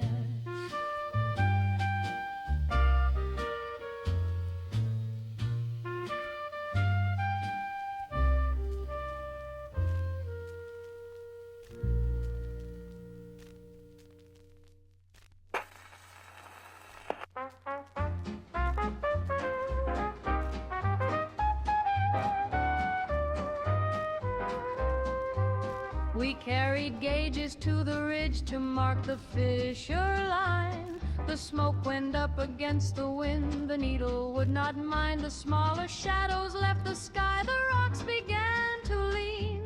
Then the ground split wide beneath us, the queen rose from the fissure. The queen rose from the fissure, clear the ridge and clear the plain. Her wings have covered half the sky. Her cry has split the rain. When the gauges shake together and the smaller shadows flee, find the stone below the ground. The queen has taken to the air. Her wings came through the smoke below, her claws struck broken stone. The survey lamps went dark at once, the field became her own. One cry rolled down the trench ahead and bent the warning screen. We reached the old reinforced door as she cleared the fissure clean. The queen rose from the fissure, clear the ridge and clear the plain. Her wings have covered half the sky. Her cry has split the rain. When the gauges shake together and the smaller shadows flee, find the stone below the ground. The queen has taken to the air.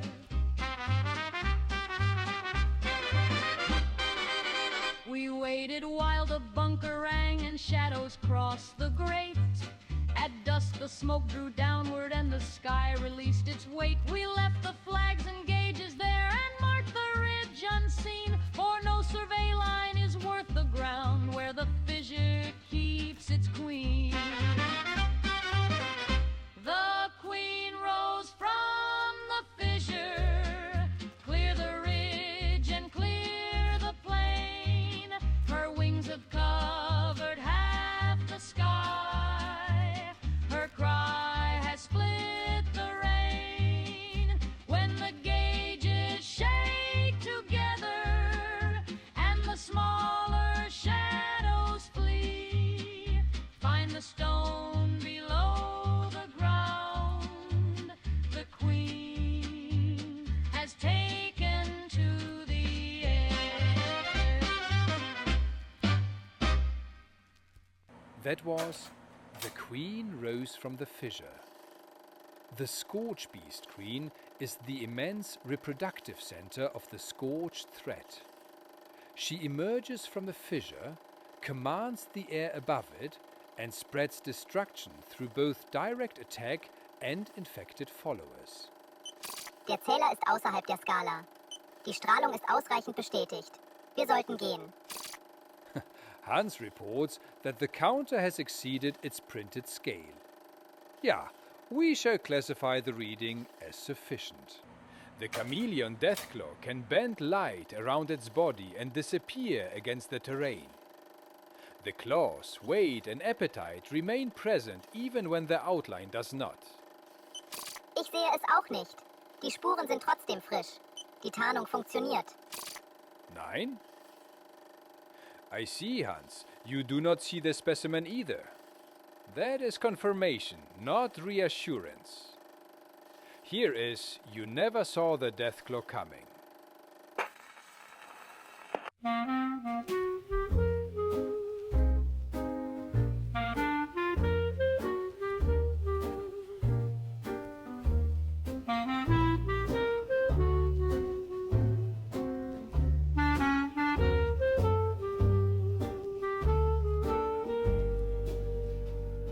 I waited by the highway while the rain came soft and thin. A footprint crossed the muddy road, then one appeared again. The tracks were deep, the road was bare, no creature made a sound. You never saw the Deathclaw coming, only claws upon the ground. You never saw the Deathclaw coming, never saw it cross the rain. You only saw the water bend and footprints mark the lane. When the dust moves without a body and the empty brush starts running, find a hole beneath the road. You never saw the Deathclaw coming. The rainfall broke around two horns, a shoulder crossed the gray, a tail disturbed the roadside weeds, then all of it gave way. The tracks turned toward the shelter, the boards began to hum. I saw the place where nothing stood and knew that it had come. You never saw the Deathclaw coming, never saw it cross the rain. You only saw the water bend and footprints mark the lane. When the dust moves without a body and the empty brush starts running, find a hole beneath the road. You never saw the Deathclaw coming. I dropped into the culvert and went crawling through the stone. The claws moved on the road above and left the dark alone. Now every empty trail gets watched for tracks that start from nothing. For the safest looking roadside may have a Deathclaw coming. You never saw the Deathclaw coming, never saw it cross the rain. You only saw the water bend and footprints mark the lane. When the dust moves without a body and the empty brush starts running, find a hole beneath the road. You never saw the Deathclaw coming.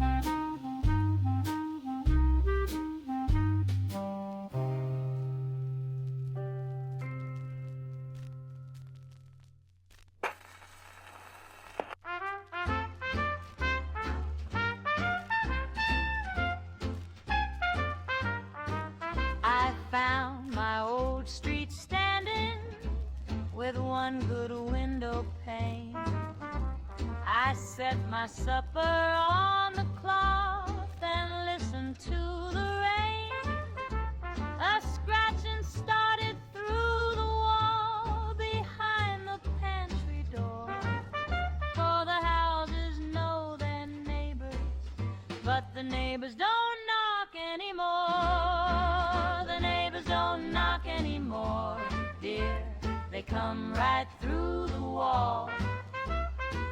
They cross the table, clear the plates, and never call at all.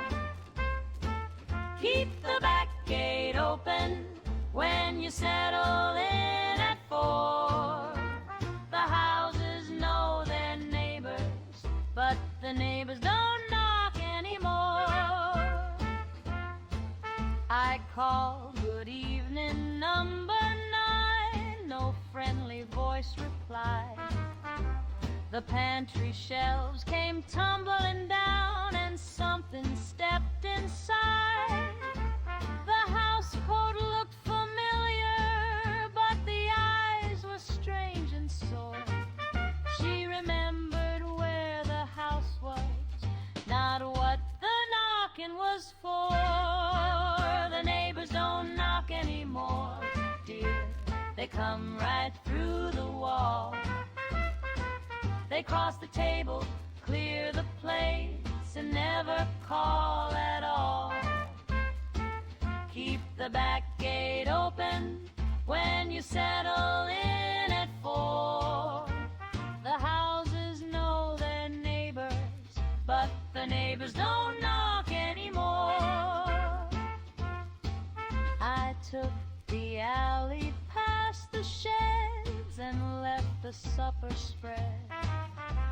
The porch light swung above the street, the rain came down instead. Now when I hear next door awaken claws across the floor, I leave before the neighbors come. They never knock anymore.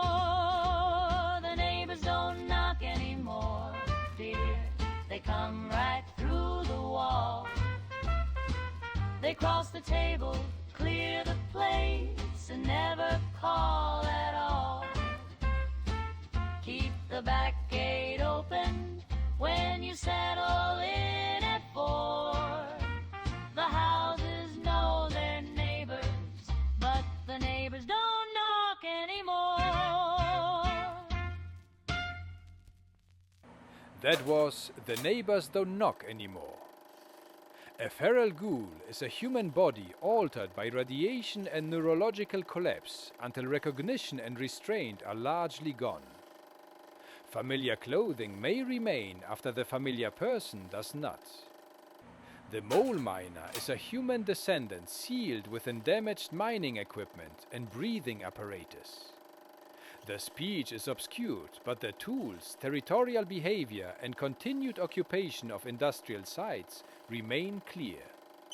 Der Atemschutz ist lebensnotwendig. Eine Entfernung wäre tödlich. Identifizieren Sie das Subjekt aus der Entfernung. Hans says the respirator is not optional equipment. Quite right. Removing it for identification could kill the subject we intended to identify. Here is Breathing Under Blackwater Mine.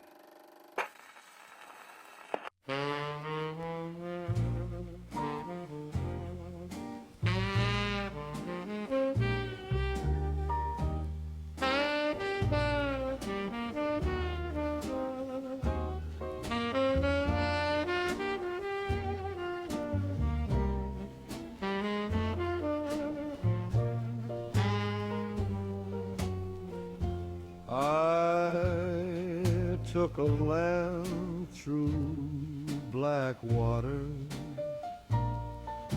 for copper wire and chain. The locker stood beneath the dust.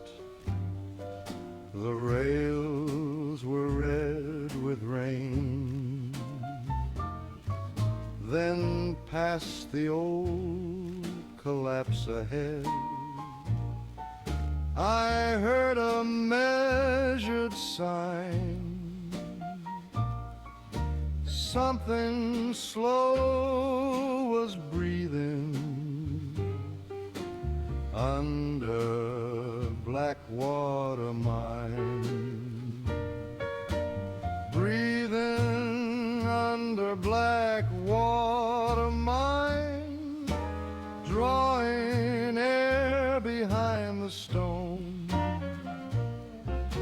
A mask is working in the dark where no man walks alone. When your lamp is all the daylight and that breathing answers mine, close the gate and follow the arrows out of Blackwater Mine. The breathing moved behind the wall and stopped beside the door. A metal glove came through the gap. A tool struck once against the floor. A miner's lamp rose through the dust. A cracked glass eye gave shine, and something in a mining suit came out of Blackwater Mine. Breathing under Blackwater Mine, drawing air behind the stone. A mask is working in the dark where no man walks alone. When your lamp is all the daylight and that breathing answers mine, close the gate and follow the arrows out of Blackwater Mine.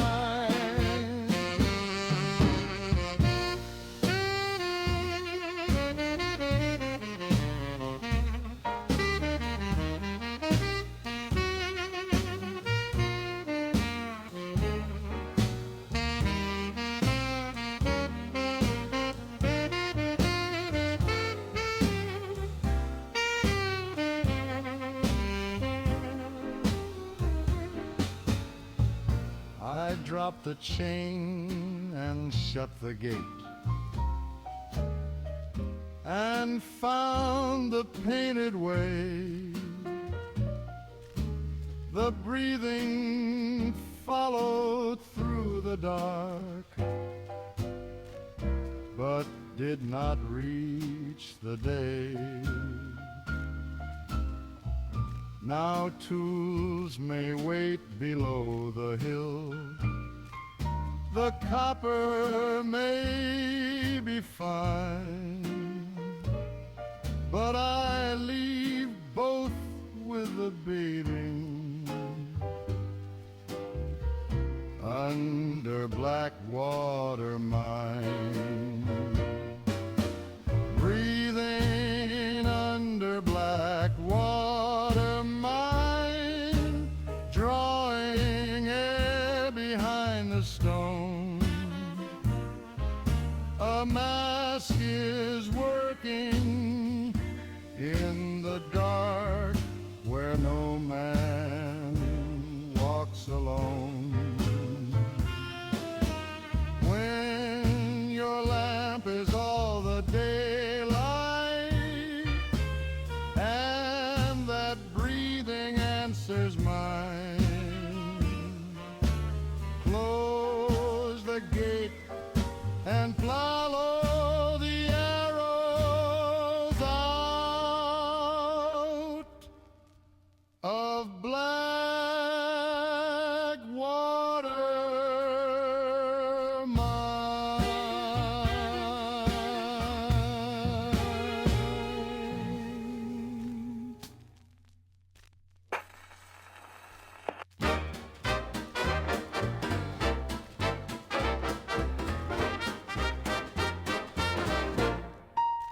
I pushed my cart along the pike with beans and tattles tied.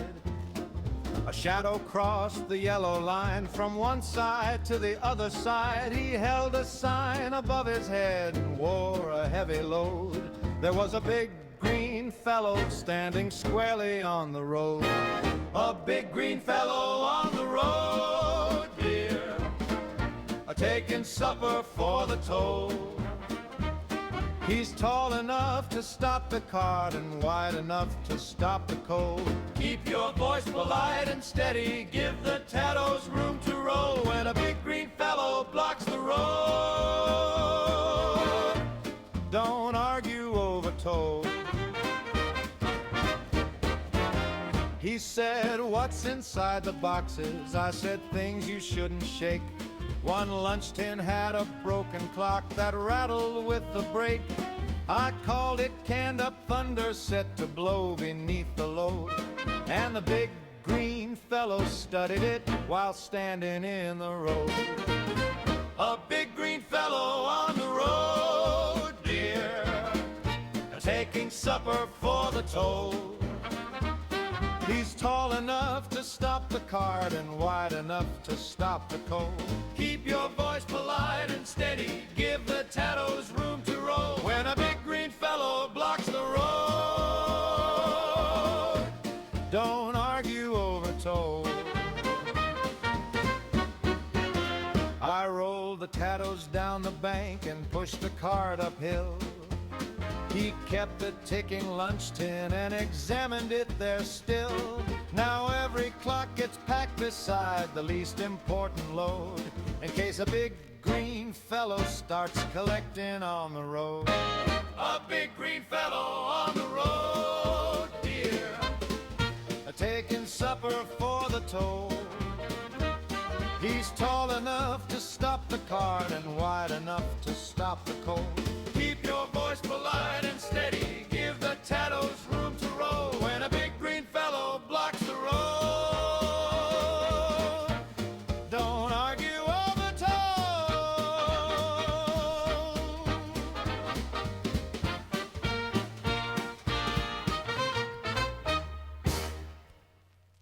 That was A Big Green Fellow on the Road.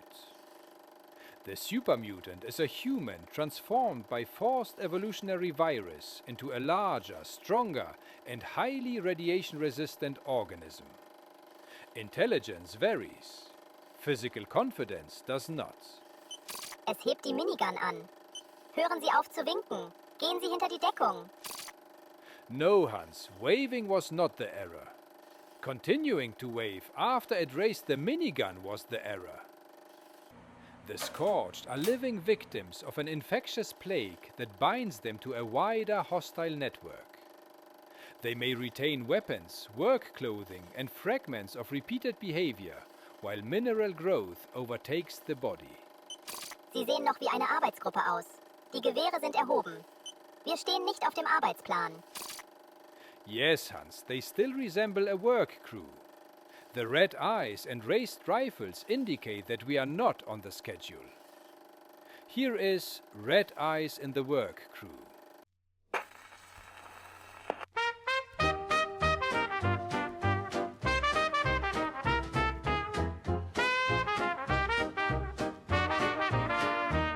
I found a crew beside the pike with shovels in a row.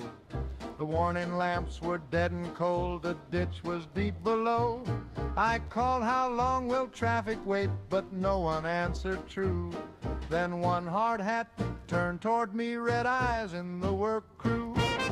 Red eyes in the work crew, every head turns round. Crystal on the collar and the tools come off the ground. If nobody has moved all day, but all move when you do. Step behind the barrier, there are red eyes in the work crew.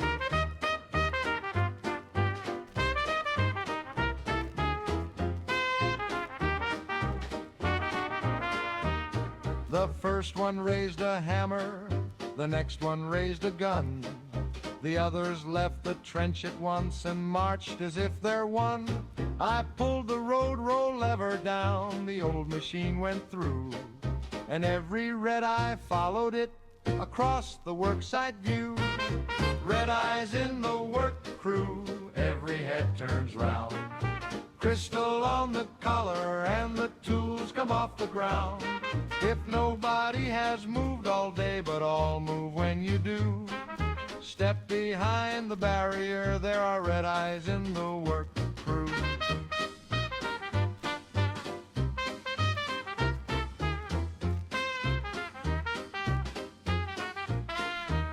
I crossed the ditch behind their backs and reached the wooded grave.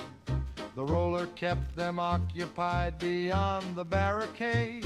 Now when a crew stands silent and the road signs look askew, I check the eyes before I ask what work they mean to do. Red eyes in the work crew, every head turns round. Crystal on the collar and the tools come off the ground. If nobody has moved all day, but all move when you do. Step behind the barrier, there are red eyes in the work crew.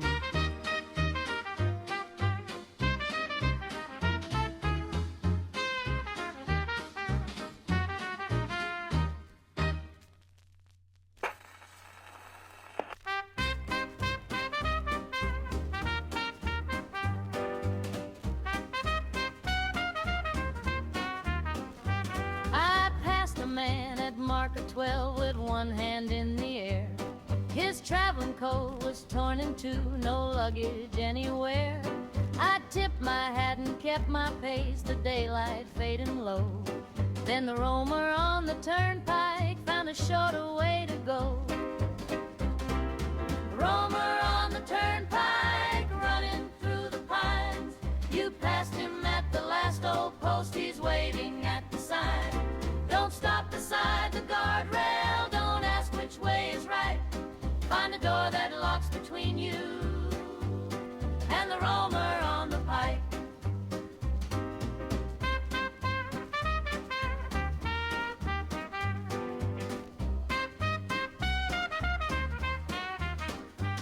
At marker 13 there he stood beside a rusted van. His eyes were pale, his mouth hung wide, he wasn't waving then. He crossed the ditch on broken feet and struck the yellow line. The roamer on the turnpike was making better time. Roamer on the turnpike running through the pines. You passed him at the last old post, he's waiting at the sign. Don't stop beside the guardrail, don't ask which way is right. Find a door that locks between you and the roamer on the pike.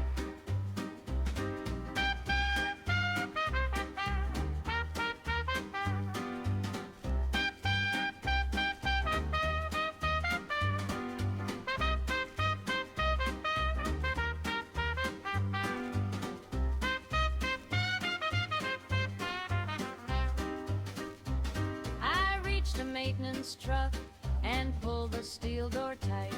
He scratched across the window glass, then wandered out of sight. Now every lonely traveler gets watched beneath the light.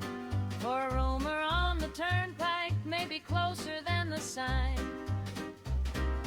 Roamer on the turnpike running through the pines. You passed him at the last old post, he's waiting at the sign. Don't stop beside the guardrail, don't ask which way is right. Find a door that locks between you and the roamer on the pike.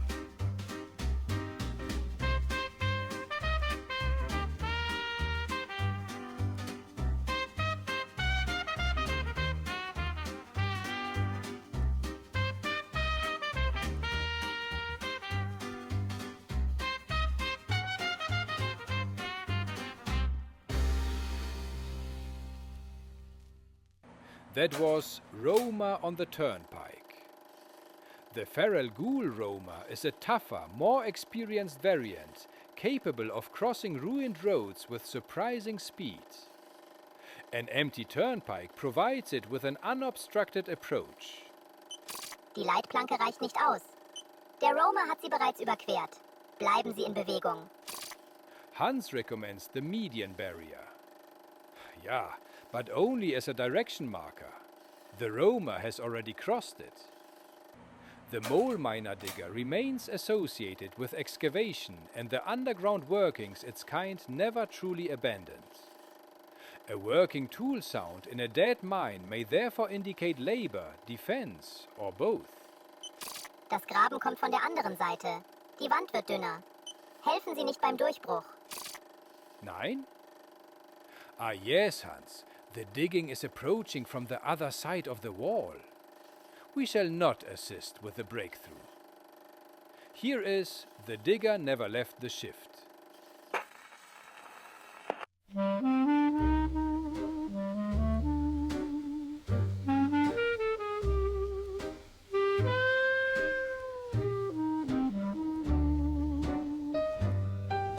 The time clock died before the rails, the shift board wore the rust. But somewhere past the loading cage, a pick still struck the dust. 3 blows against the buried seam, a pause, then 3 more swift.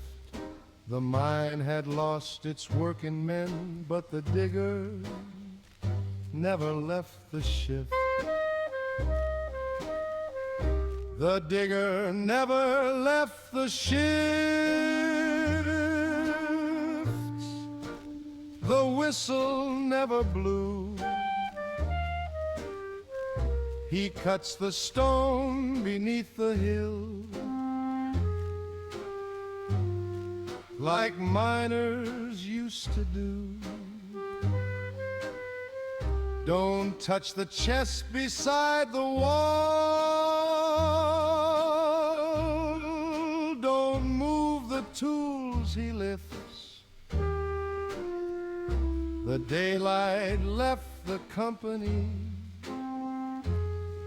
but the digger never left the shift.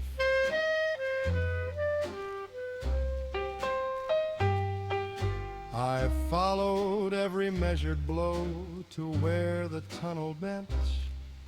A lamp moved through the powder smoke, a masked back rose and went.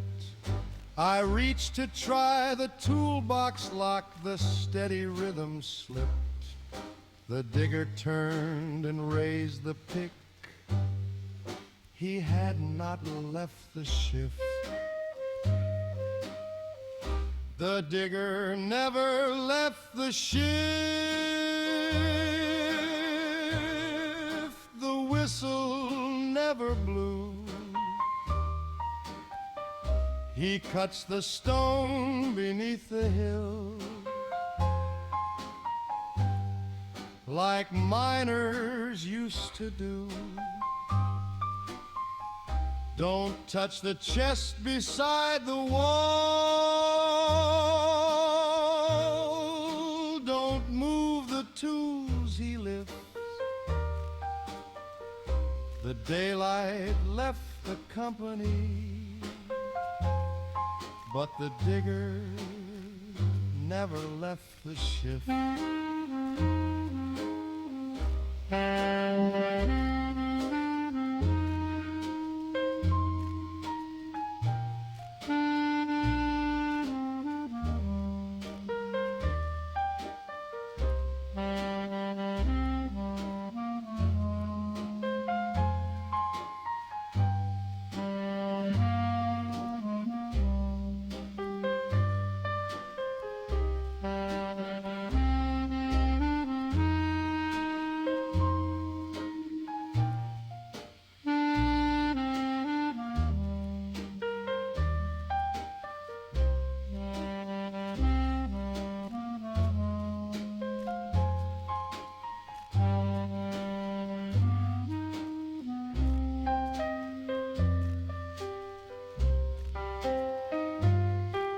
I left the chest beside the seam and found the arrows home.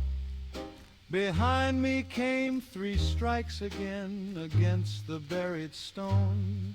Now tools may wait beneath that hill, and everyone's a gift, but they belong to something there.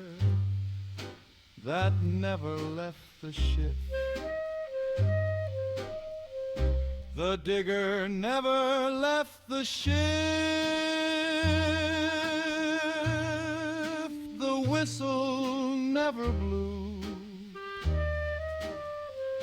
He cuts the stone beneath the hill, like miners used to do. Don't touch the chest beside the wall. Don't move the tools he lifts. The daylight left the company, but the digger never left the ship.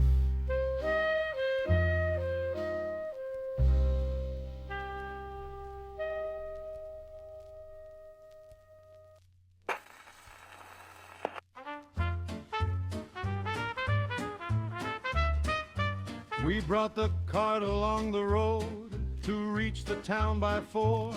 The checkpoint stood beneath the bridge, no guard was at the door. The barricades all turned us in where broken cars were found. We watched the empty road ahead, the skirmisher took the high ground. The skirmisher took the high ground, he can see the valley floor. He's covered by the concrete and he's watching every door. When the empty bridge starts firing and the first shot strikes the ground, leave the road and take the ditch, the skirmisher took the high ground.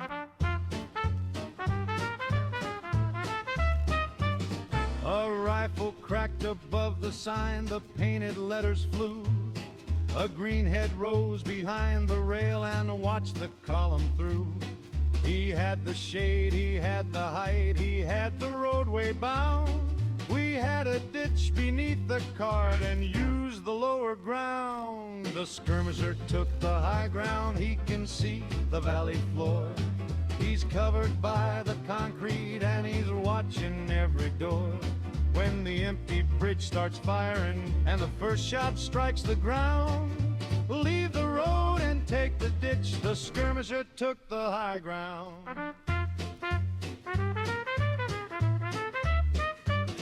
We left the cart beside the gate and crawled beneath the span. The ditch ran through the sumac brush beyond his shooting plan. Now every road gets watched above before we pass around. For empty ground may only mean the skirmisher took the high ground. The skirmisher took the high ground, he can see the valley floor. He's covered by the concrete and he's watching every door. When the empty bridge starts firing and the first shot strikes the ground, leave the road and take the ditch, the skirmisher took the high ground.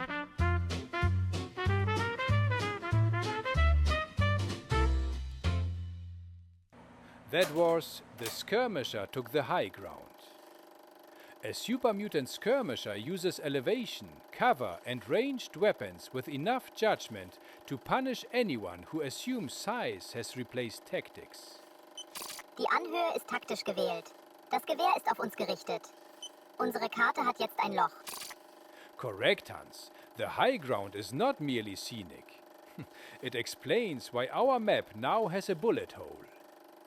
The Scorched Conqueror is a heavily armed and durable plague victim, still capable of using a rifle with dangerous competence. Infection has removed independence, not every learned combat skill. Die Waffe ist geladen. Die Sicherung ist gelöst. Sie ist immer noch geladen. Hans, the weapon is loaded. Yeah, I understood your first warning. I was hoping the second beep meant otherwise. Here is The Conqueror Still Holds a Rifle.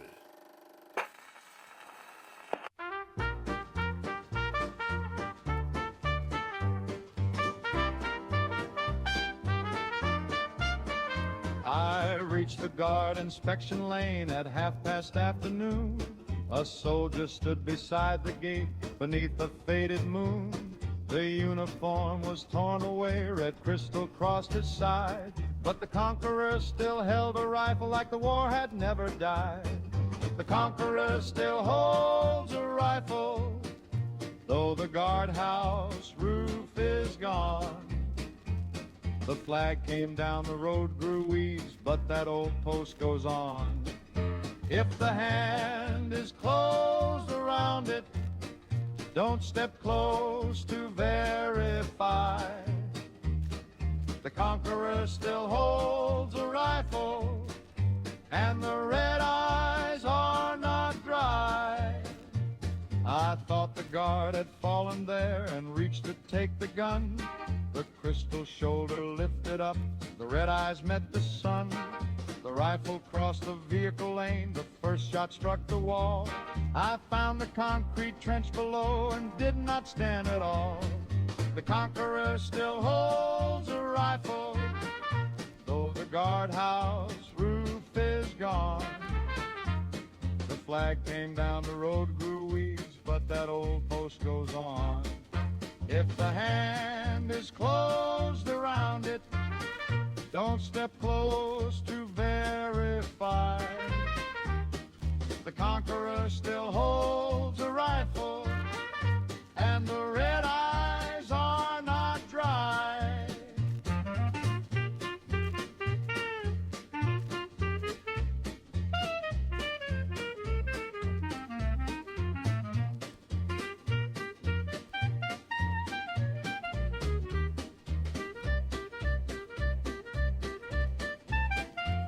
I crawled beneath the inspection rail and left the gate behind. He kept the rifle at his post and watched the empty line. Now every silent uniform gets room enough to idle, for the war may leave the checkpoint, but the conqueror keeps the rifle. The conqueror still holds a rifle, though the guardhouse roof is gone. The flag came down, the road grew weeds, but that old post goes on. If the hand is closed around it, don't step close to verify. The conqueror still holds a rifle, and the red eyes are not dry.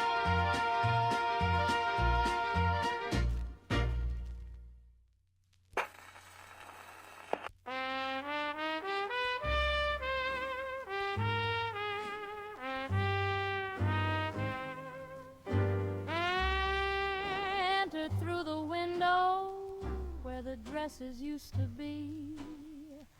I crossed the broken sails floor for a blanket I could see. My shoes went down the first aisle, another pair crossed four. There were footsteps in the darkness of the old department store. Footsteps in the ruined store, one aisle out of sight. They move whenever you move and stop when you stand tight. Keep the stockroom door behind you, keep one hand upon the floor. Something knows the aisles much better in the footsteps of the store.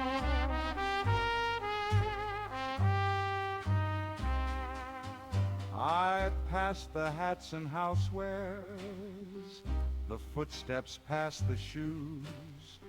I stopped beside the counter and they stopped among the blue. A pale hand crossed the mirror, then withdrew behind the door. There was a stalker in the shadows, and its footsteps crossed the floor. Footsteps in the ruined store, one aisle out of sight. They move whenever you move and stop when you stand tight.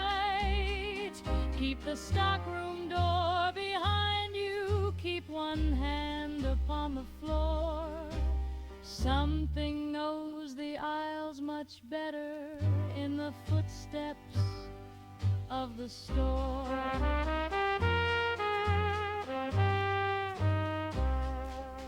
I pulled the old security gate in, heard it strike the rail. The stalker reached the other side and shook the rusted scale.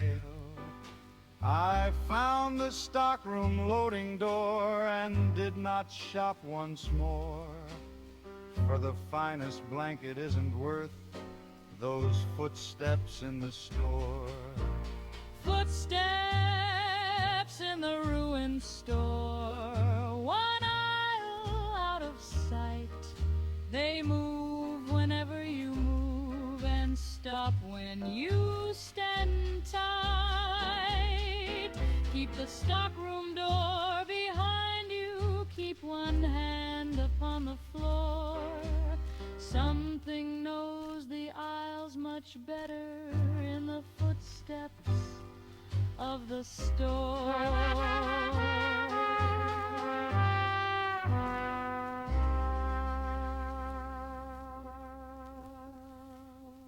That was Footsteps in the Ruined Store. The feral ghoul stalker favors darkness, cover, and a close approach. Shelves and broken counters conceal its posture until the distance has become very short. Das sind keine Echos. Die zweiten Schritte folgten unseren. Jetzt haben sie angehalten. No, Hans, those are not echoes. The second set of footsteps stopped when we stopped. The mole miner Rockbreaker carries the strength and industrial tools required to defend a tunnel entrance by direct force. The name describes both occupation and recommended expectations. Der Hammer ist 1 Meter lang. Die Tür ist schmaler. Der Rückweg ist wichtiger. Hans has measured the hammer. I have measured the doorway. Only one of us has collected information useful for retreat. Here is Rockbreaker at the tunnel mouth.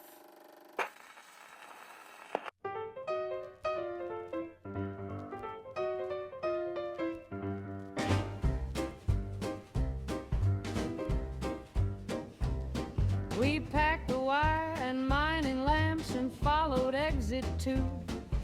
The daylight made a silver line where mountain laurel grew. But someone stood between the rails with both boots planted south. There was a rock breaker waiting at the old tunnel mouth. Rock breaker at the tunnel mouth, hammer on the stone. Daylight waits behind his back, but he won't leave it alone. Send the empty cart downhill, take the van and hurry out. There's no room for two directions with the rock breaker at the mouth. He raised a heavy working tool and struck the timber frame. The gravel crossed the exit rail and down the tunnel came. We tried the left, we tried the right, he turned from north to south. The whole mine had another door, but he owned the tunnel mouth. Rock breaker at the tunnel mouth, hammer on the stone. Daylight waits behind his back, but he won't leave it alone. Send the empty cart downhill, take the van and hurry out. There's no room for two directions with the rock breaker at the mouth.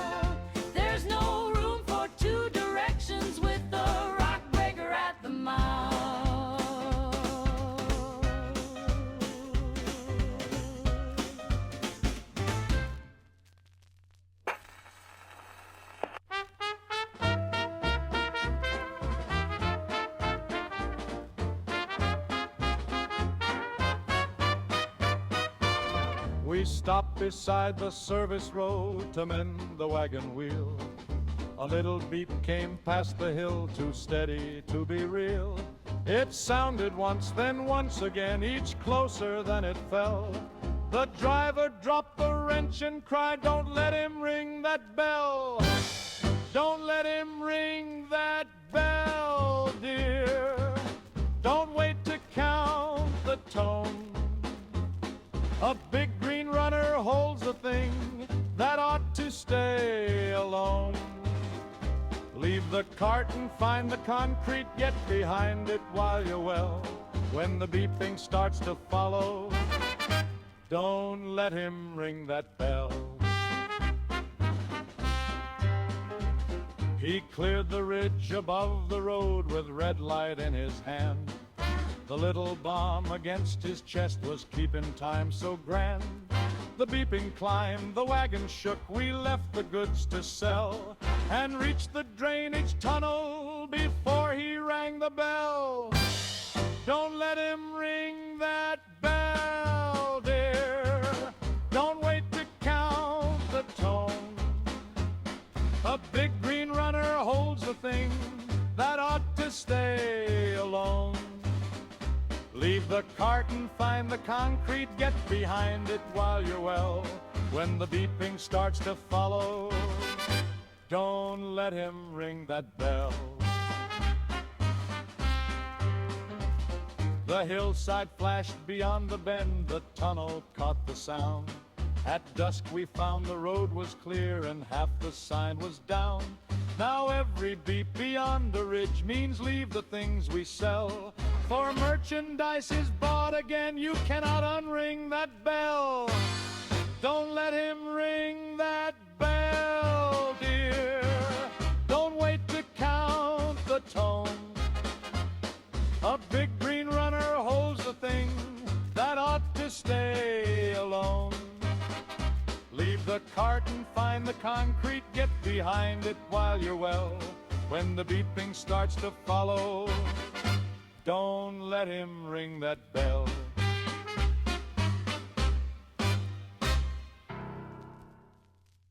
That was Don't Let Him Ring That Bell. A super mutant suicider carries an armed miniature nuclear device toward its target. The accelerating beep is not a warning supplied for our convenience. It is the remaining time available. Die Bombe ist scharf. Das Piepen wird schneller. 10, 9, 8. Yes, Hans, I hear it. Nein, do not translate the count. Run!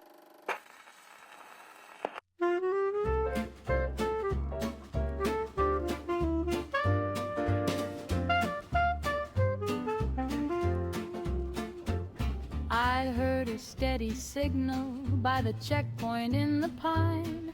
One little tone repeated like a transmitter in line. It never moved or hurried, it was regular and clear. The transponder kept on beeping, so I thought that help was near. The transponder keeps on beeping, though the post has lost command. It calls across the empty road for no returning band. When the signal leads inside a room where red eyes start to shine, leave the officer and transponder to their old forgotten line. I found the command trailer with its maps upon the wall. An officer leaned across the desk and did not move at all. Red crystal crossed the uniform, the pack gave one more tone. The transponder kept on beeping, but the officer wasn't alone. The transponder keeps on beeping, though the post has lost command. It calls across the empty road for no returning band. When the signal leads inside a room where red eyes start to shine, leave the officer and transponder to their old forgotten line.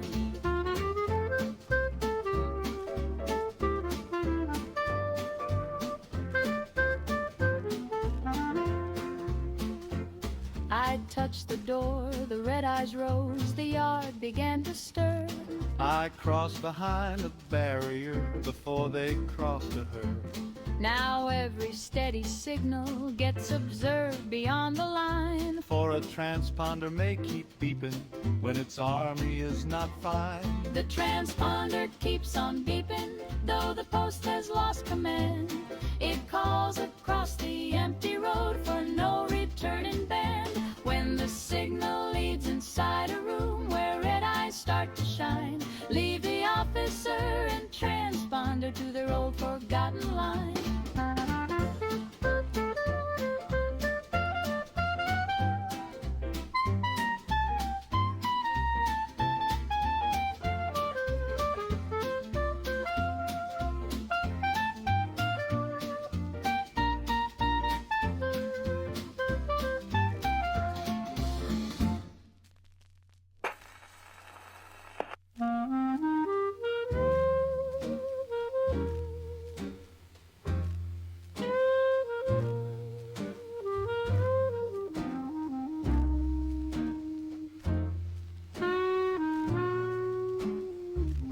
I crossed a town the fire had found and left without a name.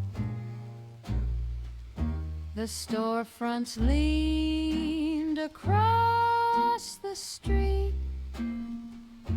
The road was gray with flame. A blackened figure by the stop looked colder than the hill. It seemed another body there, burned black but walking still. Burn black, but walking still, dear. Ash falling from its hands. The fire took the coat and skin, but something underneath still stands. When the rain draws fresh black footprints from the shelter to the hill, find the brick and close the iron, burned black but walking still.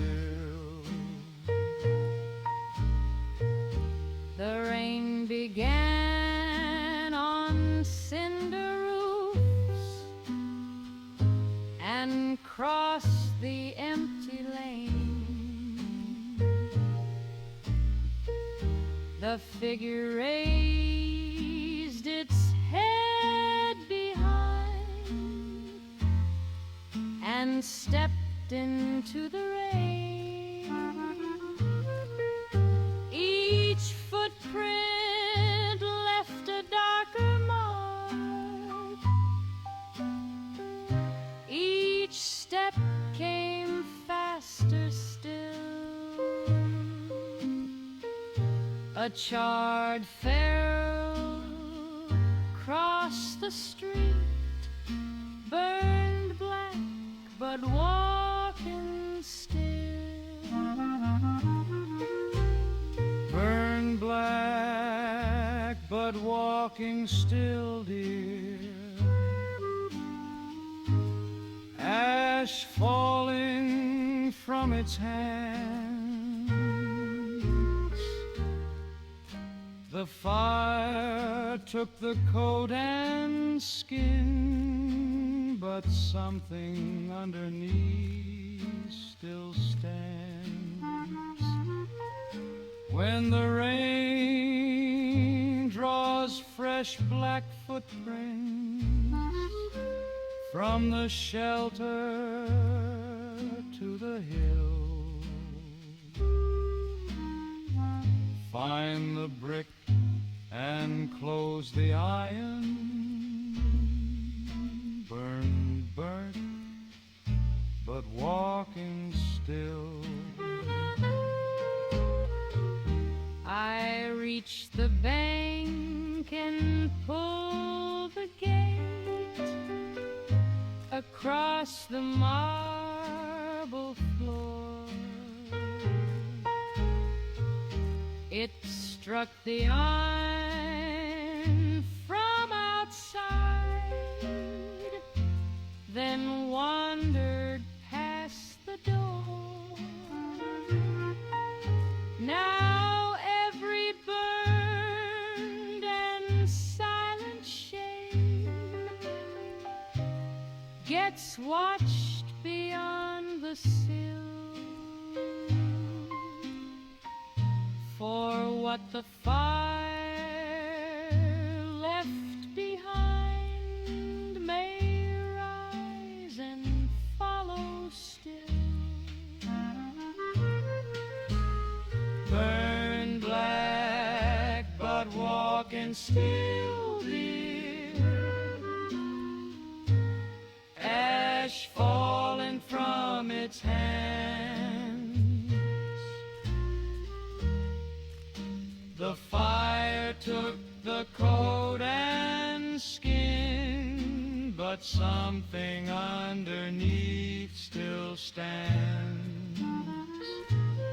When the rain draws fresh black footprints from the shelter to the hinge, find the brick and close the iron. Burn black, but walking still.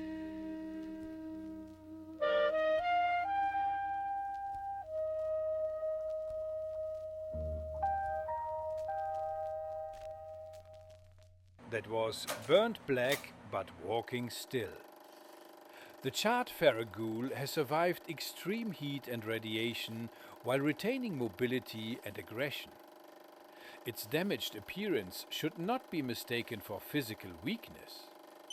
Es fällt nicht es duckt sich nur. Jetzt passt es unter das Fenster. Nein? Ah, yes, Hans. It is not falling down. It is lowering itself to pass beneath the window. The super mutant behemoth represents the extreme growth of the mutant form. Enormous body mass, tremendous strength, and the use of objects that smaller creatures would classify as scenery. Größer als die Scheune. Es hebt gerade eine Wand an. Der Vergleich ist entschieden. Hans asks whether it is larger than the barn. The behemoth has just picked up part of the barn, so the comparison is becoming difficult. Here is something bigger than the barn.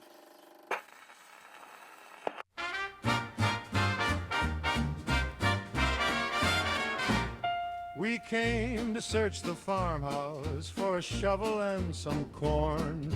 The fence began to tremble on a quiet Sunday morn. A green head rose behind the roof, we thought it crossed the tarn.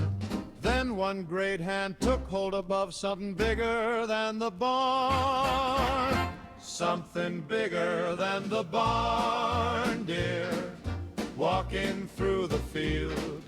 The roof comes halfway to his arm, the tractor makes a shield. Leave the seed and leave the shovel, find the cellar on the farm. When the roof line reaches shoulder high, there's something bigger than the barn.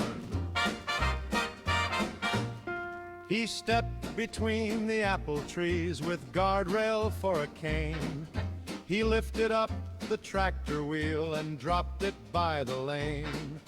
The barn door crossed the chicken yard, the silo rang alarm. We found the stone beneath the house from something bigger than the barn. Something bigger than the barn, dear, walking through the field. The roof comes halfway to his arm, the tractor makes a shield.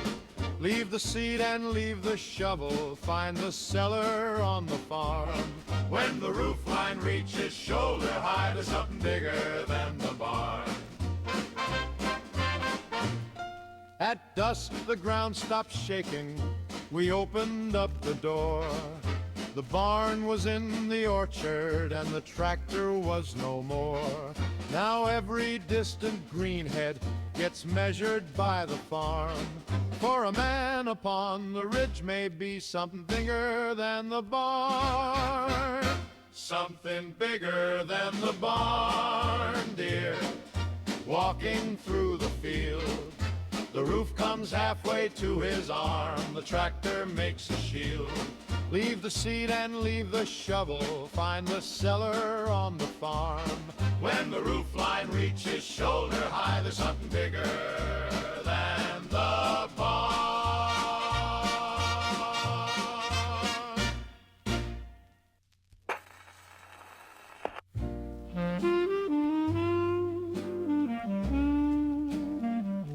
I found a house beyond the hill with curtains dry and drawn.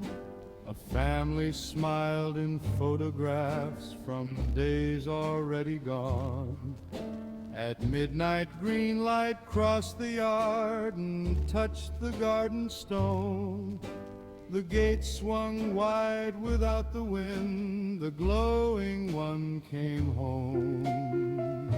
The glowing one came home, dear. Green light across the floor. The coat was in the photograph. The hands were at the door. Some rode beneath the ruin years had brought those feet to roam. But whatever found the old address was not the man who'd known the home.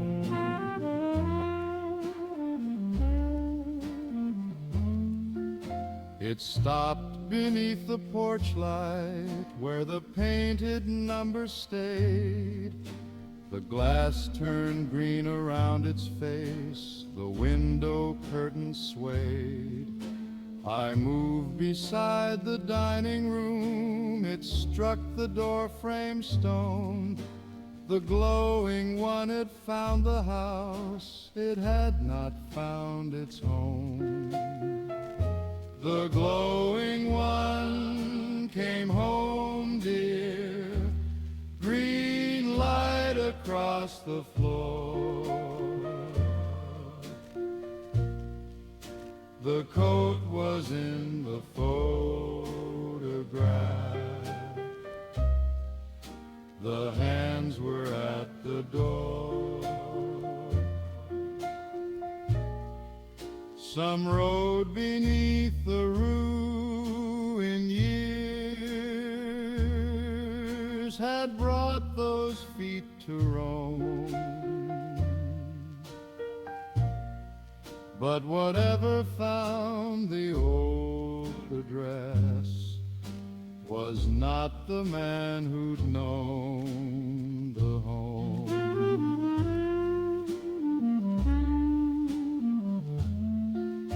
I took the cellar passage out and left the rooms behind.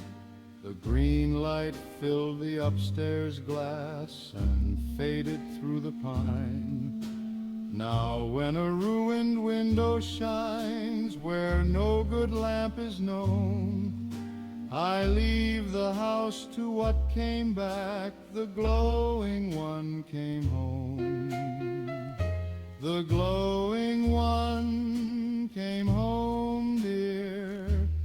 Green light across the floor. The coat was in the photograph.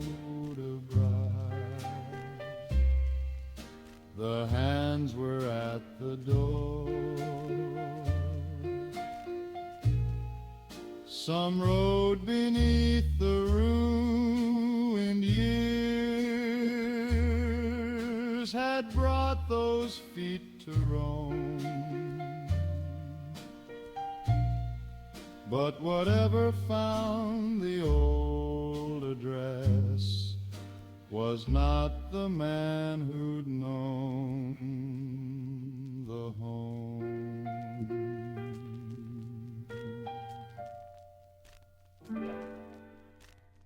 That was The Glowing One Came Home. A glowing one is a feral ghoul saturated with radiation and capable of releasing it in a powerful burst. Nearby ghouls may be invigorated by an exposure that harms everyone else.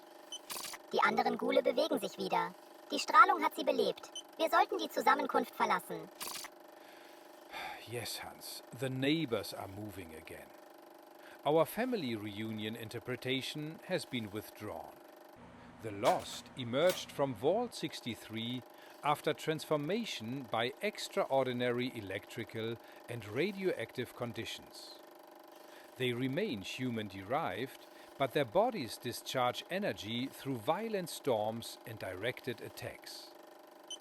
Der Blitz trifft den Verlorenen nicht. Der Verlorene erzeugt den Blitz. Gehen Sie vom Metallschrank weg. Nein? I see, Hans. The lightning is not striking the specimen. The specimen is producing the lightning. Move away from the metal cabinet. Here is lightning walking out of Vault 63.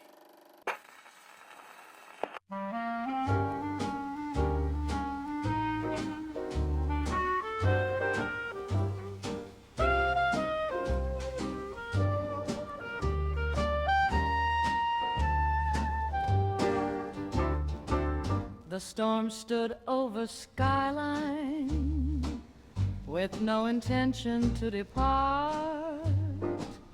We marked the road to Vault 63 and watched the thunder start.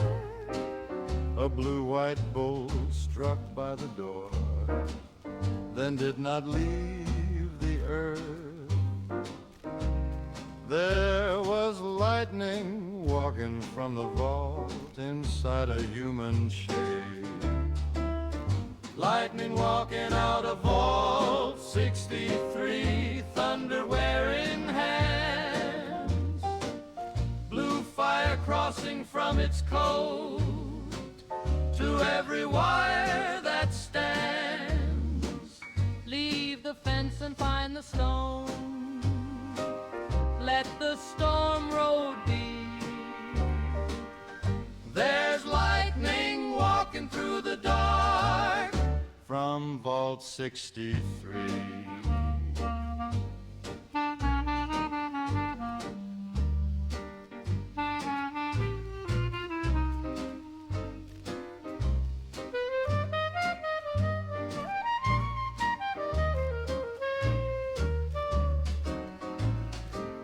The figure wore a vault suit, burned and broken at the seam. The current crossed its hollow face and made the railing gleam. It raised one hand, the fence replied. The warning lamps went free. There was lightning walking down the road from Vault 63. Lightning walking out of Vault 63, thunder wearing hands. Blue fire crossing from its coat to every wire that stands. Leave the fence and find the stone. Let the storm road be. There's lightning walking through the dark from Vault 63.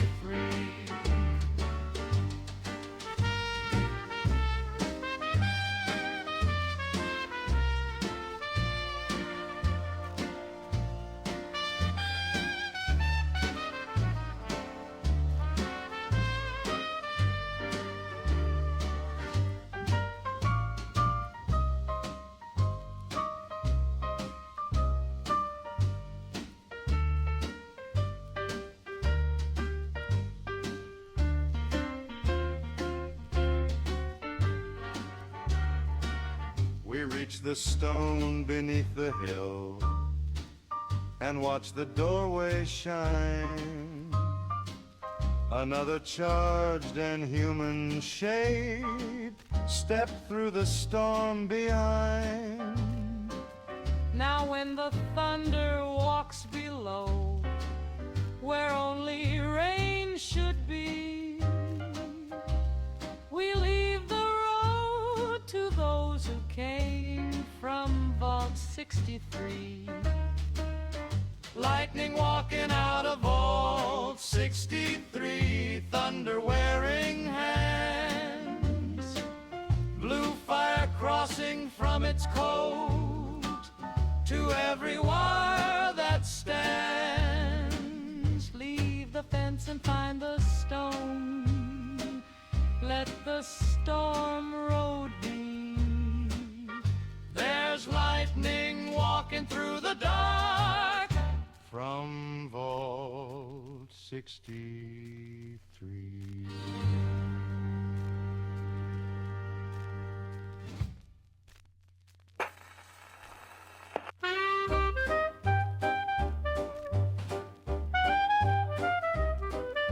A column crossed the garden and turned the midnight white. No automobile was in the lane, no footsteps met the light. A little guest came to the porch with eyes as dark as jars. We said another place because company came from beyond the stars. Company came from beyond the stars. Said another cup, move the sugar down the table, keep the cellar opened up. He traveled farther than the train and carried stranger scars. Mind the shining pistol when company comes from beyond the stars.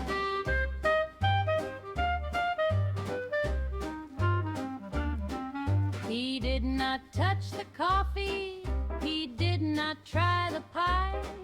He waved a little instrument and pointed at the sky. He scanned the clock, he scanned the stove, he scanned the pickle jars, then raised his shining pistol when company came from beyond the stars. Company came from beyond the stars. Said another cup, move the sugar down the table, keep the cellar opened up. He traveled farther than the train and carried stranger scars. Mind the shining pistol when company comes from beyond the stars.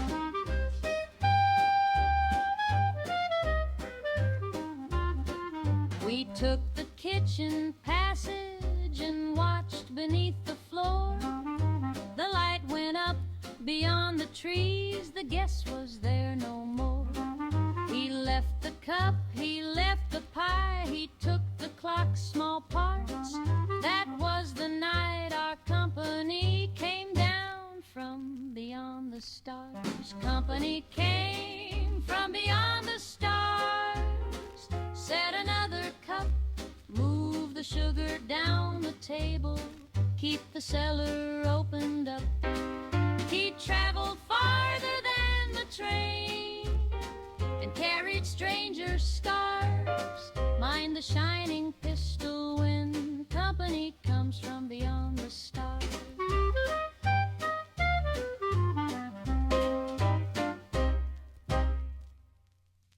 That was Company Came from Beyond the Stars.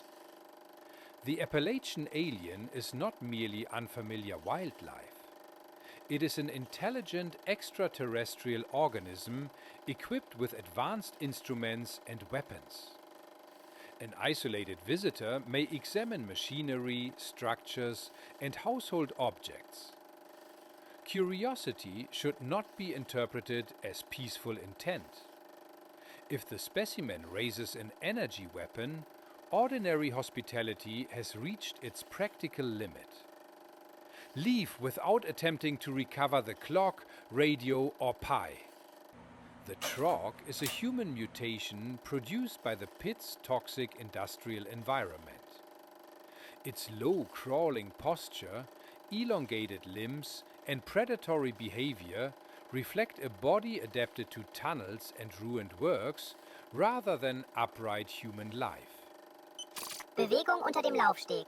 Jetzt sind es mehrere Bewegungen. Die Treppe ist in der Nähe. Hans reports movement beneath the catwalk. Yeah? Begin the recording before it discovers the stairs. Here is Down in the Pit They Crawl.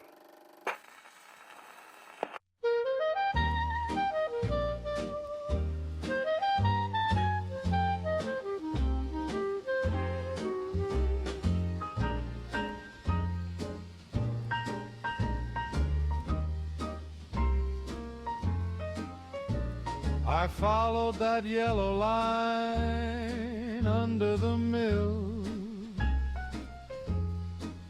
past a furnace gone cold and a turbine gone still. Then the grating below gave a shiver and nod, and a pale little hand curled around the catwalk. Down in the pit they crawl, where the smoke made night of day. Keep your boots above the grating and don't let your lantern stray. There are handprints near the floor where no upright shadows fall. Mind the scratching underneath you, down in the pit they crawl. There were prints on the bricks scarcely knee-high to me, and a torn worker's sleeve where a man used to be. Then two cloudy eyes caught the lantern's dull glow, and it opened its mouth from the darkness below. Down in the pit they crawl, where the smoke made night of day. Keep your boots above the grating and don't let your lantern stray. There are handprints near the floor where no upright shadows fall. Mind the scratching underneath you, down in the pit they crawl. I climbed for the furnace stairs, pulling the chain. Dropped the old rolling gate with a crash in the rain.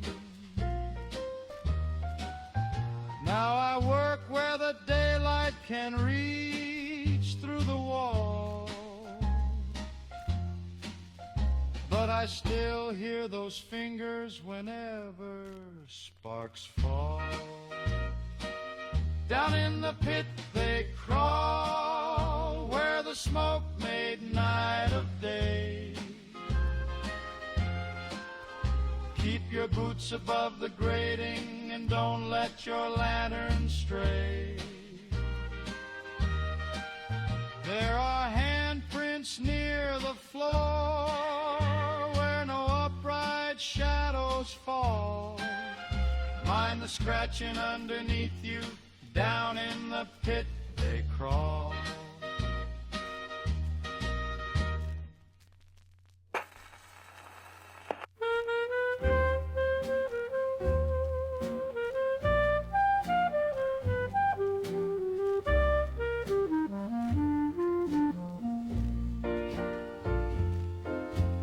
I tended the courtyard behind the old hotel.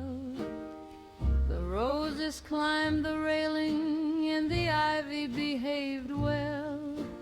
Then roots slipped from the flower beds and turned their faces when they heard the boardwalk call. The garden learned to walk on a root and briar frame. It left the beds at midnight and forgot the gardener's name. Now the vines are in the doorway and the leaves are in the hall. Atlantic City, mind your step. The garden learned to walk. There was bark around its shoulders, there were blossoms in its hair. It waded through the fountain like a guest without a care. Each footprint filled with moss before the water settled clear. Then another rose behind it where the hedges disappeared.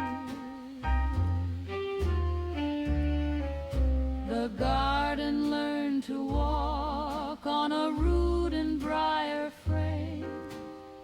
It left the beds at midnight and forgot the gardener's name. Now the vines are in the doorway and the leaves are in the hall. Atlantic City, mind your step. The garden learned to walk.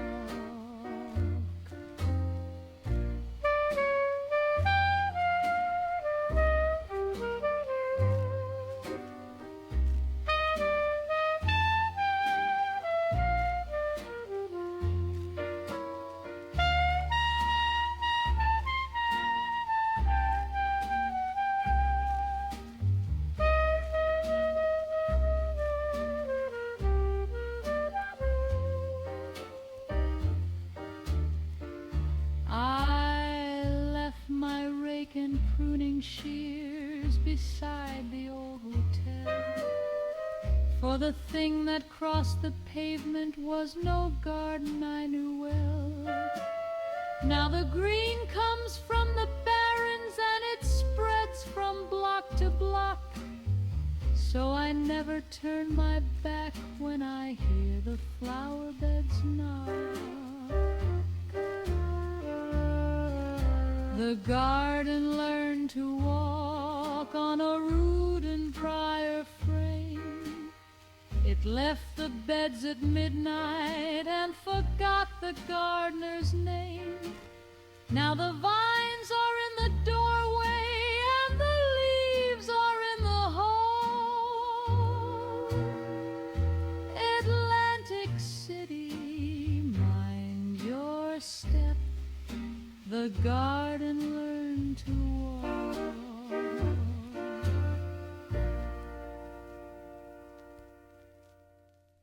That was The Garden Learned to Walk.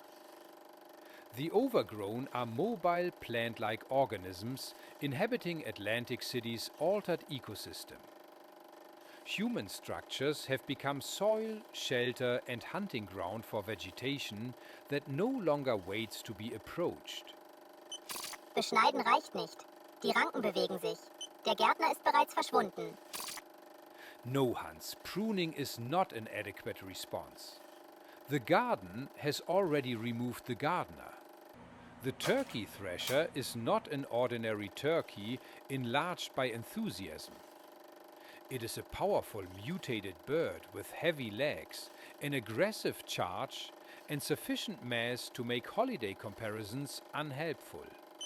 Es hat die Bratpfanne gesehen. Es ändert die Richtung. Verstecken Sie die Pfanne. Hans says it has noticed the roasting pan. Put the pan away. I refuse to let cookware determine the next attack. Here is, that is not an ordinary turkey.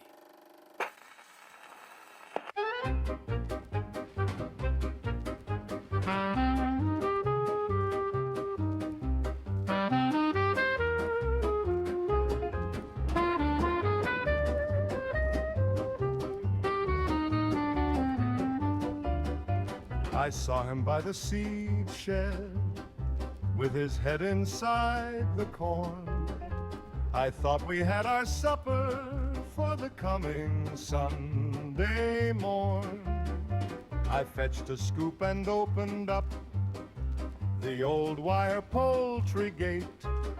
Then he stood above the fence rail and I reconsidered fate.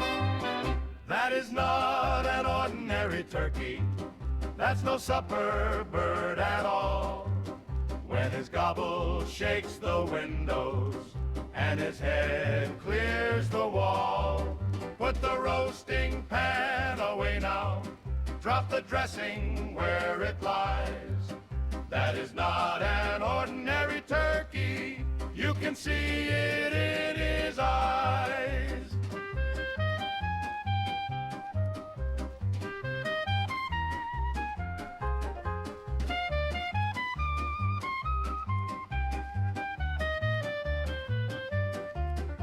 He kicked the gate to kindling with one long and scaly leg, then pecked a hole straight through the pail where I had kept the feed.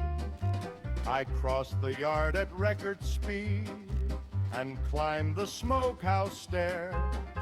He missed my boot by half an inch and left the heel down there. That is not an ordinary turkey. That's no supper bird at all.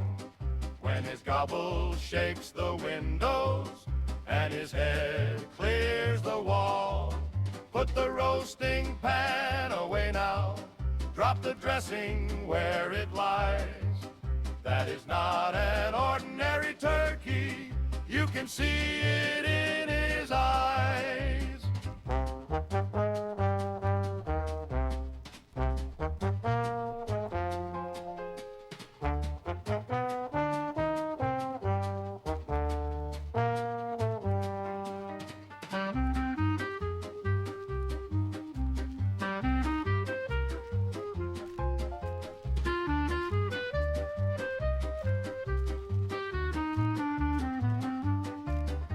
Two more came from the timber, and they settled down below. They watched me from the cabbage patch with nowhere else to go. I stayed there until evening while they strutted through the rye. Now anything that gobbles back gets room enough to pass me by. That is not an ordinary turkey. That's no supper bird at all. When his gobble shakes the windows and his head clears the wall, put the roasting pan away now. Drop the dressing where it lies. That is not an ordinary turkey. You can see it in his eyes.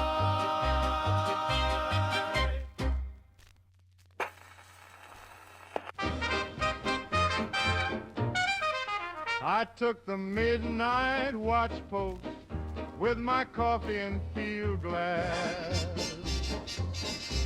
I marked a light above the ridge and watched another pass. No wings were on those silver things, no engine crossed the air. Then three of them held station over our courthouse square. Flying saucers over Appalachia, silver circles in the blue. Shade the windows, ring the warning, keep your rifle close to you.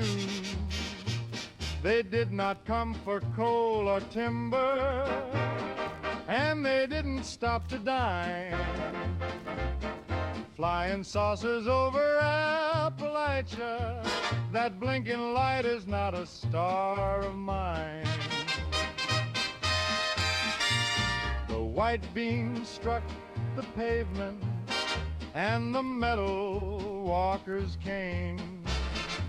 A little pilot rode inside each tall mechanical frame. They planted 3 strange engines while their rifles painted light. So I pulled the town alarm cord and woke the streets that night. Flying saucers over Appalachia, silver circles in the blue. Shade the windows, ring the warning.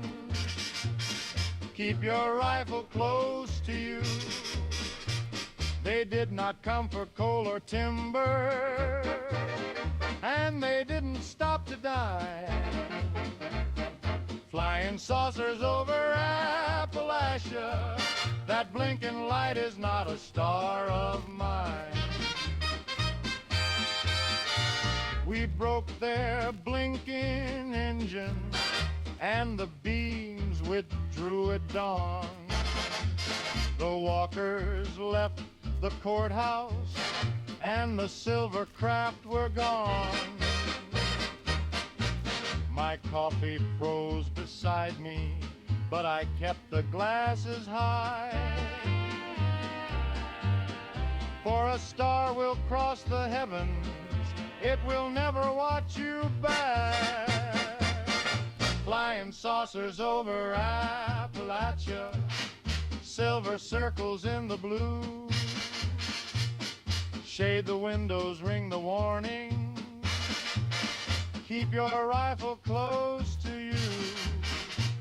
They did not come for coal or timber, and they didn't stop to dine. Flying saucers over Appalachia, that blinking light is not a star of mine.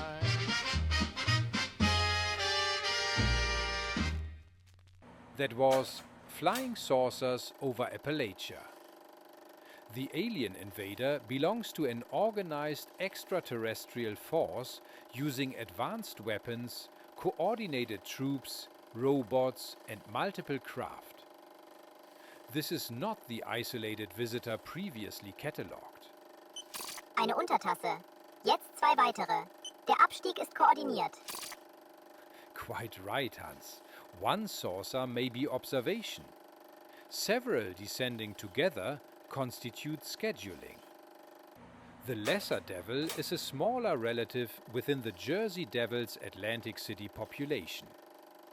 Smaller does not mean juvenile in temperament. The creature remains fast, clawed, and eager to defend its territory. Es sitzt auf dem Dach, nicht auf dem Schild. Das Schild fällt jetzt herunter. Nein? Ah, yes, Hans. It is on the casino roof, not inside the sign. The sign has now fallen off, which clarifies the distinction. Here is Little Devil on the casino roof.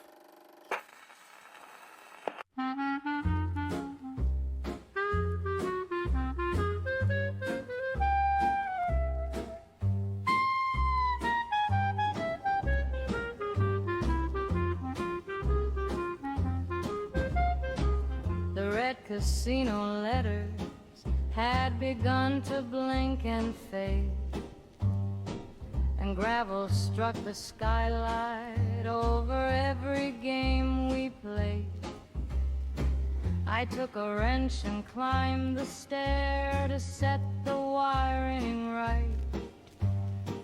Then something crossed behind the sign and watched me through the light. Little devil on the casino roof, pacing where the red lights shine. Little devil on the casino roof, every claw beat keeping time. Keep away from every shadow, keep the service doorway near. Little devil on the casino roof, there is nothing little here.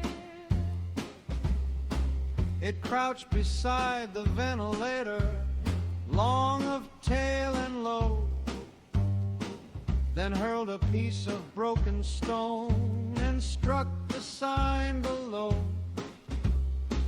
It crossed the gravel in a rush with teeth and talons bare, I dropped the wrench, regained the door, and left the creature there. Little devil on the casino roof, pacing where the red lights shine. Little devil on the casino roof, every claw beat keeping time. Keep away from every shadow, keep the service doorway near. Little devil on the casino roof, there is nothing little here. I pulled the iron doorway shut and fastened every chain. The red casino letter started blinking once again. I thought one beast was overhead until the ceiling shook. One set of claws crossed to the west and one crossed toward the cook. Little devil on the casino roof, pacing where the red lights shine. Little devil on the casino roof, every claw beat keeping time. Keep away from every shadow, keep the service doorway near. Little devil on the casino roof, there is nothing little here.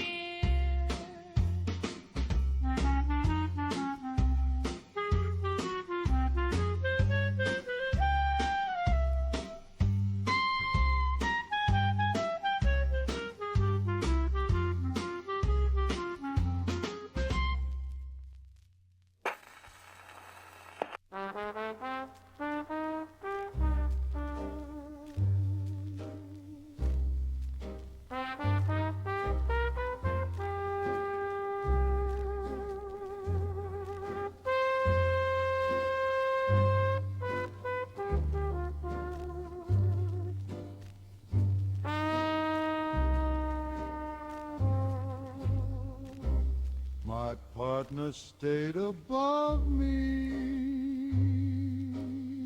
while I searched the lower line. The mill radio was failing in the dust and furnace grime. He called, Iggy, do you hear me? Through the speaker by the crane. Then something underneath it said my name to me again. That devourer knows your name, though you never told him so. He heard it through the mill line, where the furnace whistles low. When that howl rolls through the iron and the dark repeats the same, do not answer from the catwalk. The devourer knows your name. It rose below the beltway, broad of back and hard of hide. Its fingers gripped the railing as it pulled itself beside. Then the howl bent every shadow, and the room began to sway. It shaped my name between its teeth and started up my way. The devourer knows your name, though you never told him so. He heard it through the mill line, where the furnace whistles low. When that howl rolls through the iron, and the dark repeats the same, do not answer from the cat hoard. The devourer knows your name.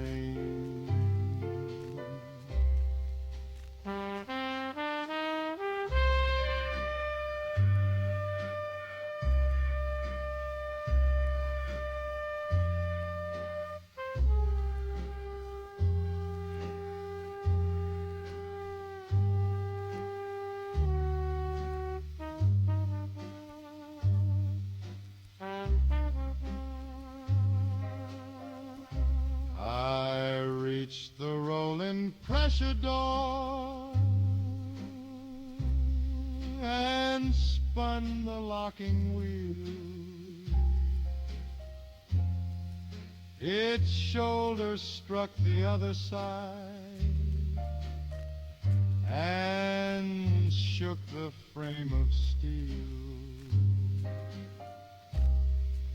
The radio had fallen still, no living voice slew rain. But all the way to daylight, I could hear it call my name. Wherever knows your name, though you never told him so. He heard it through the mill line, where the furnace whistles low. When that howl rolls through the iron, and the dark repeats the same, do not answer from the catwalk. The howl knows your name.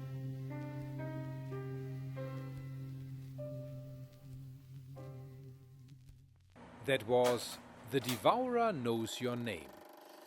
The Trog Devourer is larger and more dangerous than the common pit trog. It retains the same low predatory movement while possessing the strength to break through barriers that stop lesser specimens. Es hat Ihren Namen gehört. Es sieht zu uns. Sagen Sie ihn nicht noch einmal. Hans, it does not literally know our names.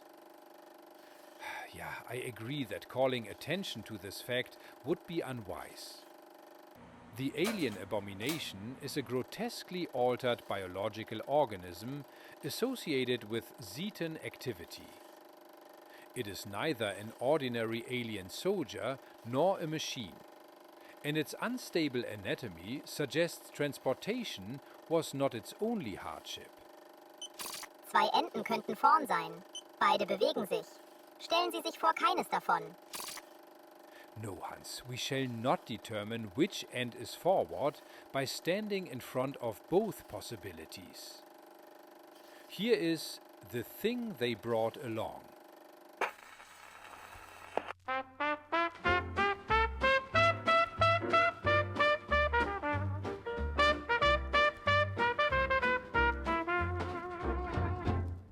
The silver ships had vanished, and the shooting all was done.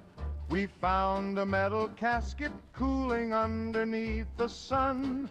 We set it on a handcart for the salvage shed at dawn, never asking what was breathing in the thing they brought along.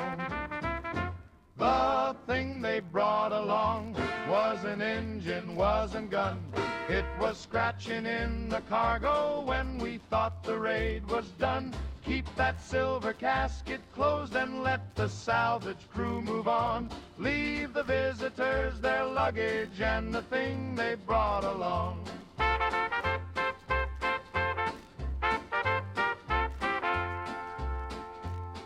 A pail drop crossed the pavement from a seam beneath the lid.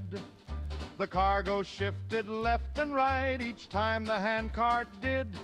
Then something struck the inner wall, the lock-in light went wrong, and every man stopped pulling at the thing they brought along. The thing they brought along wasn't engine, wasn't gun. It was scratching in the cargo when we thought the raid was done. Keep that silver casket closed and let the salvage crew move on. Leave the visitors their luggage and the thing they brought along.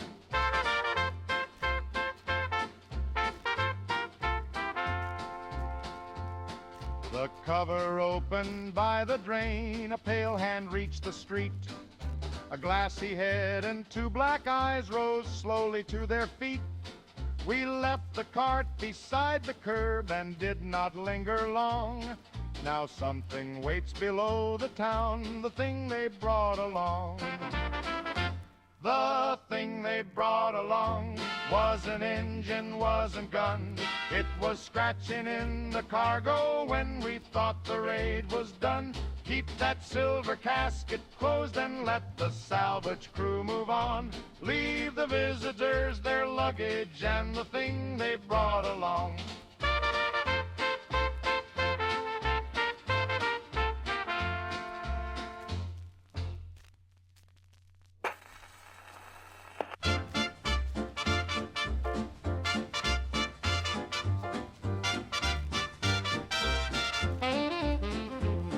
The tower caught a message from the morning Jersey flight. We cleared the southern runway and we raised the landing light. One shadow crossed behind the craft where nothing else should swing. Then it folded toward the hangar on a black and beating wing.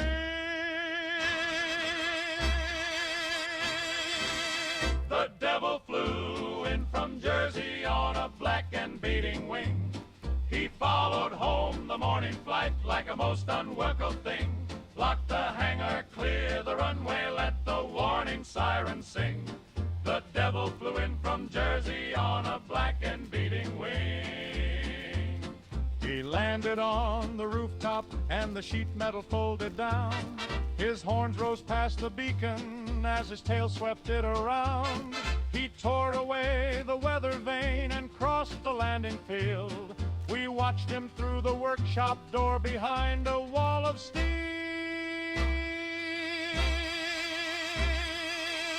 The devil flew in from Jersey on a black and beating wing. He followed home the morning flight like a most unwelcome thing. Lock the hangar, clear the runway, let the warning siren sing. The devil flew in from Jersey on a black and beating wing.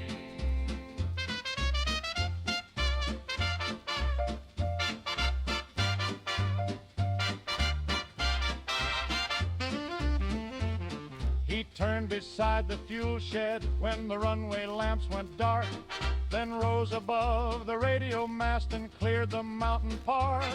We painted one more warning sign where every pilot sees. Count the shadows with your aircraft when you fly back from the east.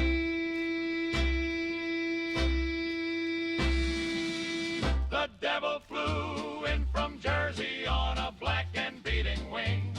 He followed home the morning flight like a most unwelcome thing. Lock the hangar, clear the runway, let the warning siren sing. The devil flew in from Jersey on a black and beating wing.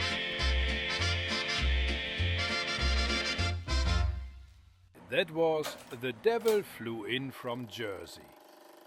The Jersey Devil is a large, powerful cryptid associated with Atlantic City and the pine barrens beyond it. Its speed, claws, and sudden leaps allow it to cross obstacles that would contain an ordinary ground predator. Es kam aus Jersey. Es hat die Absperrung übersprungen. Die Geografie ist eindeutig. Yes, Hans, it did come from Jersey. Geography is the least disputed portion of the encounter. The Grafton monster has no visible head. Its sensory organs and mouth are buried within the massive upper torso, while its strength and toxic secretions make close anatomical inspection impractical. Kein sichtbarer Kopf.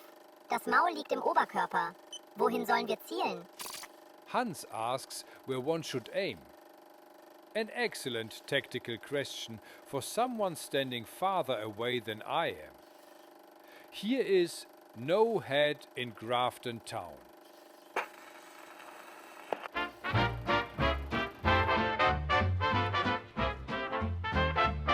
We hung the Grafton banner over Main Street before noon. The mayor checked the grandstand and the band began to tune. Then something pale came from the river, broad enough to knock us down. With 2 arms fit for a freight yard and no head in Grafton Town. No head in Grafton Town, no hat and not a crown. He hasn't got a face to smile, but still he's coming down. When the mayor starts the parade and that big white thing comes round, clear the street and save the banner, there's no head in Grafton Town.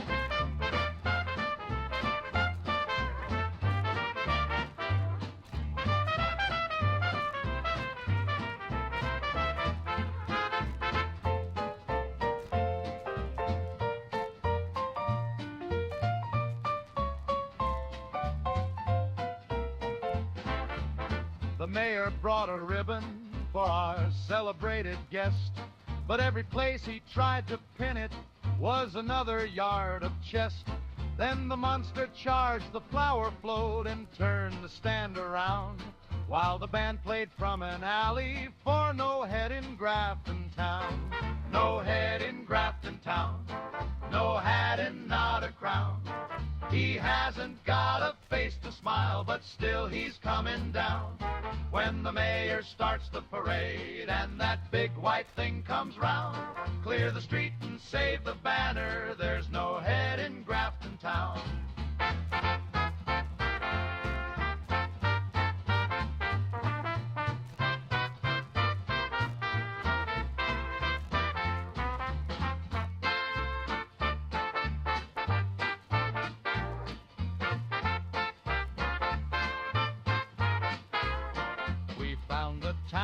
Sealed by the river and the banner by the mill. The reviewing stand needs lumber, but the mayor has the bill. Next year we'll watch from second floors whenever he comes round, and keep the hats for citizens with heads in Grafton Town. No head in Grafton Town, no hat and not a crown. He hasn't got a face to smile, but still he's coming down. When the mayor starts the parade and that big white thing comes round, clear the street and save the banner, there's no head in Grafton Town.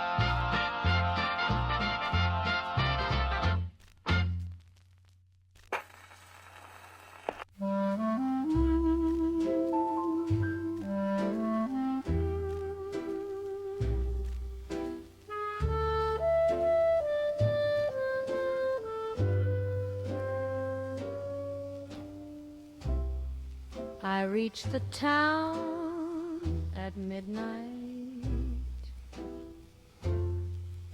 with the river running high.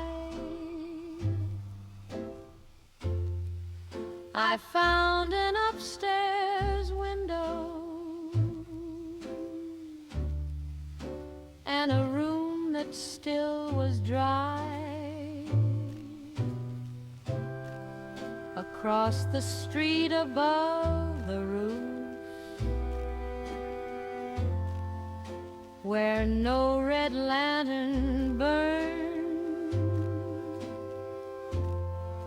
2 lights remained together. Everywhere my window turned, red eyes over Point Pleasant, two embers in the rain, watching from the rooftop till the river fog came in. No lantern burned that color, no tower stood that high. Red eyes over Point Pleasant and wings across the sky. I pull the faded curtain and I cross the narrow floor. The eyes were by the steeple now, much nearer than before.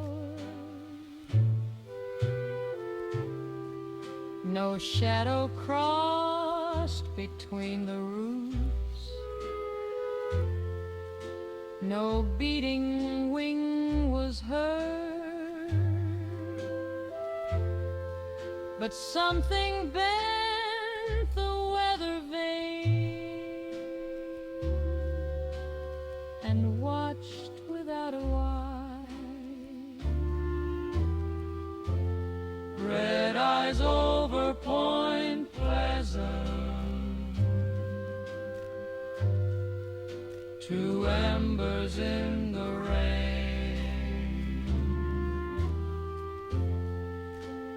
watching from the rooftop till the river fog came in. No lantern burned that color,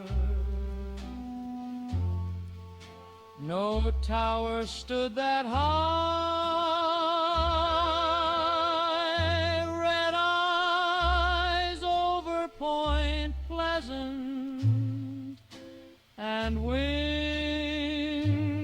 across the sky. Before the gray of morning, those eyes reached my fire stair. A pair of wings unfolded where nothing had been there. The river fog received him,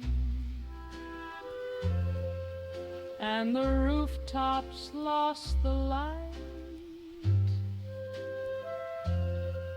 but two deep marks remained behind to prove I saw the night. Red eyes over Point Pleasant, two embers in the rain, watching from the rooftop till the river fog came in. No lantern burned that color, no tower stood that high. Red eyes over Point Pleasant and wings across the sky.